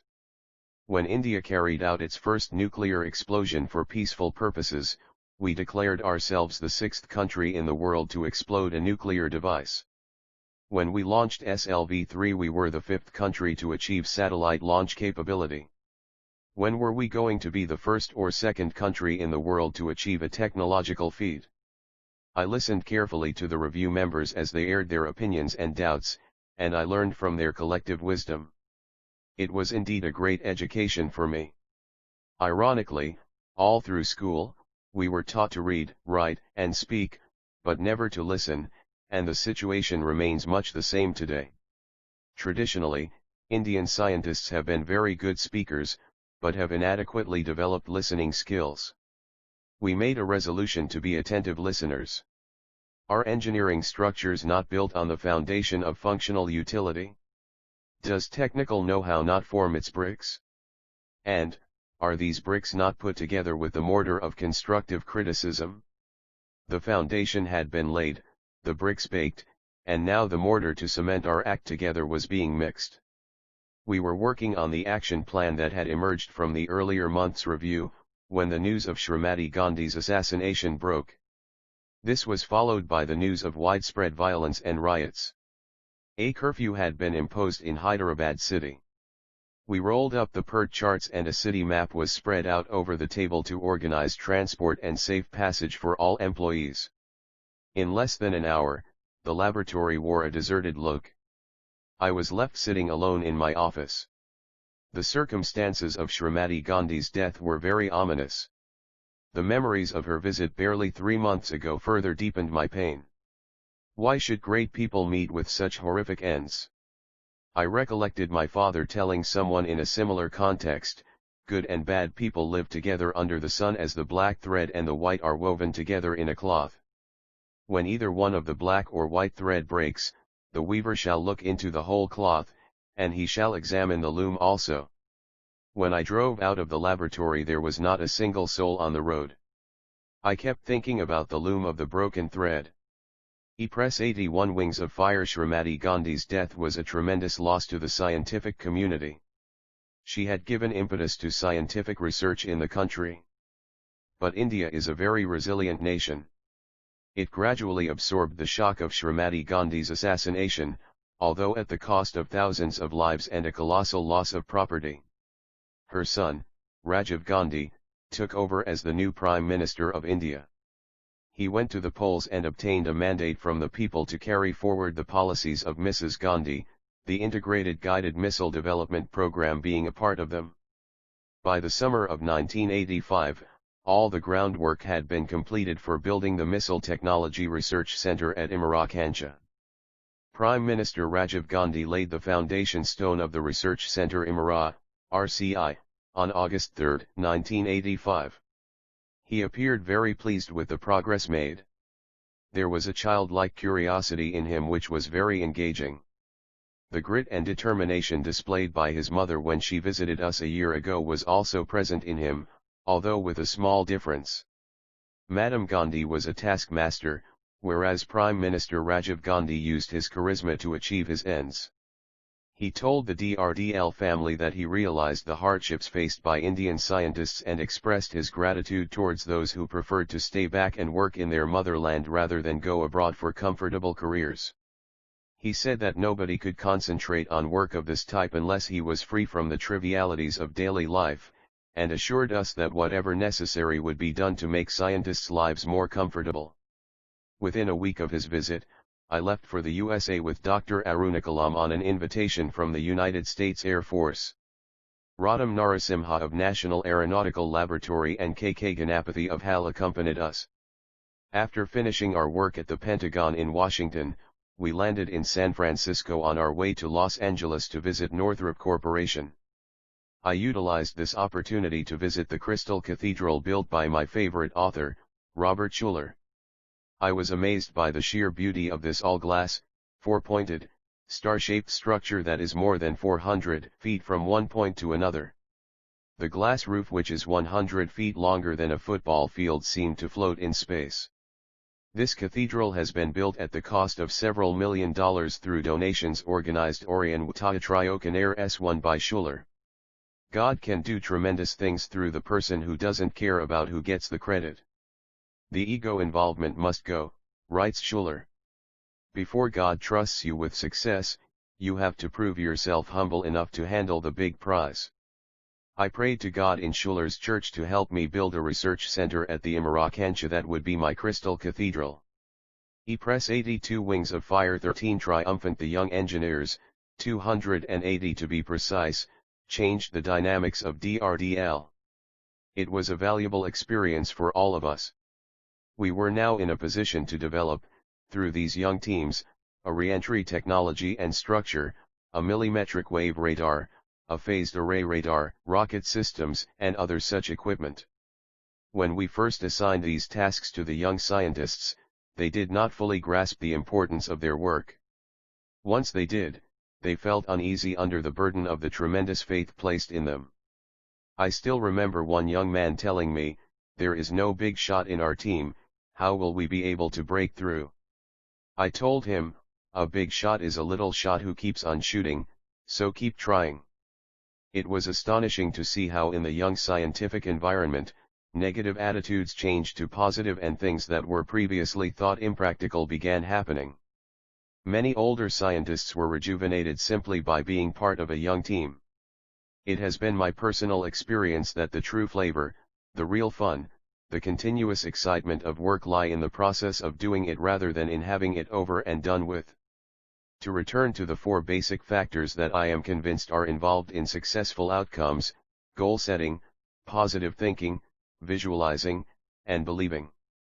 By now, we had gone through an elaborate exercise of goal setting and enthused the young scientists about these goals. At the review e-press ordierni ut matpihoen T1 meetings, I would insist that the youngest scientists present their team's work. That would help them in visualizing the whole system. Gradually, an atmosphere of confidence grew. Young scientists started questioning senior colleagues on solid technical issues. Nothing daunted them, because they feared nothing. If there were doubts, they rose above them. They soon became persons of power. A person with belief never grovels before anyone, whining and whimpering that it's all too much, that he lacks support, that he is being treated unfairly. Instead, such a person tackles problems head-on and then affirms, as a child of God, I am greater than anything that can happen to me. I tried to keep the work environment lively with a good blend of the experience of the older scientists mixed with the skills of their younger colleagues. This positive dependence between youth and experience had created a very productive work culture at DRDL. The first launch of the missile program was conducted on September 16, 1985, when Trishul took off from the test range at Sriharikota, Shar. It was a ballistic flight meant for testing the in-flight performance of the solid propellant rocket motor. 2 C-band radars and collidiothéodolite, KTLs, were used to track the missile from the ground. The test was successful. The launcher, rocket motor, and telemetry systems functioned as planned. The aerodynamic drag, however, was higher than the estimates predicted on the basis of wind tunnel testing. In terms of technology breakthrough or experience enrichment, this test was of little value, but the real achievement of this test was to remind my DRDL friends that they could fly missiles without being driven by the brute demands of compliance or reverse engineering. In a swift stroke, the psyche of the DRDL scientists experienced a multidimensional expansion. This was followed by the successful test flight of the pilotless target aircraft, PDA. Our engineers had developed the rocket motor for the PDA designed by the Bangalore-based Aeronautical Development Establishment, AID. The motor had been type approved by DTD&P, Air. This was a small but significant step towards developing missile hardware that is not only functional but also acceptable to the user agencies. A private sector firm was engaged to produce a reliable, airworthy, high thrust-to-weight ratio rocket motor with technology input 83 wings of fire from DRDL. We were slowly graduating from single laboratory projects to multi-laboratory programs to laboratory industry exercises. The development of PDA symbolized a great confluence of 4 different organizations. I felt as if I was standing at a meeting point and looking at the roads coming from AID, DTD, N.P., AIR, and ISRO. The 4th road was the DRDL, a highway to national self-reliance in missile technology. Taking our partnership with the academic institutions of the country a step further, joint advanced technology programs were started at the Indian Institute of Science, IISC, and Yadavpur University. I have always had a deep regard for academic institutions and reverence for excellent academicians. I value the inputs that academicians can make to development. Formal requests had been placed with these institutions and arrangements arrived at under which expertise from their faculties would be extended to DRDL in pursuance of its projects. Let me highlight a few contributions of academic institutions to the various missile systems. Prithvi had been designed as an inertially guided missile. To reach the target accurately, the trajectory parameters have to be loaded into its brain and onboard computer. A team of young engineering graduates at Yadavpur University under the guidance of Professor Ghoshal developed the required robust guidance algorithm. At the IISc, postgraduate students under the leadership of Professor I.G. Sharma developed air defense software for multi-target acquisition by Akash. The re-entry vehicle system design methodology for Agni was developed by a young team at IIT Madras and DRDO scientists. Osmania University's Navigational Electronics Research and Training Unit had developed state-of-the-art signal processing algorithms for NAG. I have only given a few examples of collaborative endeavor. In fact, it would have been very difficult to achieve our advanced technological goals without the active partnership of our academic institutions. Let us consider the example of the Agni payload breakthrough. Agni is a two-stage rocket system and employs re-entry technology developed in the country for the first time. It is boosted by a first-stage solid rocket motor derived from SLV-3 and further accelerated at the second stage with the liquid rocket engines of Prithvi. For the Agni, the payload gets delivered at hypersonic speeds, which calls for the design and e-press ordierni utmatpihoan T1 development of a re-entry vehicle structure. The payload with guidance electronics is housed in the re-entry vehicle structure, which is meant to protect the payload by keeping the inside temperature within the limit of 400 C, when the outside skin temperature is greater than 2500 C. An inertial guidance system with an onboard computer guides the payload to the required target. For any re-entry missile system, three-dimensional preforms are core material for making the carbon-carbon nose tip that will remain strong even at such high temperatures. 4 laboratories of DRDO and the CSIR achieved this in a short span of 18 months, something other countries could do only after a decade of research and development. Another challenge involved in the Agni payload design was related to the tremendous speed with which it would re-enter the atmosphere. In fact, Agni would re-enter the atmosphere at 12 times the speed of sound, 12 Mach, as we call it in science. At this tremendous speed, we had no experience of how to keep the vehicle under control. To carry out a test, we had no wind tunnel to generate that kind of speed. If we sought American help, we would have been seen as aspiring to something they considered their exclusive privilege.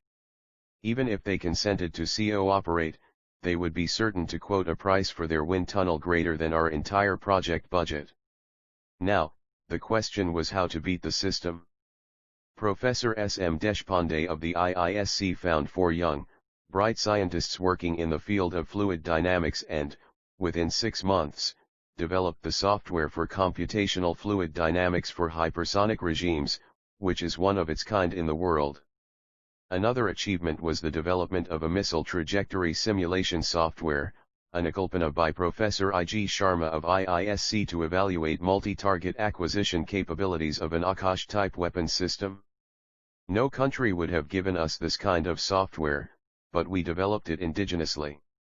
In yet another example of creating a synergy of scientific talent, Professor Bharati Bhatt of IIT Delhi, working with the Solid Physics Laboratory, SPL, and Central Electronics Limited, CEL, broke the monopoly of the Western countries by developing ferrite phase shifters for use in the multifunction, multitasking 3D phased army radar for 84 wings of fire surveillance, tracking and guidance of Akash. Professor Saraf of IIT, Kharagpur, working with B.K. Mukhopadhyay, my colleague at RCI, made a millimetric wave, mmW, antenna for the NAG seeker head in 2 years, a record even by international standards. The Central Electrical and Electronics Research Institute, CERI, Palani developed an IMPAT diode in consortium with the SPL and RCI to overcome technological foreign dependence in creating these components, which are the heart of any mmW device. As work on the project spread horizontally, performance appraisal became more and more difficult. DRDO has an assessment-linked policy. Leading nearly 500 scientists, I had to finalize their performance appraisals in the form of annual confidential reports, ACRS. These reports would be forwarded to an assessment board comprised of outside specialists for recommendations. Many people viewed this part of my job uncharitably. Missing a promotion was conveniently translated as a dislike I had towards them. Promotions of other colleagues were seen as subjective favors granted by me. Entrusted with the task of performance evaluation, I had to be a fair judge. To truly understand a judge, you must understand the riddle of the scales, one side heaped high with hope, the other side holding apprehension. When the scales dip, bright optimism turns into silent panic. When a person looks at himself, he is likely to misjudge what he finds. He sees only his intentions. Most people have good intentions and hence conclude that whatever they are doing is good. It is difficult for an individual to objectively judge his actions, which may be, and often are, contradictory to his good intentions. Most people come to work with the intention of doing it. Many of them do their work in a manner they find convenient and leave for home in the evening with a sense of satisfaction. They do not evaluate their performance, only their intentions. It is assumed that because an individual has worked with the intention of finishing his work in time, if delays occurred, they were due to reasons beyond his control. He had no intention of causing the delay. But if his action or inaction caused that delay, was it not intentional? Looking back on my days as a young scientist, I am aware that one of the most constant and powerful urges I experienced was my desire press ordierni utmat pihoan T1 to be more than what I was at that moment. I desired to feel more, learn more, express more. I desired to grow, improve, purify, expand. I never used any outside influence to advance my career. All I had was the inner urge to seek more within myself. The key to my motivation has always been to look at how far I had still to go rather than how far I had come. After all, what is life but a mixture of unsolved problems, ambiguous victories, and amorphous defeats? The trouble is that we often merely analyze life instead of dealing with it. People dissect their failures for causes and effects, but seldom deal with them and gain experience to master them and thereby avoid their recurrence. This is my belief, that through difficulties and problems God gives us the opportunity to grow.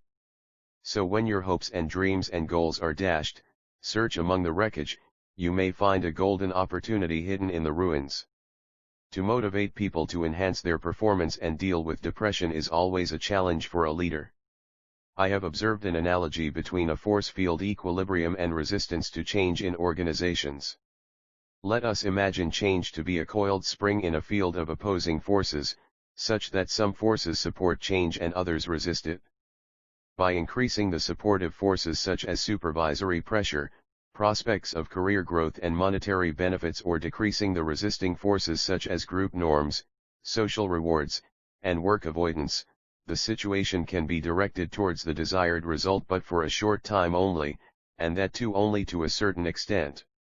After a while the resisting forces push back with greater force as they are compressed even more tightly.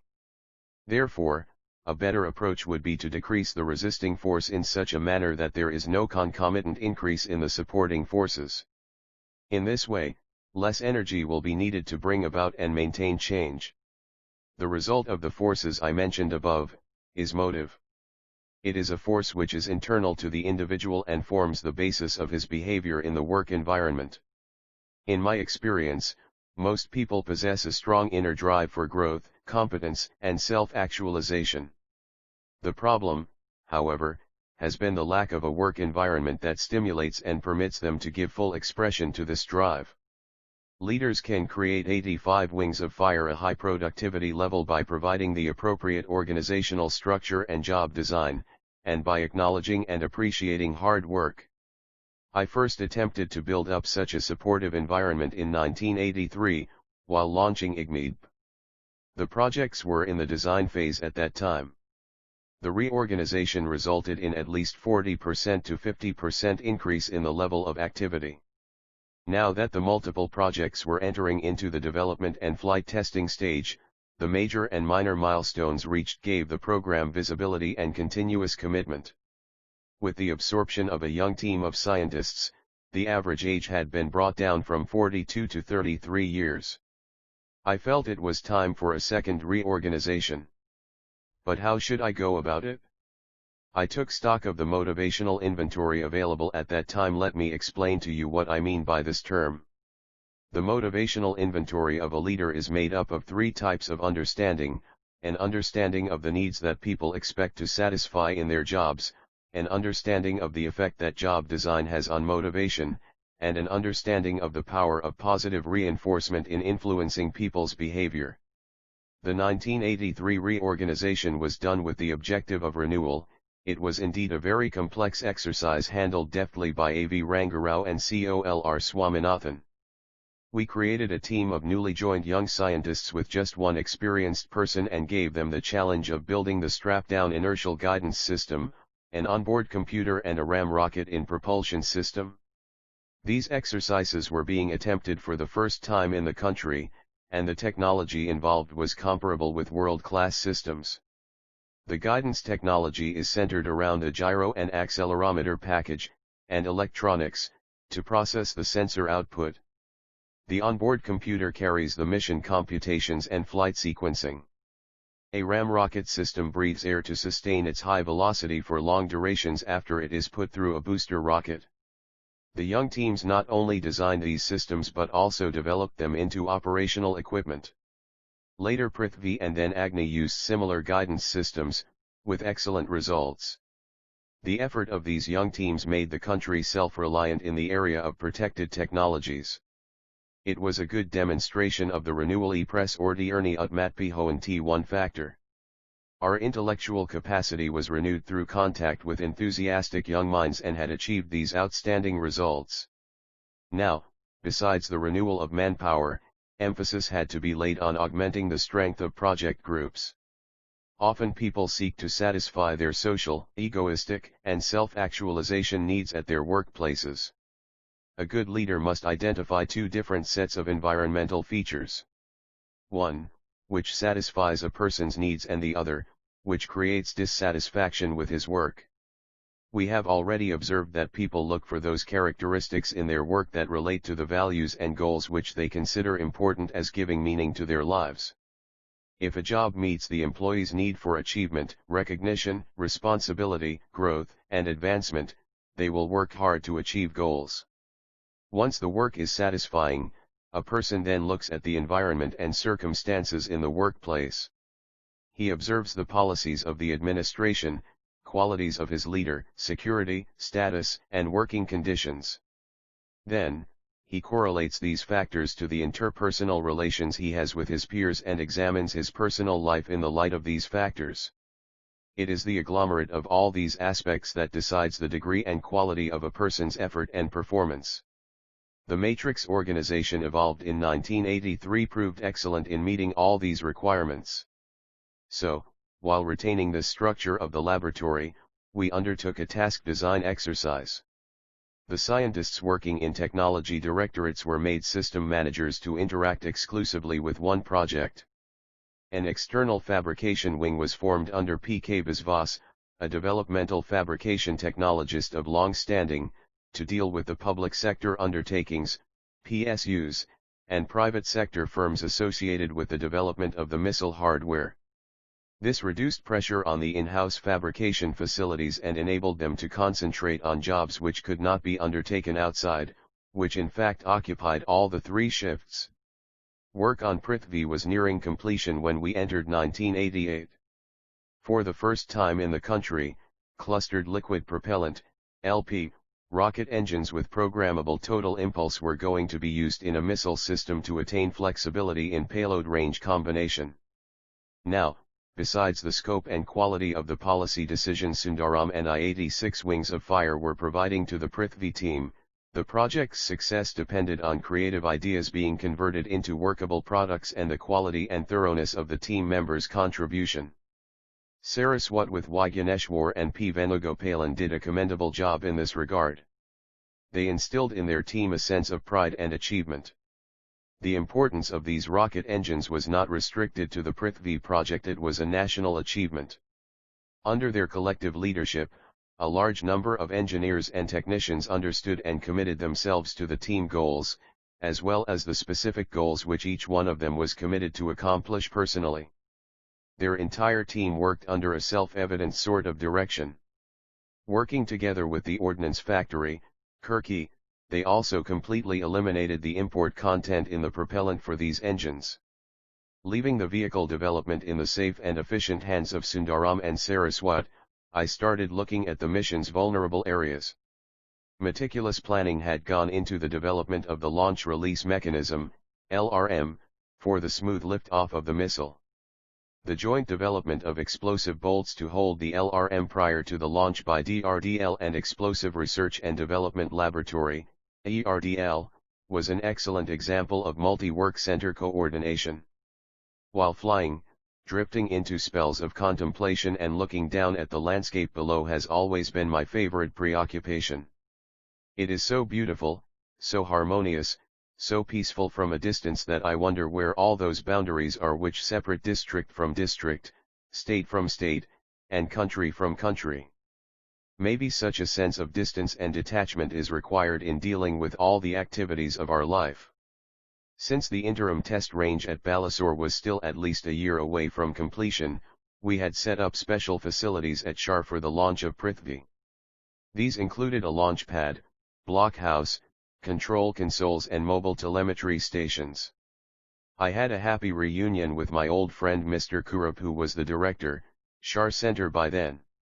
Working with Kurup on the Prithvi launch campaign gave me great satisfaction. Kurup worked for Prithvi as a team member, ignoring the boundary lines that divide DRDO and ISRO, DRDL, and Shar. Kurup used to spend a lot of time with us at the launch pad. He complimented E-Press Ordierni Utmatpihoan T1 us with his experience in range testing and range safety and worked with great enthusiasm in propellant filling, making the maiden Prithvi launch campaign a memorable experience. Prithvi was launched at 11:23 HRS on February 25, 1988. It was an epoch-making event in the history of rocketry in the country. Prithvi was not merely a surface-to-surface missile with a capability of delivering a 1,000 kg conventional warhead to a distance of 150 km with an accuracy of 50 m SEP, it was in fact the basic module for all future guided missiles in the country. It already had the provision for modification from a long-range surface to an air missile system, and could also be deployed on a ship. The accuracy of a missile is expressed in terms of its circular error probable, SEP. This measures the radius of a circle within which 50% of the missiles fired will impact. In other words, if a missile has a SEP of 1 km, such as the Iraqi Scud missiles fired in the Gulf War, this means that half of them should impact within 1 km of their target. A missile with a conventional high-explosive warhead and a SEP of 1 km would not normally be expected to destroy or disable fixed military targets such as a command and control facility or an air base. It would however be effective against an undefined target such as a city. The German V-2 missiles fired at London between September 1944 and March 1945 had a conventional high-explosive warhead and a very large SEP of some 17 km. Yet the 500 V-2s which hit London succeeded in causing more than 21,000 casualties and destroying about 200,000 homes. When the West were crying themselves hoarse over the NPT, we stressed upon building competence in core guidance and control technologies to achieve a SEP as precise as 50 m. With the success of the Prithvi trials, the cold reality of a possible strategic strike even without a nuclear warhead had silenced the critics to whispers about a possible technology conspiracy theory. The launch of Prithvi sent shockwaves across the unfriendly neighboring countries. The response of the Western Bloc was initially one of shock and then of anger. A 7-nation technology embargo, 87 wings of fire was clamped, making it impossible for India to buy anything even remotely connected with the development of guided missiles. The emergence of India as a self-reliant country in the field of guided missiles upset all the developed nations of the world. E-Press Torikant Bate Oranair S-114 Torchbearers Indian core competence in rocketry has been firmly established again, beyond any doubt. The robust civilian space industry and viable missilibus defenses has brought India into the select club of nations that call themselves superpowers. Always encouraged to follow Buddha's or Gandhi's teachings, how and why did India become a missile power is a question that needs to be answered for future generations. 2 centuries of subjugation, oppression, and denial have failed to kill the creativity and capability of the Indian people. Within just a decade of gaining independence and achieving sovereignty, Indian space and atomic energy programs were launched with a perfect orientation towards peaceful applications. There were neither funds for investing in missile development nor any established requirement from the armed forces. The bitter experiences of 1962 forced us to take the basic first steps towards missile development. Would a Prithvi suffice? Would the indigenous development of 4 or 5 missile systems make us sufficiently strong? Or would having nuclear weapons make us stronger? Missiles and atomic weapons are merely parts of a greater whole.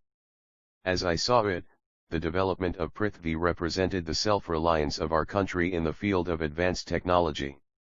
High technology is synonymous with huge amounts of money and massive infrastructure.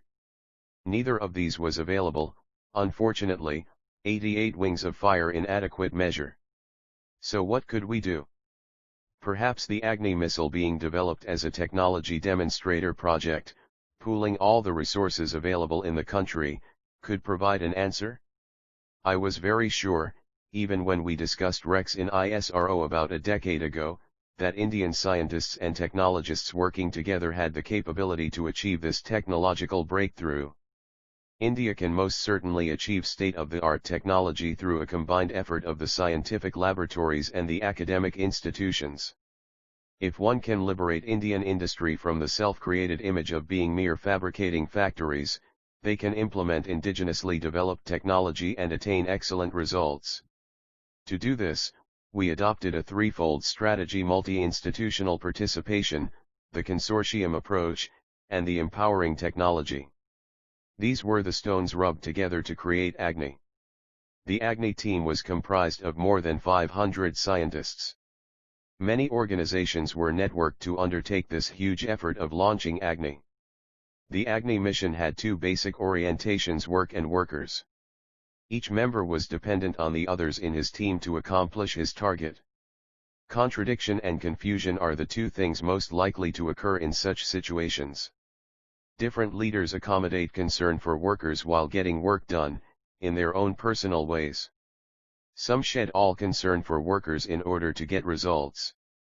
They use people merely as instruments to reach goals. Some give less importance to the work, and make an effort to gain the warmth and approval of people working with them. But what this team achieved was the highest possible integration in terms of both the quality of work and human relationships. Involvement, participation, and commitment were the key words to functioning. Each of the team members appeared to be performing by choice. The launching of Agni was the common stake not only for our scientists, but for their families too. V.R. Nagaraj was the leader of the electrical integration team. Dedicated technologist that he is, Nagaraj would forget basic requirements like food and sleep while on the integration gig. His brother-in-law passed away while he was at ITR. His family kept this information from Nagaraj so that there would be no interruption in his work towards the launching of Agni. E Prestori Pate Oranair S1. The Agni launch had been scheduled for April 20, 1989. This was going to be an unprecedented exercise. Unlike space launch vehicles, a missile launch involves wide-ranging safety hazards. 2 radars, 3 telemetry stations, 1 telecommand station and 4 electro-optical tracking instruments to monitor the missile trajectory had been deployed. In addition, the telemetry station at Car Nicobar, Istrak, and the SHAR radars were also commissioned to track the vehicle. Dynamic surveillance was employed to cover the electrical power that flows from the missile batteries within the vehicle and to control system pressures. Should any deviation be noticed either in voltage or in pressure, the specially designed automatic checkout system would signal hold. The flight operations would then be sequenced only if the defect was rectified. The countdown for the launch started at T36 hours. The countdown from T7.5 minutes was to be computer controlled. All activities preparatory to the launch went according to schedule. We had decided to move the people living in nearby villages to safety at the time of the launch. This attracted media attention, and led to much controversy. By the time April 20, 1989 arrived, the whole nation was watching us.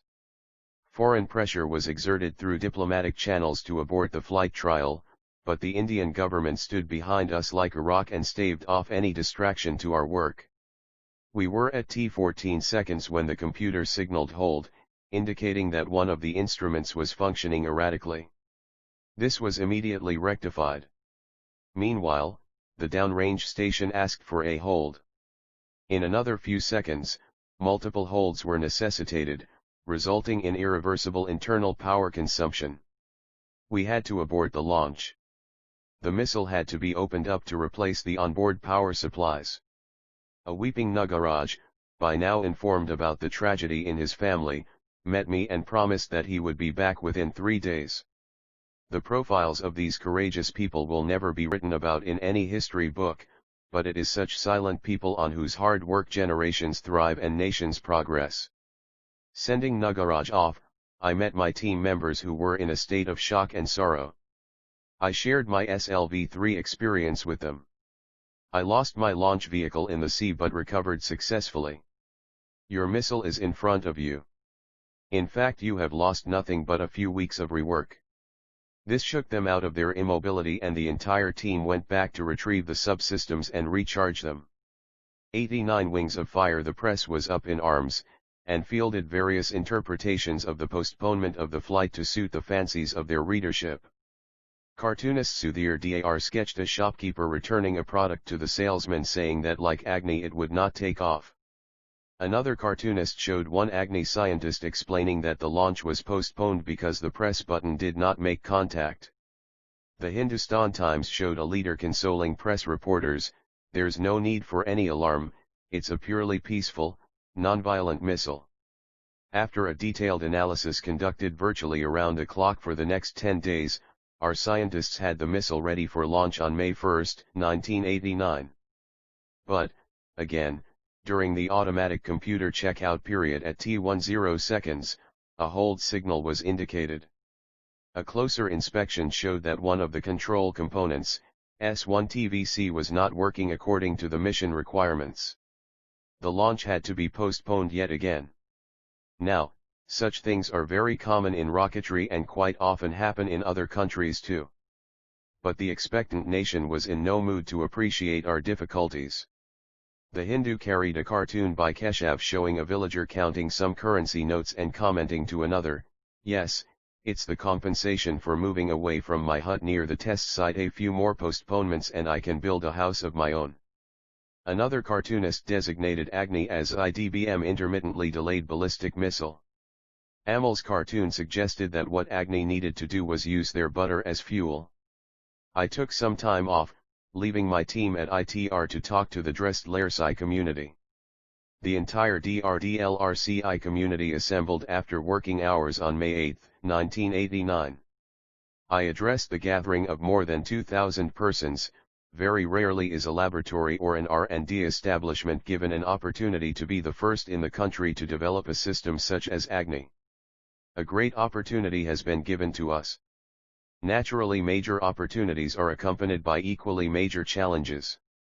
We should not give up and we should not allow the problem to defeat us. The country doesn't deserve anything less than success from us. Let us aim for success. I had almost completed my address, when I found myself telling my people, "I promise you, we will be back after successfully launching Agni before the end of this month." Toritanpate or an Air S1 detailed analysis of the component failure during the second attempt led to the refurbishment of the control system. This task was entrusted to a DRDOISRO team. The team carried out the rectification of the first stage control system at the Liquid Propellant System Complex, LPSC, of ISRO and completed the task in record time with tremendous concentration and willpower. It was nothing short of amazing how hundreds of scientists and staff worked continuously and completed the system readiness with acceptance tests in just 10 days. The aircraft took off from Trivandrum with the rectified control systems and landed close to ITR on the 11th day. But now it was the turn of hostile weather conditions to impede us. A cyclone threat was looming large. All the work centers were connected through satellite communication and HF links. Meteorological data started flowing in at 10-minute intervals. Finally, the launch was scheduled for May 22, 1989. The previous night, Dr. Aruna Kalam, Gen K.N. Singh and I were walking together with the Defense Minister K.C. Pant, who had come to ITR to witness the launch. It was a full moon night, it was high tide and the waves crashed and roared, as if singing of his glory and power. Would we succeed with the Agni launch tomorrow? This question was foremost in all our minds, but none of us was willing to break the spell cast by the beautiful moonlit night. Breaking a long silence, the Defense Minister finally asked me, "Kalam, what would you like me to do to celebrate the Agni success tomorrow?" It was a simple question, to which I could not think of an answer immediately. What did I want? What was it that I did not have? What could make me happier? And then I found the answer. We need 100,000 saplings to plant at RCI, I said. His face lit up with a friendly glow. You are buying the blessings of Mother Earth for Agni, Defense Minister K.C. Pant quipped. We will succeed tomorrow, he predicted. The next day Agni took off at 0710 HRS. It was a perfect launch. The missile followed a textbook trajectory. All flight parameters were met. It was like waking up to a beautiful morning from a nightmarish sleep. We had reached the launch pad after 5 years of continuous work at multiple work centers. We had lived through the ordeal of a series of snags in the E-Press 90 Wings of Fire last 5 weeks. We had survived pressure from everywhere to stop the whole thing. But we did it at last. It was one of the greatest moments of my life. A mere 600 seconds of elegant flight washed off our entire fatigue in an instant. What a wonderful culmination of our years of labor. I wrote in my diary that night, do not look at Agni as an entity directed upward to deter the ominous or exhibit your might. It is fire in the heart of an Indian. Do not even give it the form of a missile as it clings to the burning pride of this nation and thus is bright. Prime Minister Rajiv Gandhi called the Agni launch a major achievement in our continuing efforts to safeguard our independence and security by self-reliant means. The technology demonstration through Agni is a reflection of our commitment to the indigenous development of advanced technologies for the nation's defense. The country is proud of your efforts, he told me. President Venkataraman saw in the Agni success the fulfillment of his dream. He cabled from Simla, it is a tribute to your dedication, hard work, and talent. A great deal of misinformation and disinformation had been spread by vested interests about this technology mission. Agni had never been intended only as a nuclear weapons system. What it did was to afford us the option of developing the ability to deliver non-nuclear weapons with high precision at long ranges. That it provided us with a viable non-nuclear option was of the greatest relevance to contemporary strategic doctrines. Great ire was raised by the test firing of Agni, according to a well-known American defense journal, especially in the United States where congressmen threatened to put a stop to all dual-use and missile-related technologies, along with all multinational aid. E-Prestory Pate Oranair S1 Gary Milholland, a so-called specialist in missiles and warhead technologies, had made a claim in the Wall Street Journal that India had made Agni with the help of West Germany. I had a hearty laugh reading that the German Aerospace Research Establishment, DLR, had developed Agni's guidance system, the first stage rocket, and a composite nose cone, and that the aerodynamic model of Agni was tested in the DLR wind tunnel. An immediate denial came from the DLR, who in turn speculated that France had supplied the Agni guidance electronics. American Senator Jeff Bingaman even went to the extent of suggesting that I picked up everything needed for Agni during my 4-month stay at Wallops Island in 1962. The fact that I was in Wallops Island more than 25 years ago and at that time the technology used in Agni did not exist even in the United States was not mentioned. In today's world, technological backwardness leads to subjugation. Can we allow our freedom to be compromised on this account? It is our bounden duty to guarantee the security and integrity of our nation against this threat. Should we not uphold the mandate bequeathed to us by our forefathers who fought for the liberation of our country from imperialism? Only when we are technologically self-reliant will we able to fulfill their dream. Till the Agni launch, the Indian armed forces had been structured for a strictly defensive role to safeguard our nation, to shield our democratic processes from the turbulence in the countries around us, and to raise the cost of any external intervention to an unacceptable level for countries which may entertain such notions. With Agni, India had reached the stage where she had the option of preventing wars involving her. Agni marked the completion of 5 years of IGMID. Now that it had demonstrated our competence in the crucial area of re-entry technology, and with tactical missiles like Prithvi and Trishul already test-fired, the launches of Nag and Akash would take us into areas of competence where there is little or no international competition. These two missile systems contained within themselves the stuff of major technological breakthroughs. There was a need to focus our efforts more intensively on them. 91 Wings of Fire. In September 1989, I was invited by the Maharashtra Academy of Sciences in Bombay to deliver the Jawaharlal Nehru Memorial Lecture. I used this opportunity to share with the budding scientists my plans of making an indigenous air-to-air missile, Astra.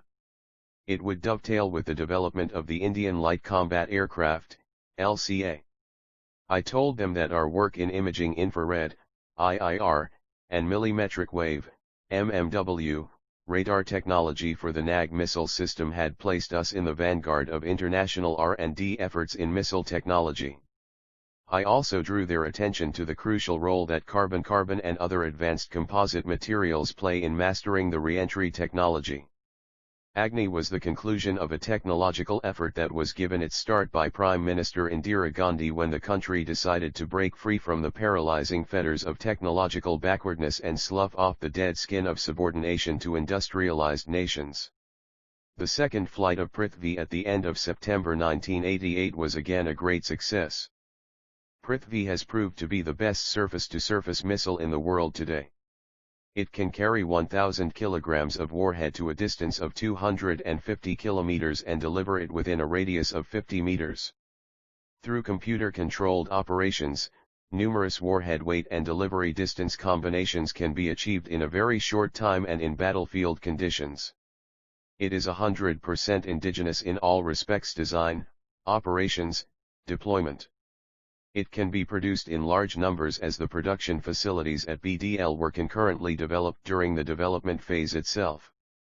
The Army was quick to recognize the potential of this commendable effort and approached the CCPA for placing orders for Prithvi and Trishul missile systems, something that had never happened before. E-Prestoric Bate Oranair S-192 Wings of Fire Orientation, 1 for Contemplation 1991. We create and destroy and again recreate in forms of which no one knows. Alwaqui Curran 56:61 E-Press 93 Wings of Fire 15 Emancipators. On Republic Day 1990, the nation celebrated the success of its missile program.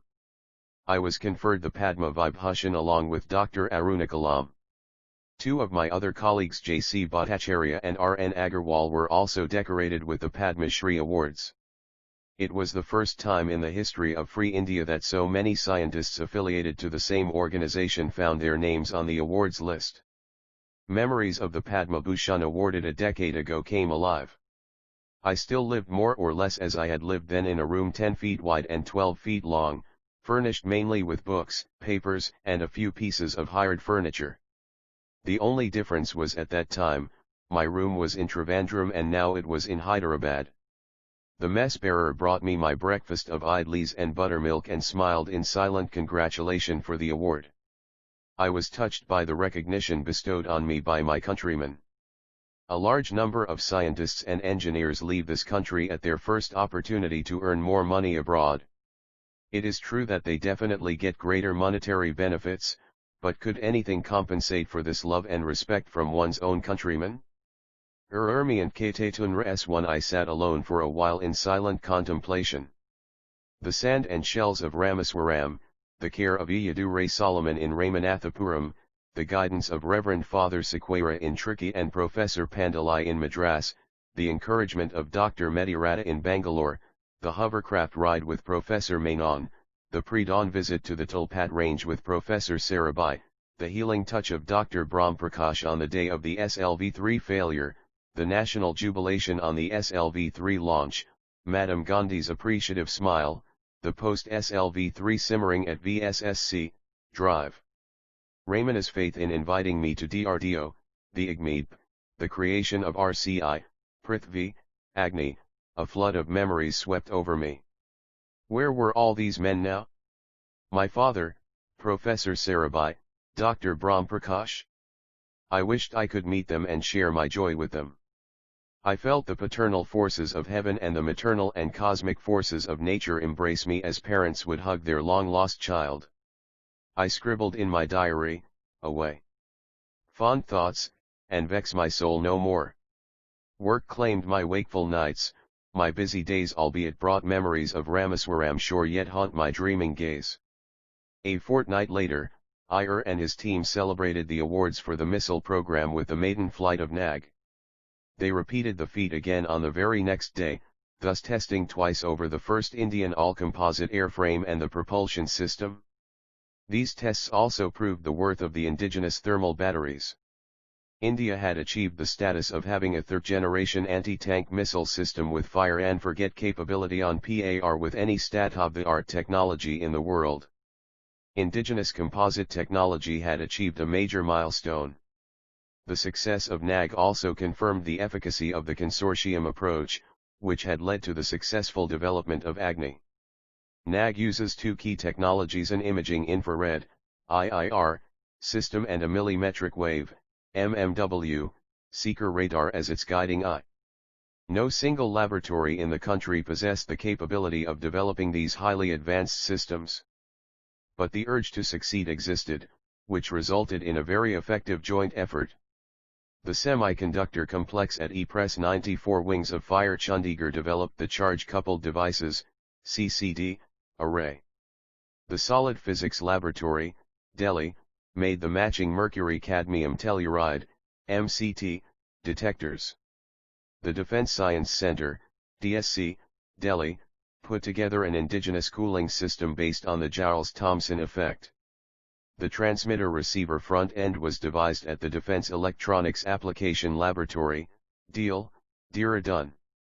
The special gallium arsenide gun, Schottky barrier mixer diodes, compact comparator for antenna system. India was banned from buying any one of these high-technology devices, but innovation cannot be suppressed by international restrictions.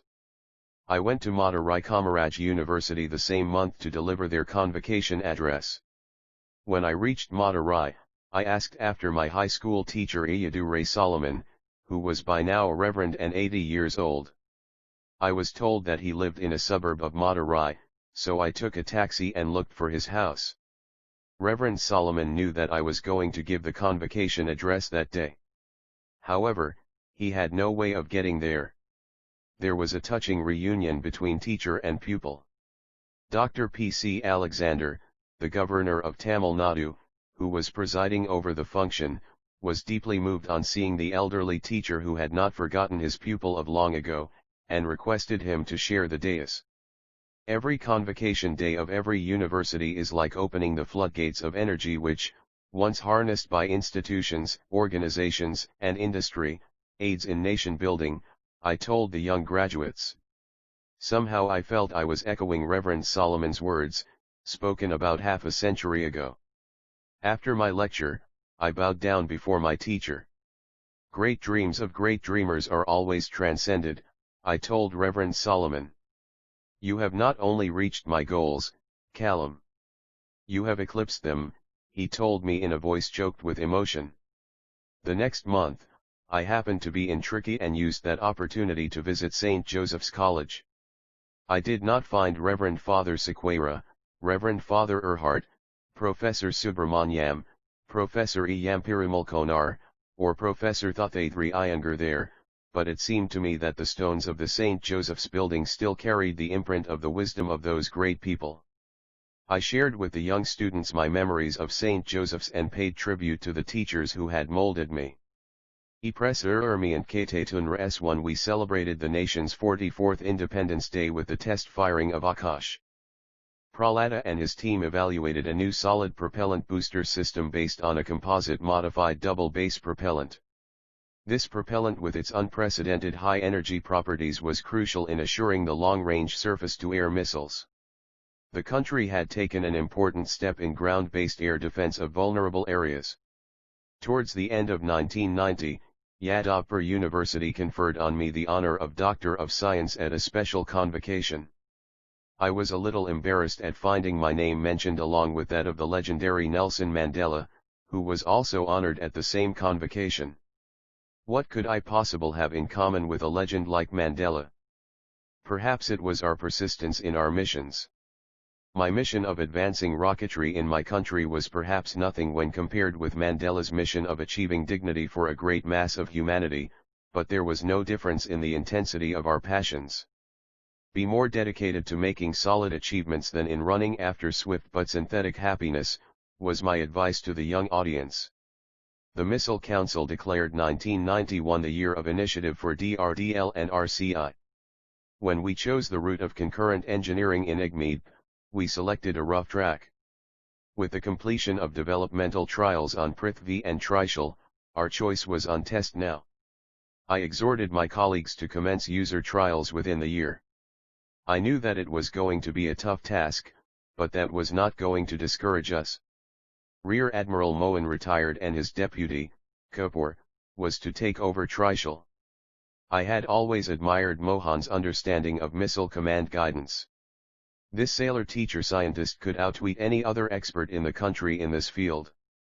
I will always remember his candid exposition of various aspects of the command line of sight, class, guidance system during the Trishul meetings. Once, he showed me a verse that he had composed to highlight the woes of an IGMED project director. It was a good way of letting off steam. Impossible time frames, PERT charts to boot are driving me almost crazy as a coot, presentations to MC add to one's woes, 95 wings of fire if they solve anything, heaven only knows. Meetings on holidays, even at night, the family is fed up, and all ready to fight. My hands are itching to tear my hair but alas, I haven't any more to tear. I told him, I have handed over all my problems to my best teams in DRDL, RCI and other participating labs. That has given me a full head of hair. The year 1991 began on a very ominous note. On the night of January 15, 1991, the Gulf War broke out between Iraq and the Allied forces led by the USA. In one stroke, thanks to satellite television invading Indian skies by that time, rockets and missiles captured the imagination of the entire nation. People started discussing Scuds and Patriots in coffee houses and tea shops. Children began flying paper kites shaped like missiles, and playing war games along the lines of what they saw on American television networks. The successful test firing of Prithvi and Trishul during the course of the Gulf War was enough to make an anxious nation relax. The newspaper reports of the programmable trajectory capability of the Prithvi and Trishul guidance system, using microwave frequencies in virtually unjammable bands, created widespread awareness. The nation was quick to draw parallels between the missiles operational in the Gulf War and our own warhead carriers. A common query I encountered was whether Prithvi was superior to a Scud, whether Akash could perform like a Patriot, and so on. Hearing a yes or a why not, from me, people's faces would light up with pride and satisfaction. The Allied forces had a marked technological edge, as they were fielding systems built using the technologies of the 80s and 90s. Iraq was fighting with the by and large vintage weapon systems of the 60s and 70s. Now, this is where the key to the modern world order lies: superiority through technology. Deprive the opponent of the latest technology and then dictate your terms in an unequal contest.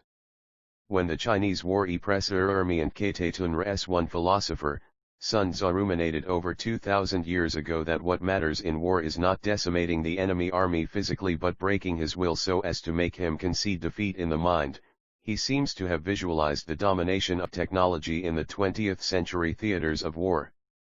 The missile force coupled with the electronic warfare used in the Gulf War was a feast for military strategic experts. It acted as a curtain raiser for the 21st century war scenario, with missiles and electronic and information warfare playing the lead roles. In India, even today, the term technology, for most people, conjures up images of smoky steel mills or clanking machines. This is a rather inadequate conception of what technology denotes. The invention of the horse collar in the Middle Ages led to major changes in agricultural methods, and was as much a technological advance as the invention of the Bessemer furnace centuries later. Moreover, technology includes techniques as well as the machines that may or may not be necessary to apply them. It includes ways to make chemical reactions occur, ways to breed fish, eradicate weeds, light theaters, treat patients, teach history, fight wars, or even prevent them. Today, most advanced technological processes are carried out far from assembly lines or open hearths. Indeed, in electronics, in space technology, in most of the new industries, relative silence and clean surroundings are characteristic, even essential. The assembly line, with the organization of armies of men, to carry out simple, routine functions is an anachronism. Our symbols of technology must change before we can keep pace with changes in technology itself. We should never forget that technology feeds on itself. Technology makes more technology possible. In fact, technological innovation consists of three stages linked together in a self-reinforcing cycle. First, there is the creative stage, with the blueprint of a feasible idea. This is made real by its practical application, and this finally ends in its diffusion through society. The process is then complete, the loop is closed when the diffusion of technology embodying the new idea in its turn helps generate new creative ideas. Today, all over the developed world, the time gap between each of the steps in this cycle has been shortened. In India, we are just progressing towards that stage, closing the loop. 96 Wings of Fire. After the Gulf War concluded with the victory of the technologically superior Allied forces, over 500 scientists of DRDL and RCI gathered to discuss issues that had emerged. I posed a question before the assembly: was technology or weapon symmetry with other nations feasible, and if so, should it be attempted? The discussion led to many more serious questions, such as, how to establish effective electronic warfare support, how to make missile development proceed apace with the development of equally necessary systems like the LCA, and what were the key areas where a push would bring progress. At the end of a lively discussion spread over 3 hours, the consensus emerged that there was no way to redress asymmetry in military capability except to have the same capability in specific areas as your potential opponent. The scientists vowed to achieve a reduced step in the accuracy of Prithvi's delivery, perfecting the Ka-band guidance system for Trishul and realizing all carbon-carbon re-entry control surfaces for Agni by the end of the year. The vow was later fulfilled.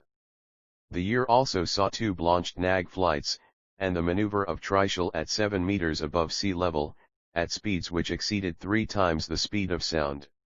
The latter was a breakthrough in the development of an indigenous ship-launched anti-sea skimmer missile. The same year, I received an honorary degree of Doctor of Science from the IIT, Bombay. In the citation read by Professor B. Nag on the occasion, I was described as an inspiration behind the creation of a solid technological base from which India's future aerospace programs can be launched to meet the challenges of the 21st century. Well, perhaps Professor Nag was only being polite, but I do believe that India will enter the next century with its own satellite in geostationary orbit 36,000 kilometers away in space, positioned by its own launch vehicle. India will also become a missile power. Ours is a country with tremendous vitality. Even though the world may not see its full potential or feel its full power, no one dare ignore it anymore. On October 15, I turned 60. I looked forward to retirement and planned to open a school for the less privileged children. My friend, Professor P. Ramarao, who was heading the Department of Science and Technology in the Government of India, even struck up a partnership E-Pressur Ermi and Katatunra S1 with me to establish what he called the Kalam School. We were unanimous in our opinion that carrying out certain missions and reaching certain milestones, however important they may be or however impressive they might appear to be, is not all there is to life. But we had to postpone our plan as neither of us was relieved from our post by the government of India. It was during this period that I decided to put down my memoirs and express my observations and opinions on certain issues. The biggest problem Indian youth faced, I felt, was a lack of clarity of vision, a lack of direction. It was then that I decided to write about the circumstances and people who made me what I am today. The idea was not merely to pay tribute to some individuals or highlight certain aspects of my life. What I wanted to say was that no one, however poor, underprivileged or small, need feel disheartened about life. Problems are a part of life. Suffering is the essence of success. As someone said, God has not promised skies always blue, flower-strewn pathways all our life through. God has not promised sun without rain, joy without sorrow, peace without pain. I will not be presumptuous enough to say that my life can be a role model for anybody, but some poor child living in an obscure place, in an underprivileged social setting may find a little solace in the way my destiny has been shaped. It could perhaps help such children liberate themselves from the bondage of their illusory backwardness and hopelessness. Irrespective of where they are right now, they should be aware that God is with them, and when He is with them, who can be against them? But God has promised strength for the day, rest for the labor, light for the way. 97 Wings of Fire. It has been my observation that most Indians suffer unnecessary misery all their lives because they do not know how to manage their emotions. They are paralyzed by some sort of a psychological inertia. Phrases like the next best alternative, the only feasible option or solution, and till things take a turn for the better are commonplace in our business conversations. Why not write about the deep-rooted character traits which manifest themselves in such widespread, self-defeatist thought patterns and negative behavior? I have worked with many people and organizations and have had to deal with people who were so full of their own limitations that they had no other way to prove their self-worth than by intimidating me. Why not write about the victimization which is a hallmark of the tragedy of Indian science and technology? And about the pathways to organizational success? Let the latent fire in the heart of every Indian acquire wings, and the glory of this great country light up the sky. E-Press Orient Laetayadan Air S116 Leaders Technology, unlike science, is a group activity. It is not based on individual intelligence, but on the interaction of many people. I think the biggest success of IGMEP is not the fact that in record time the country acquired the capability of making 5 state-of-the-art missile systems, but that through it, some superb teams of scientists and engineers have been created.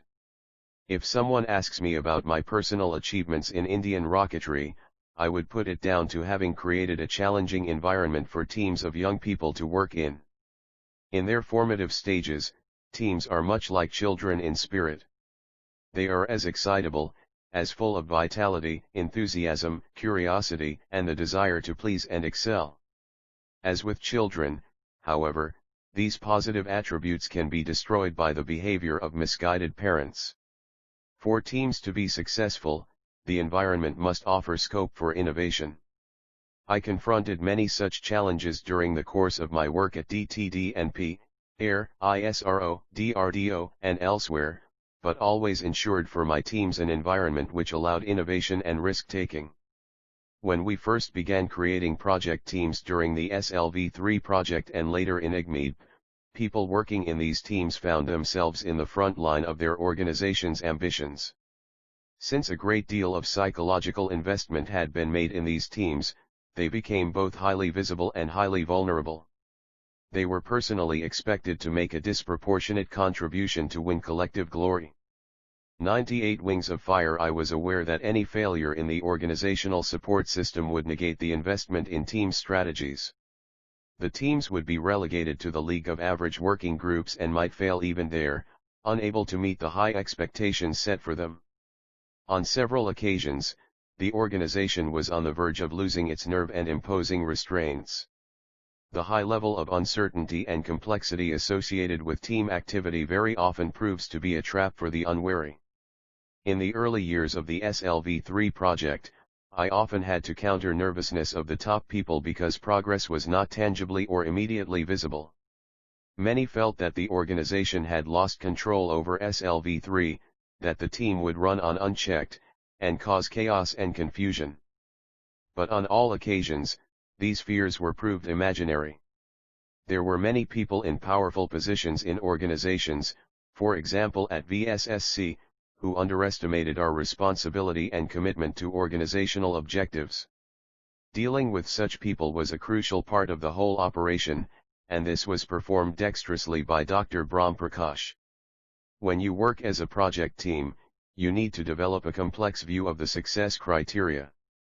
There are always multiple and often conflicting sets of expectations that exist about a team's performance. Then, quite often, the project teams are virtually torn apart in their attempt to accommodate the needs and constraints of subcontractors outside the organization and specialist departments within the organization. Good project teams are able to quickly identify the key person or people with whom negotiations must take place. A crucial aspect of the team leader's role is to negotiate with these key people for their requirements, and to ensure that the dialogue continues on a regular basis as the situation develops or changes.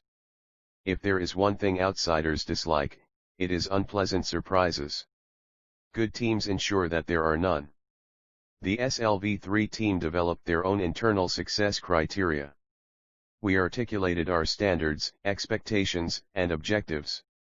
We summarized what was needed to happen for us to be successful and how we would measure success.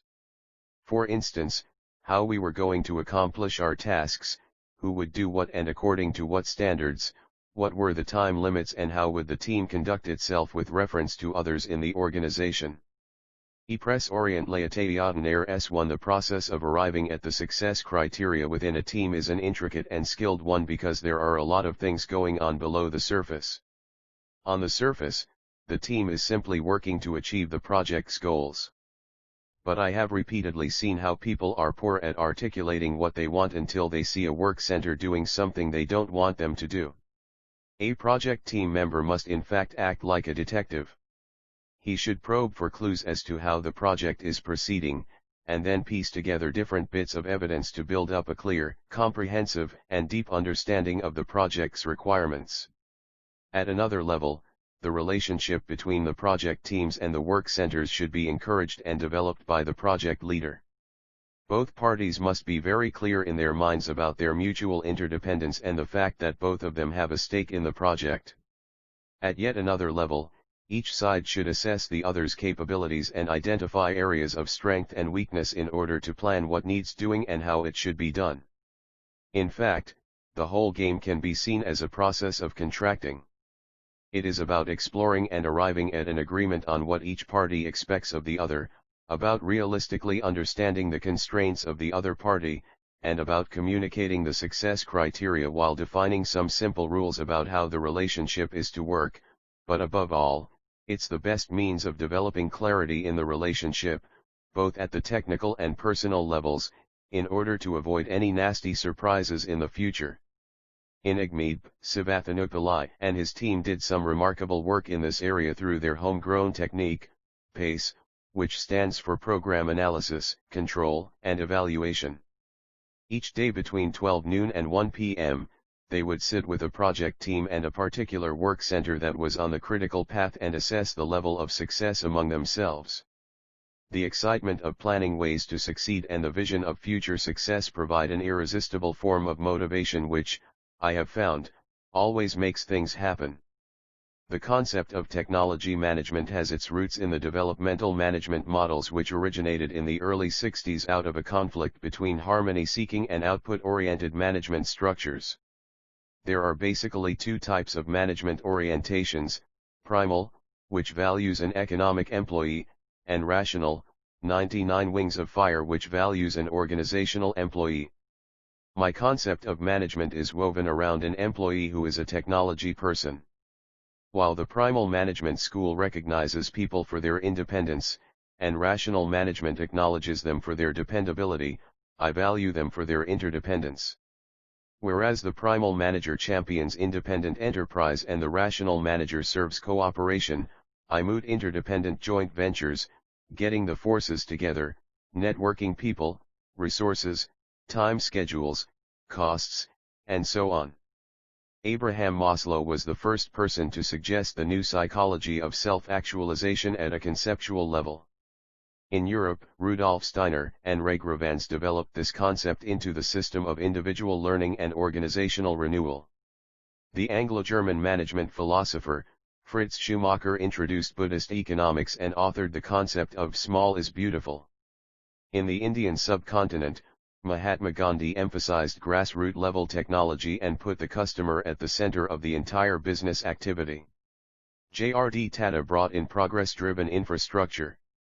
Dr. Homi Jahangir Babha and Professor Vikram Sarabhai launched the high, technology-based atomic energy and space programs with a clear-cut emphasis on the natural laws of totality and flow. Advancing the developmental philosophy of Dr. Babha and Professor Sarabhai, Dr. M.S. Swaminathan ushered the Green Revolution into India, working on another natural principle of integrity. Dr. Verghese Kurian brought in a powerful cooperative movement through a revolution in the dairy industry.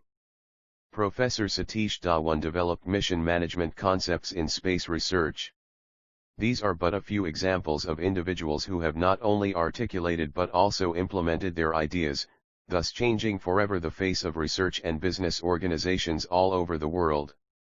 In the IGMED, I attempted to integrate the vision of Professor Sarabhai and the mission of Professor Dhawan by adapting the high-technology setting of Dr. Brahm Prakash's space research. I attempted to add the natural law of latency in founding the Indian guided missile program in order to create a completely indigenous variety of technology management. Let me use a metaphor to illuminate this. The tree of technology management takes root only if there is the e-press orient laetayadner s1 self-actualization of needs, renewal, interdependence, and natural flow. The growth patterns are characteristic of the evolution process, which means that things move in a combination of slow change and sudden transformation. Each transformation causes either a leap into a new, more complex level or a devastating crash to some earlier level. Dominant models reach a certain peak of success when they turn troublesome, and the rate of change always accelerates. The stem of the tree is the molecular structure in which all actions are formative, all policies are normative, and all decisions are integrative. The branches of this tree are resources, assets, operations, and products which are nourished by the stem through a continuous performance evaluation and corrective update. This tree of technology management, if carefully tended, bears the fruits of an adaptive infrastructure, technological empowerment of the institutions, the generation of technical skills among people, and finally self-reliance of the nation and improvement in the quality of life of its citizenry. When IGMED was sanctioned in 1983, we did not have an adequate technology base. A few pockets of expertise were available, but we lacked the authority to utilize that expert technology.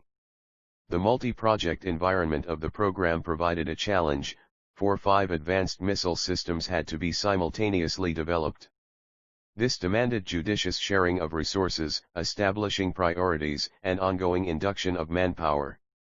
Eventually, the IGMED had 78 partners, including 36 technology centers and 41 production centers spread over public sector undertakings, ordnance factories, private industries, and professional societies, hand in hand with a well-knit bureaucratic structure in the government.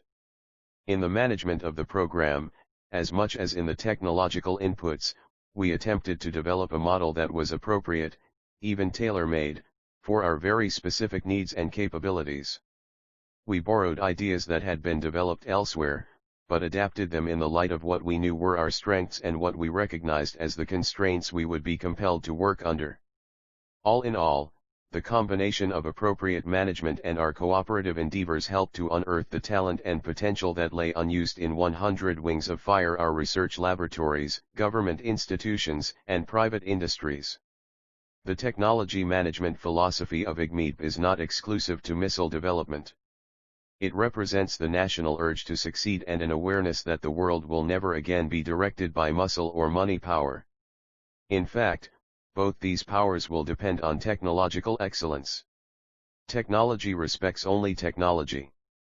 And, as I said in the beginning, technology, unlike science, is a group activity. It does not grow only through individual intelligence, but by intelligences interacting and ceaselessly influencing one another. And that is what I tried to make IGMID, a 78-strong Indian family which also makes missile systems.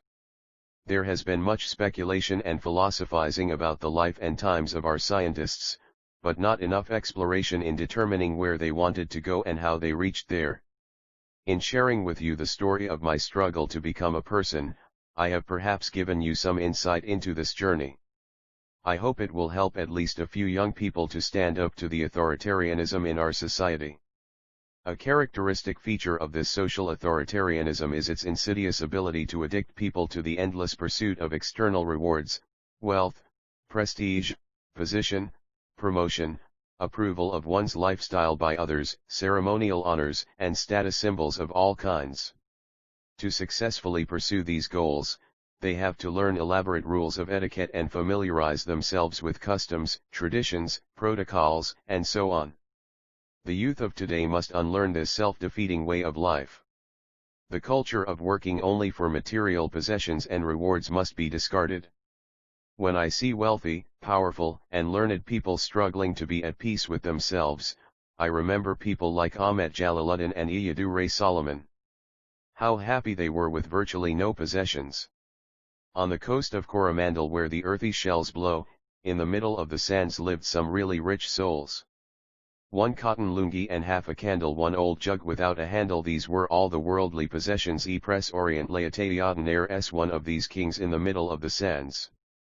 How did they feel so secure without anything to fall back upon? I believe they drew sustenance from within.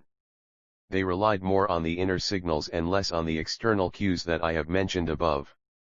Are you aware of your inner signals? Do you trust them? Have you taken control over your life into your own hands?